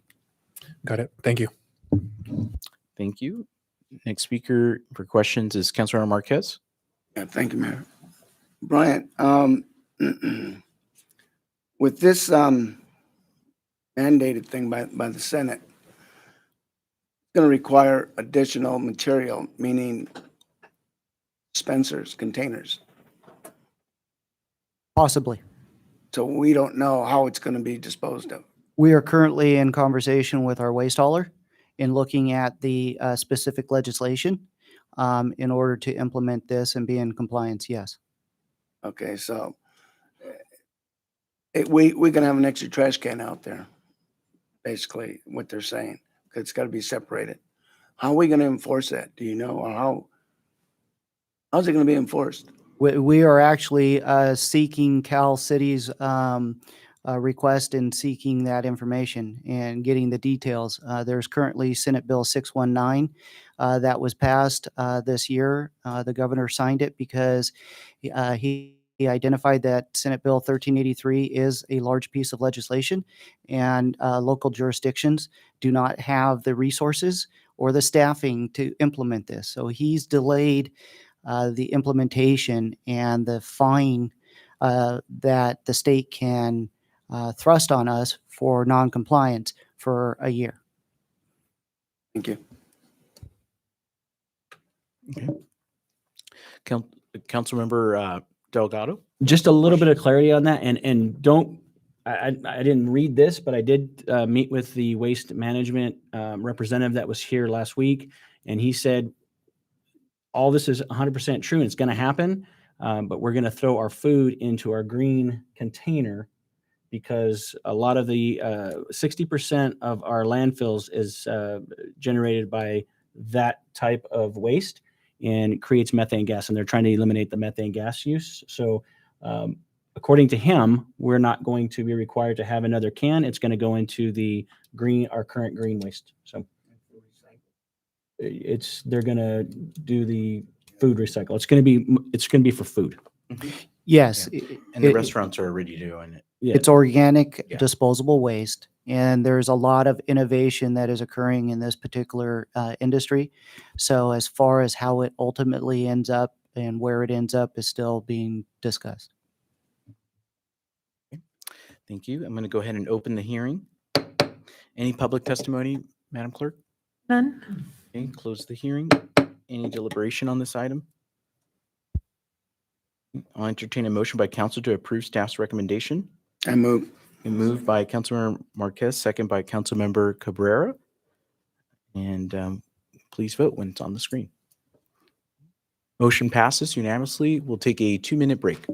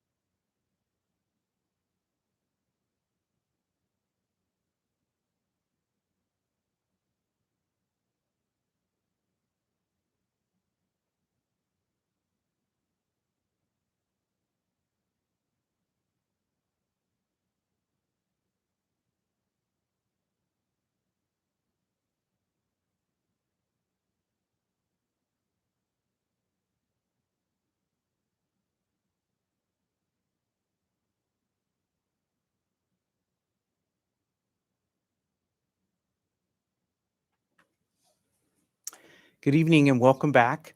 And it sounds like we keep coming back. It's the same meeting. We're going to go to item F5. I think that's where we left off, correct? Correct. Okay. Public hearing for the annual action plan for public year 2022-2023 and to adopt the 2022-2023 objectives and policies. This is a routine item that we do every year as well around this month of December. We'll have a report from the Financial and Management Services Department, Brian Mohan. Thank you, Honorable Mayor, council members. I'll make this real brief. This is a routine annual action to approve the objectives, policies, and procedures for the next year's program. The timeline for this particular item, once this is approved tonight, we will be looking at making the applications available to residents and agencies on Thursday, December 16th. We will have a complete media campaign as well to inform all of the various agencies that this funding is available. We do a proper notice of available funding. Thank you, sir. Yes, And that, thank you. that completes my comments, and I'm available for any questions you may have. Okay, thank you, sir. All right, any council questions? Okay, Councilmember Cabrera? Very quickly, do we by any chance know how much we're going to get from the federal government? No, not at this point, but typically we receive about $2 million for CDBG, 600,000 for home, and about 200,000 for ESG. Got it. Thank you. You're welcome. I'll go ahead and open the hearing. Madam Clerk, any testimony on this item? None. Yeah, I'll close the hearing. Any deliberation on this item? Yeah, I'll entertain a motion by council to approve staff's recommendation number 2. Okay, motion made by Councilmember Cabrera, a second. Second by Councilmember Delgado. Please vote.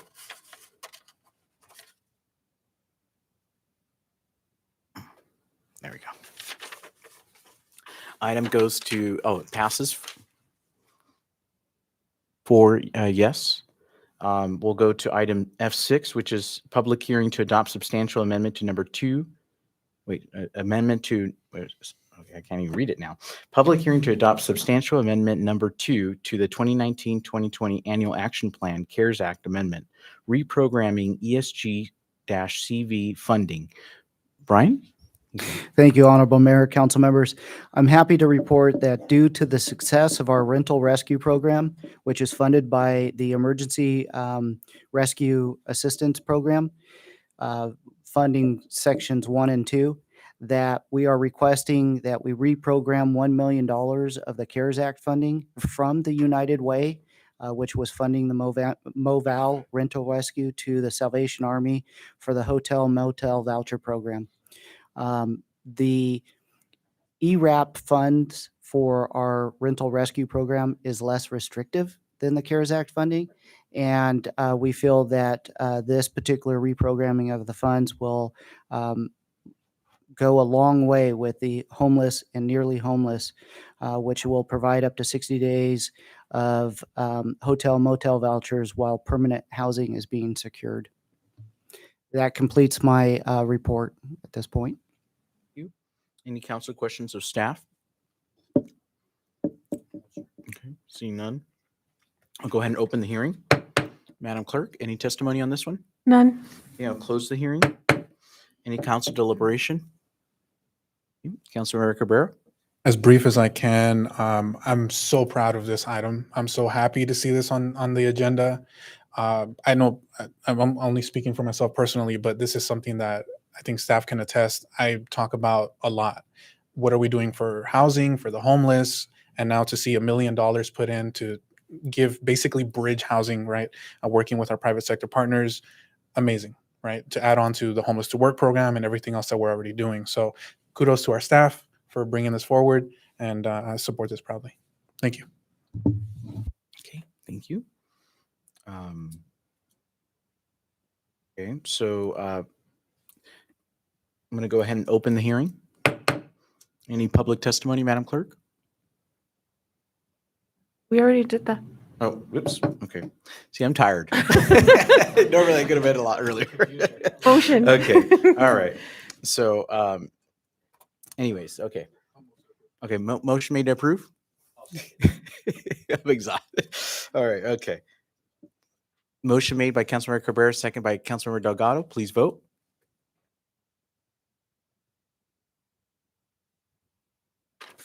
And it passes.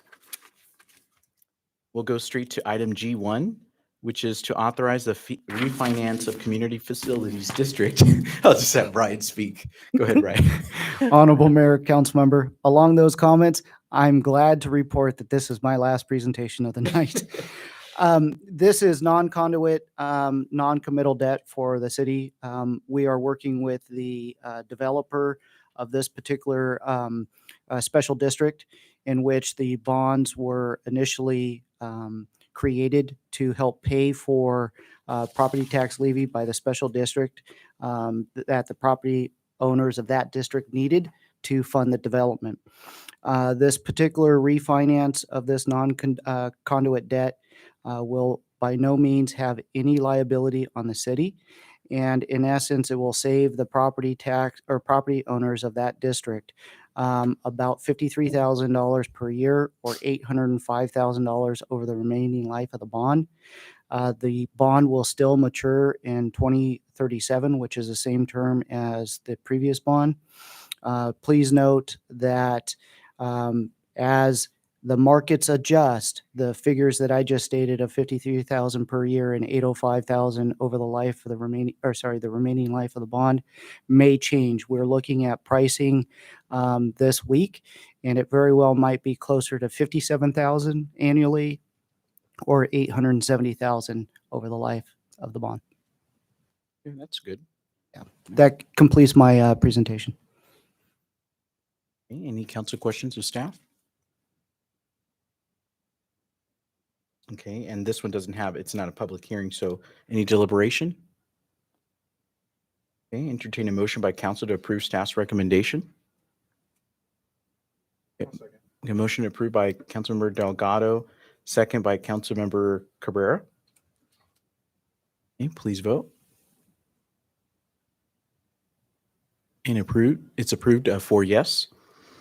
We'll go to item G2, which is adoption of resolutions calling and giving notice of a special municipal election for April 12, 2022. Madam Clerk, I believe this one's yours. Right? Yeah, report of city clerk. Yes, sir. This item is coming to you for approval of the resolutions calling and consolidating the election with the county due to an appointment not being made before the December 5th deadline, the 60 days of the vacancy when it occurred. The special election will have to be held to fill the vacancy, and then at the next regularly established election date, which is April 12, 2022.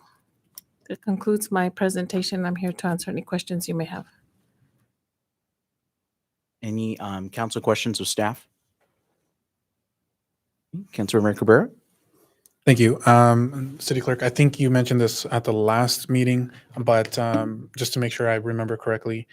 So there's going to be a special election because we didn't make an appointment, because there was no appointment, it automatically triggers a special election. So the results, like whoever wins in April, right, whatever candidate wins, it's going to be for 3 years. Is that correct? Yes, because the 3 years. vacancy was in their first half of their term. So they will fill the remainder of the term, which is until 3 years from now, 2024. Got it. Okay. Thank you. Okay, any council deliberation? Seeing none, entertain a motion by council to approve staff's recommendations numbers 1 and 2. Motion to approve by Councilmember Delgado. Okay, second by Councilmember Cabrera. Please vote. And it's approved 3 yes, 1 abstention. And we'll move on to item G3, which is a resolution of the City Council of the City of Moreno Valley, California, curing and correcting pursuant the alleged Brown Act violations described in the letter. I believe this is a report from City Attorney. City Attorney, your report, please. Mr. Mayor, you just gave the report there. This is just our last cure and correct resolution in response to the letter we received from the DA's office on November 18, 2021.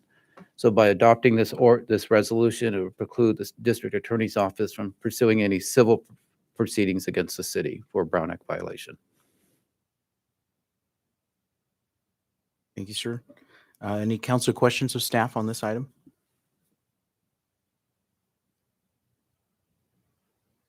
Okay. Any council deliberation on this item? Councilmember Cabrera? Very briefly, G3 is related to everything that happened over the past several weeks, related to the appointment. And so I think, I know at the last meeting we adopted 2 resolutions related to 2 other letters that the city received. And so this one obviously is for the letter that we received from the district attorney's office. And so I think, we're at the point now where, we need to move forward. We're past this. Let's take care of business. And honestly, I think it's a non-issue. I think there's no reason to, keep on belaboring this. And, I think it's already done. It's a done deal, and we just need to move forward. So I'll leave it there. Okay. There we go. Okay, seeing no others, I'll entertain a motion by council to approve staff's recommendation. Motion made by Councilmember Delgado, second by myself.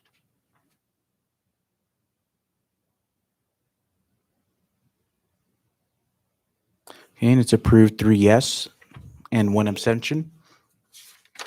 Move to item G4.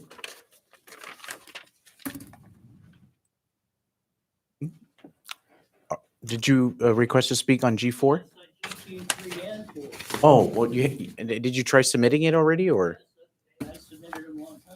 Oh, Tom said he submitted some too. We take those comments with public comments. oh no, I think are you referring to the public hearing? Oh, okay. We took those comments in the non-agenda items. It was together. Oh, G4. It's all together on that one. Yeah. Oh, okay. G4. Okay, City Council reorganization, selection of Mayor Pro Tem on this item. Due to our rules, I'll move this to allow the city clerk to preside over the meeting, over this item, specific item. Yes, I will take any nominations. I do not need a second, and the appointment will need 3 affirmative votes. So does anyone have a nomination? I'd like to nominate Councilmember Delgado.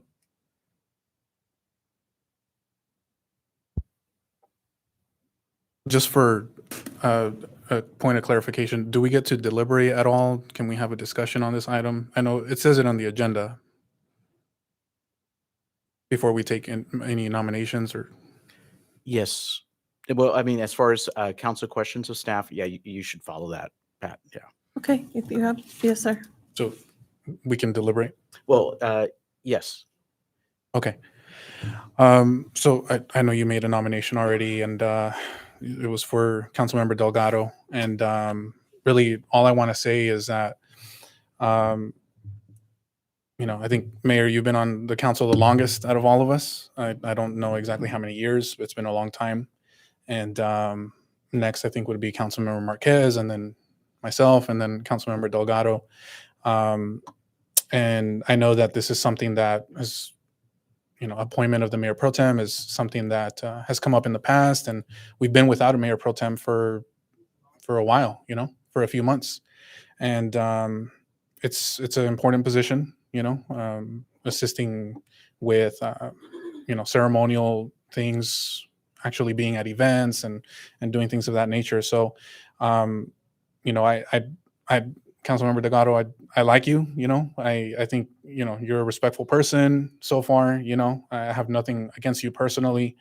But, for appointment of Mayor Pro Tem, I think that, it's appropriate that we appoint someone who, has been on the council for a while now. And I know there's been a lot of political stuff going on, and there's been a lot of anger and, division and all of that. But my hope is that we can put that aside.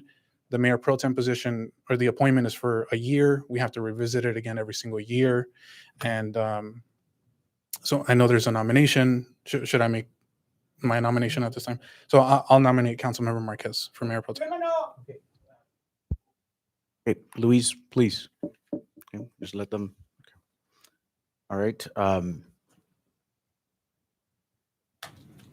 Okay, so City Clerk, you're running this part, so you got to run. Oh, wait, did you have comments on this one?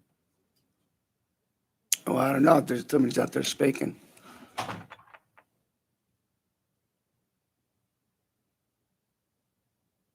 No comments? Well, somebody was speaking out there. I due respect to whoever it was. Are they done? Yeah, quick comment. Yeah, I want to tag on what Councilmember Cabrera had said. Many years you know, it's been, well, not many years, but 5 years ago, when I first came on, it's always been a rotation every year, ceremonial mayor pro tem. But unfortunately, things happen. Mayor pro tem was on for almost 5 years, and we never got a chance to. I know it's a ceremonial appointment, but it gives a little honor to the individual to do that. And I agree with Councilman Cabrera. Nothing against Mr. Delgado or Councilmember Delgado, but it should go down by seniority. And I honestly feel that that I should be it for the next year. And so I give the second. Thank you.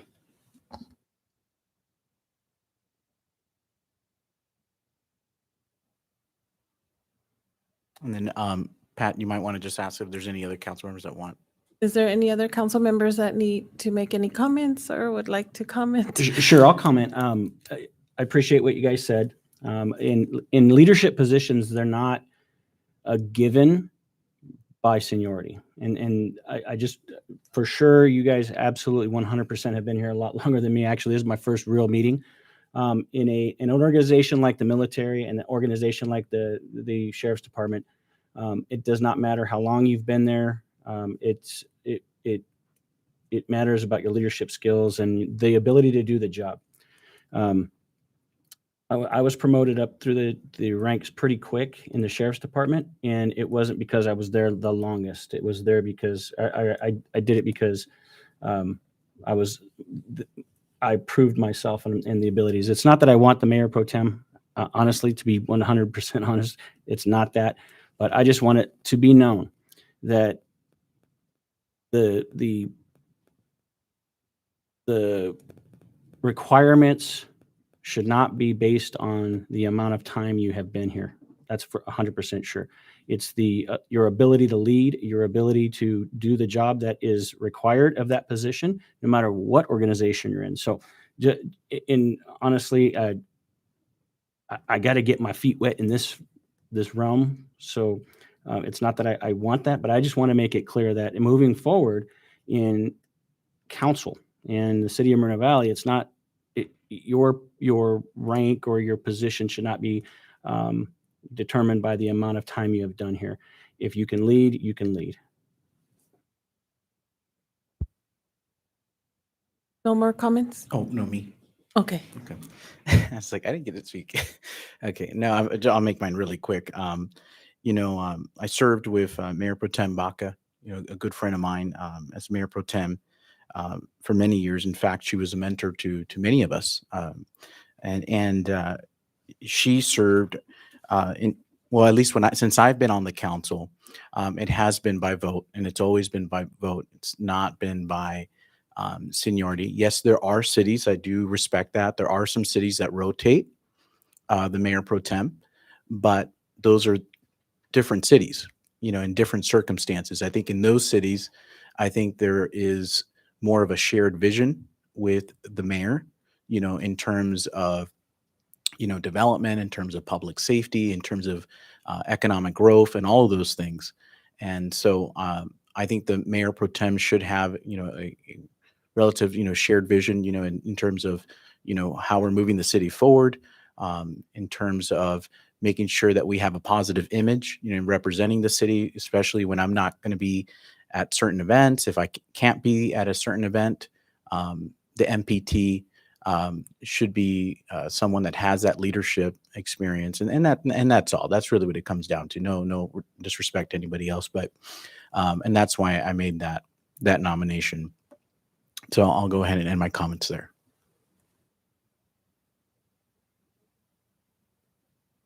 And we have a voice vote for Councilmember Delgado.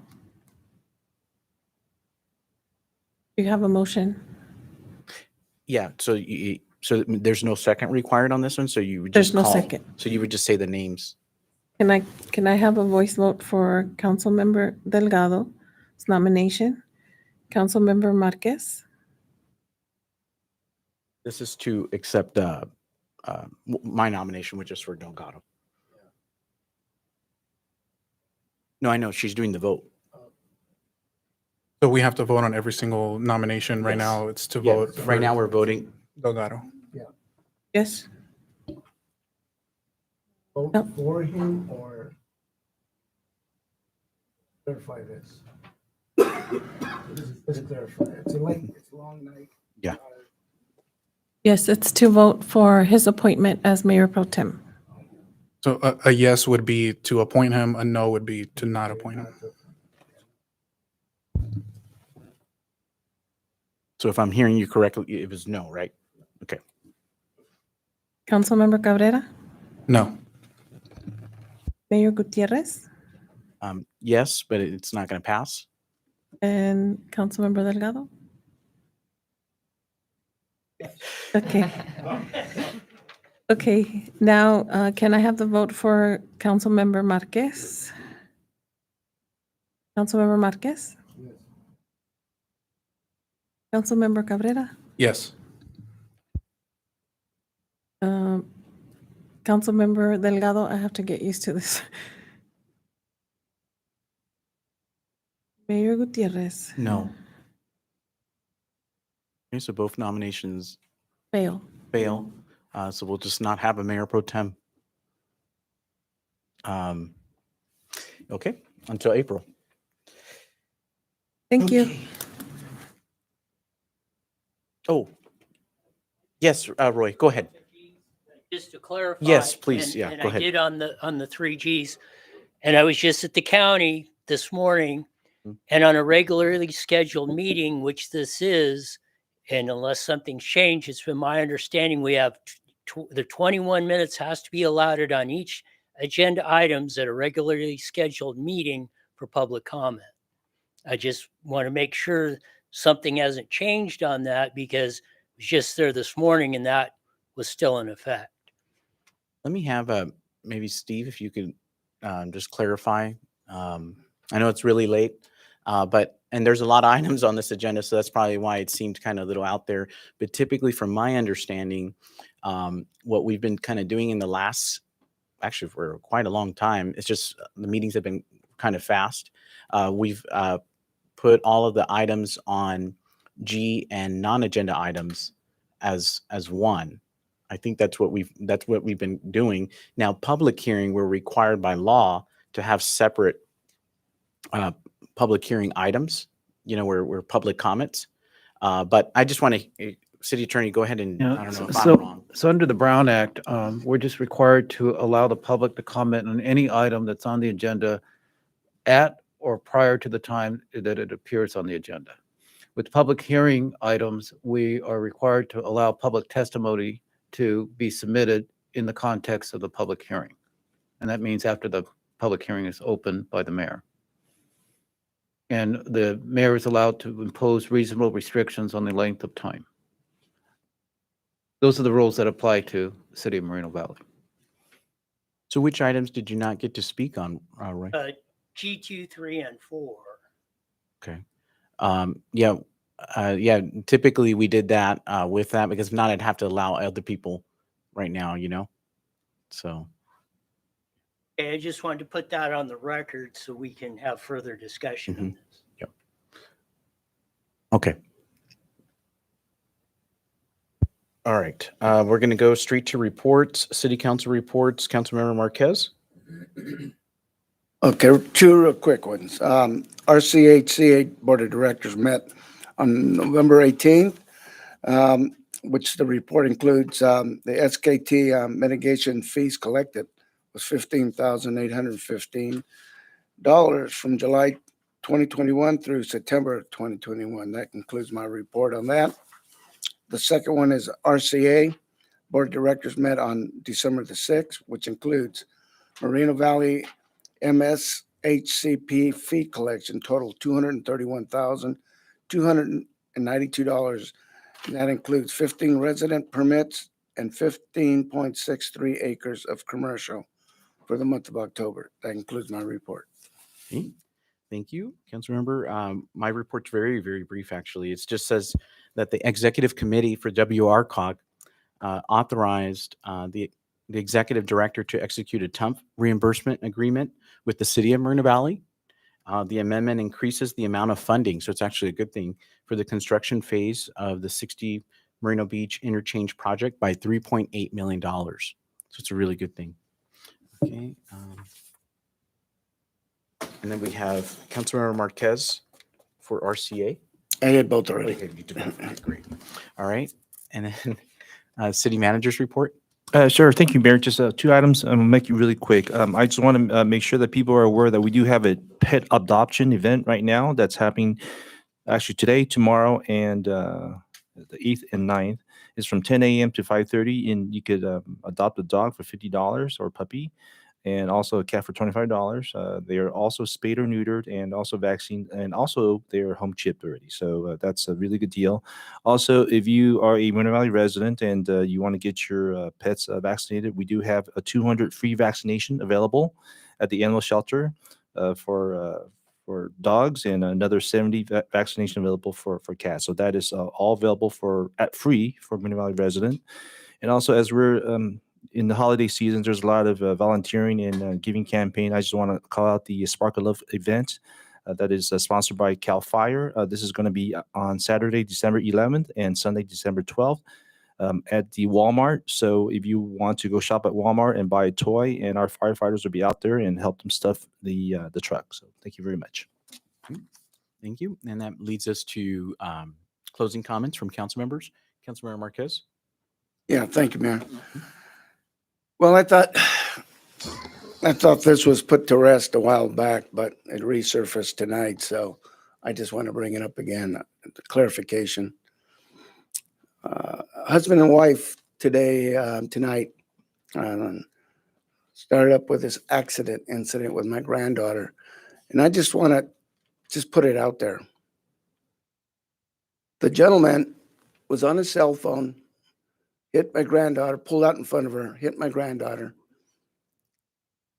When he got out of his vehicle, what I understand, he came up to my family and says, "I'm very sorry. It was my fault. I was not paying attention." Okay, quiet, please. Just let So him speak. Okay. when that occurred, there was some other people that had heard him and mentioned it to the CSO that took the report. I never spoke to the CSO other than asking her it was okay to take my granddaughters. They were being transported in the ambulance. I never spoke to this couple, not one time. My daughter was talking to them, and I asked my daughter to move away because you might regret something that you might say, and they could use it against you. So she walked away. At this time, the gentleman came around the van and for some reason was irate about, "Oh, we're too good for you." I don't know where that came from. I never spoke to his wife at all, not one time. I was there as a concerned grandfather, and I did not at any time announce who I was, not one time. Okay. The fire captain from the police department is the one who said my name and my position because he knew who I was. I walked away. It was never close to this couple at all during the incident. I was across the street on my cell phone. Not one time I made contact with these individuals. So if they were so concerned, why did I get 100% reimbursed on my car and there was nothing against me, my driving? He was 100%. He was 100% at fault. We have a police report states that. Let him speak, guys, because he did let you guys speak. Okay, I know. Okay, just let him speak. On the police report, I have a copy. It states that they were 100% at fault. So, Okay, guys. so I will say it. All right. Hold on, Councilor. Hold on. Okay. So, Okay. Okay. Is it okay? Family Thomas. Okay, just let him speak. Okay, he did allow you guys to speak, so okay, just let him speak. Okay, this is the council closing comment, so they can say, just anything. So they keep coming up here when they're on this high horse. I just want to put closure to this. I had nothing to do with the accident. I wasn't there until I got called that my granddaughters were in an accident. I went over there. Never spoke to this couples at all. I never identified who I was, and I stayed away from the incident. I did not move my vehicle, as they claimed. I moved my vehicle, the damaged one. I did not. Fire department moved it. And as for towing, yes, I did talk to the CSO, and they said, yeah, go ahead and have it towed. And that was the only conversation I had. So I have no reason to lie. But to attack my family and say this and that, it's all a lie. I got paid for my vehicle, and on the police report, it states that they were at fault. I want to put that to rest. And whatever they say and do, that's up to them. As for resigning, it's not an issue with me. I'm not going anywhere unless you want to recall me. But recall me. You tried it once before, it never went through. I mean, that's your prerogative, whoever wants to recall me. But I ain't stepping down. I've done a lot for this city, and these speakers that come up here has no clue what goes on behind these doors over here. And they like to talk, that's fine. And then with that, at the end there, I want to say happy holidays to everyone. Be safe, no drinking and driving, and we'll see you at the next meeting. Thank you. Okay. Before we get to the next speaker, just a friendly reminder to everyone, in the closing comments, if you can just, not interrupt and just allow them to say what they need to say. It's important, that we respect that, okay? I appreciate that. If you can do that for me, that would be great. Thank you. Okay. Councilmember Cabrera. Thank you, Mayor. Not too much to say today. The holidays are here. Just last week or this past weekend, we had the snow day and the tree lighting ceremony. What was that, Saturday, I think, if I remember correctly? Yeah, it's already late. See, it's getting to me too. But that was so nice. Snow day is something that we've had, I think, for a couple of years, but this year we had the amphitheater, so we were able to build around that, and there was a good turnout. I was not expecting to walk up to the amphitheater and then there was Christmas movies playing, so that was a nice added touch. Again, kudos to all of our staff for putting that together, and for being there on a weekend working. Everybody was having fun. The families were enjoying it. And then in the evening time, we had the tree lighting ceremony. And I think it was like the biggest attendance that we've ever had right here outside of the council chamber. And just the highlight was the kids, always the kids, the Time for Tots students, and, they were singing, and then the tree, when we flipped the switch on, and everybody was super happy. So, it's those kind of moments that just, aside of all the politics and all the stuff that gets in the way, sometimes, we can share those kind of moments together. Like it's the time of giving and gratitude, and just to be happy, and to put all the other stuff aside. And so this council has done a lot together. I know Councilmember Delgado, you're brand new, and congratulations once again on getting elected. And I know that this council will continue to do a lot of positive things moving forward, whether that's related to developments, or helping the homeless, or putting more funding into education, whatever it is. We've done a lot over the past many years, and I know that we're going to continue to do that together. So I would say Feliz Navidad and Merry Christmas, but I think we have another council meeting December 21st. So I'll wait to say that then. But for now, have a good night. Stay warm. It's really cold out there. And we'll see you December 21st. Thank you. Have Councilmember Delgado, your closing comments. Thank you, sir.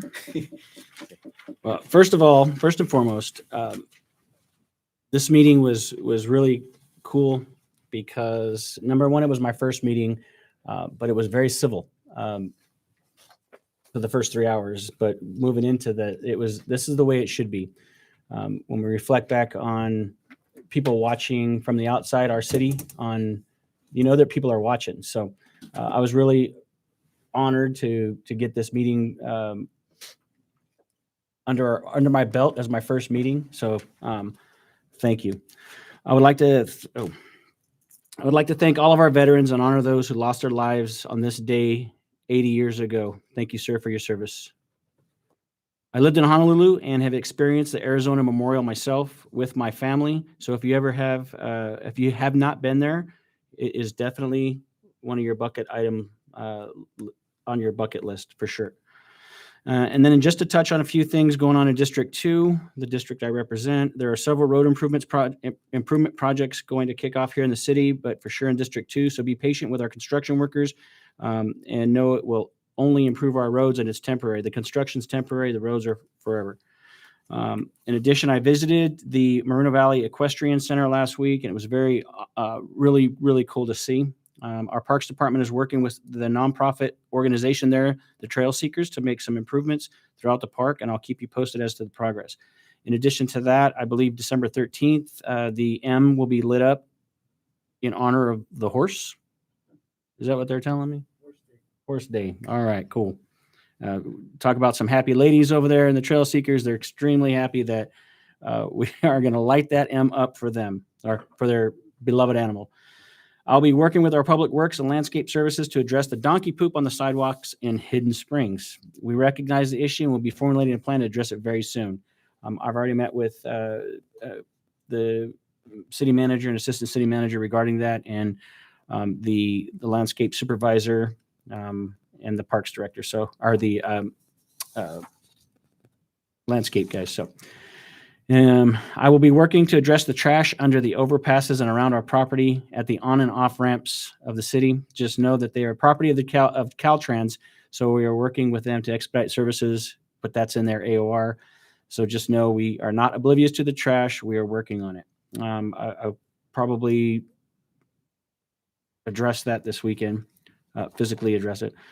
I would like to ask that we are respectable to one another, have our city viewed as a city that just want a safe and clean place to raise our families. If a council member requires a police escort to their vehicles, we are not rising to that standard. So please, let's respect one another and really lead from the front. So again, thank you guys for allowing me to be part of this. I never thought I would be doing this, but like I said earlier, I think there's a lot to be done, and I have a lot to offer to our city on the leadership aspect, and especially in District 2, we're going to get a lot of stuff done. So for my folks in District 2 that are listening at home, we're going to be having a coffee with the councilman here in January to talk about your concerns, and we will certainly address those. So thank you. Oh, and I real quick, sorry. I've been here almost every day last week in meeting with different staff. We have an amazing staff. I know that they're sitting all right here, and they're almost behind the scenes because we're the ones talking. But I want to tell you, I've worked with a lot of public agencies, entities. I currently work for our county, and every single one of you have taken care of me, and I truly appreciate it. And it's not just because it's me or the councilman. That's the way you guys are. So, and a special shout out to Jasmine, because she put up with me for the last 2 weeks, and I appreciate you. Thank you. Thank you, Councilmember Delgado. I'll make my comments quick too. Just first, I want to thank the staff for all your hard work. I know this was very difficult and challenging, especially this meeting. We haven't had a long meeting like this, but I know also you've spent countless hours with the developer, countless hours with each and every one of us here, meeting with us individually on Zoom, going over the project and those kinds of things. And then I know many of your members in each of your departments with the planning commissioners as well. So, it's taken a lot out of us. Unfortunately, there wasn't support, to approve the project. And so it will be, continued, if they come up with other types of alternatives or conditions and things like that. I do want to thank you guys also for the tree lighting ceremony. Parks Department, you guys did a phenomenal job there. But I also know it took various other departments too. Brian, you were there. Pat, Mike, I mean, just everybody, if there was someone, lost or somebody needed to get a little gift, like a child, I saw each and every one of you just going over there and handling it. And I thought that was really cool. And the kids were so happy at that tree lighting, especially when I said, you know what, I think Santa's coming. And they were just so, I mean, you could just see their eyes. And, even some kids wanted pictures with me because they're like, wow, Santa, so it was really nice to see that. And like the council member mentioned, it was kind of nice, a different atmosphere, than what we've kind of been experiencing, in the last couple of months. So that was kind of nice to have that. Do want to recommend, there's a lot of toy drives that are out there. There's kids, a lot of kids, I was a school teacher for 14 years, and every year in December, there was always several kids that I had, at least in my classroom, that didn't get toys. So I really recommend that, to participate in those toy drives. Makes them feel really, really bad when they're not getting something. And the police department has one, our fire department has one as well. The base, the March Air Force Base has one as well. I participated in that one in the 163rd. So keep that in mind. There's a lot of organizations out there. So please seek out that information. I am going to have a telephone town hall next week on Wednesday. Correct, Brian? Is it? On December 15th. Yeah. Okay. December 15th. So I believe that's a Wednesday at 6 p.m. And it's my annual. I have that every year around this time. And it's just to, talk about, some of the programs that we've been doing, and then also to hear from the residents, hear from you citywide, what are some of the issues and some of the things that we're doing to handle those issues. So I definitely recommend that you go to that. I believe we're going to have a website. Usually if you go to moval.gov, somewhere in there, you go to telephone town hall. If you type that in the search bar, you'll be able to find that. And then we're going to be posting, I'm sure, the number, right, city clerk? Or yeah, okay. So yeah, so we'll be doing that. So just stay on the lookout. If you follow the City of Moreno Valley's page, that's what I always tell people, just follow the City of Moreno Valley's page, and then you'll see the updates. I'd like to close in memory. I believe it was, I think it was Roy or someone mentioned, and I thought that's a great, Roy or Bob or Fred. Okay. Somebody said Fred. I think it was Roy. I don't know. Okay. It was Bob. Bob? Okay. Well, anyhow, close in memory of Pearl Harbor, of I believe it was 2,403 people that passed away, and there was service members and civilians. And let's close in memory of them tonight. Thank you.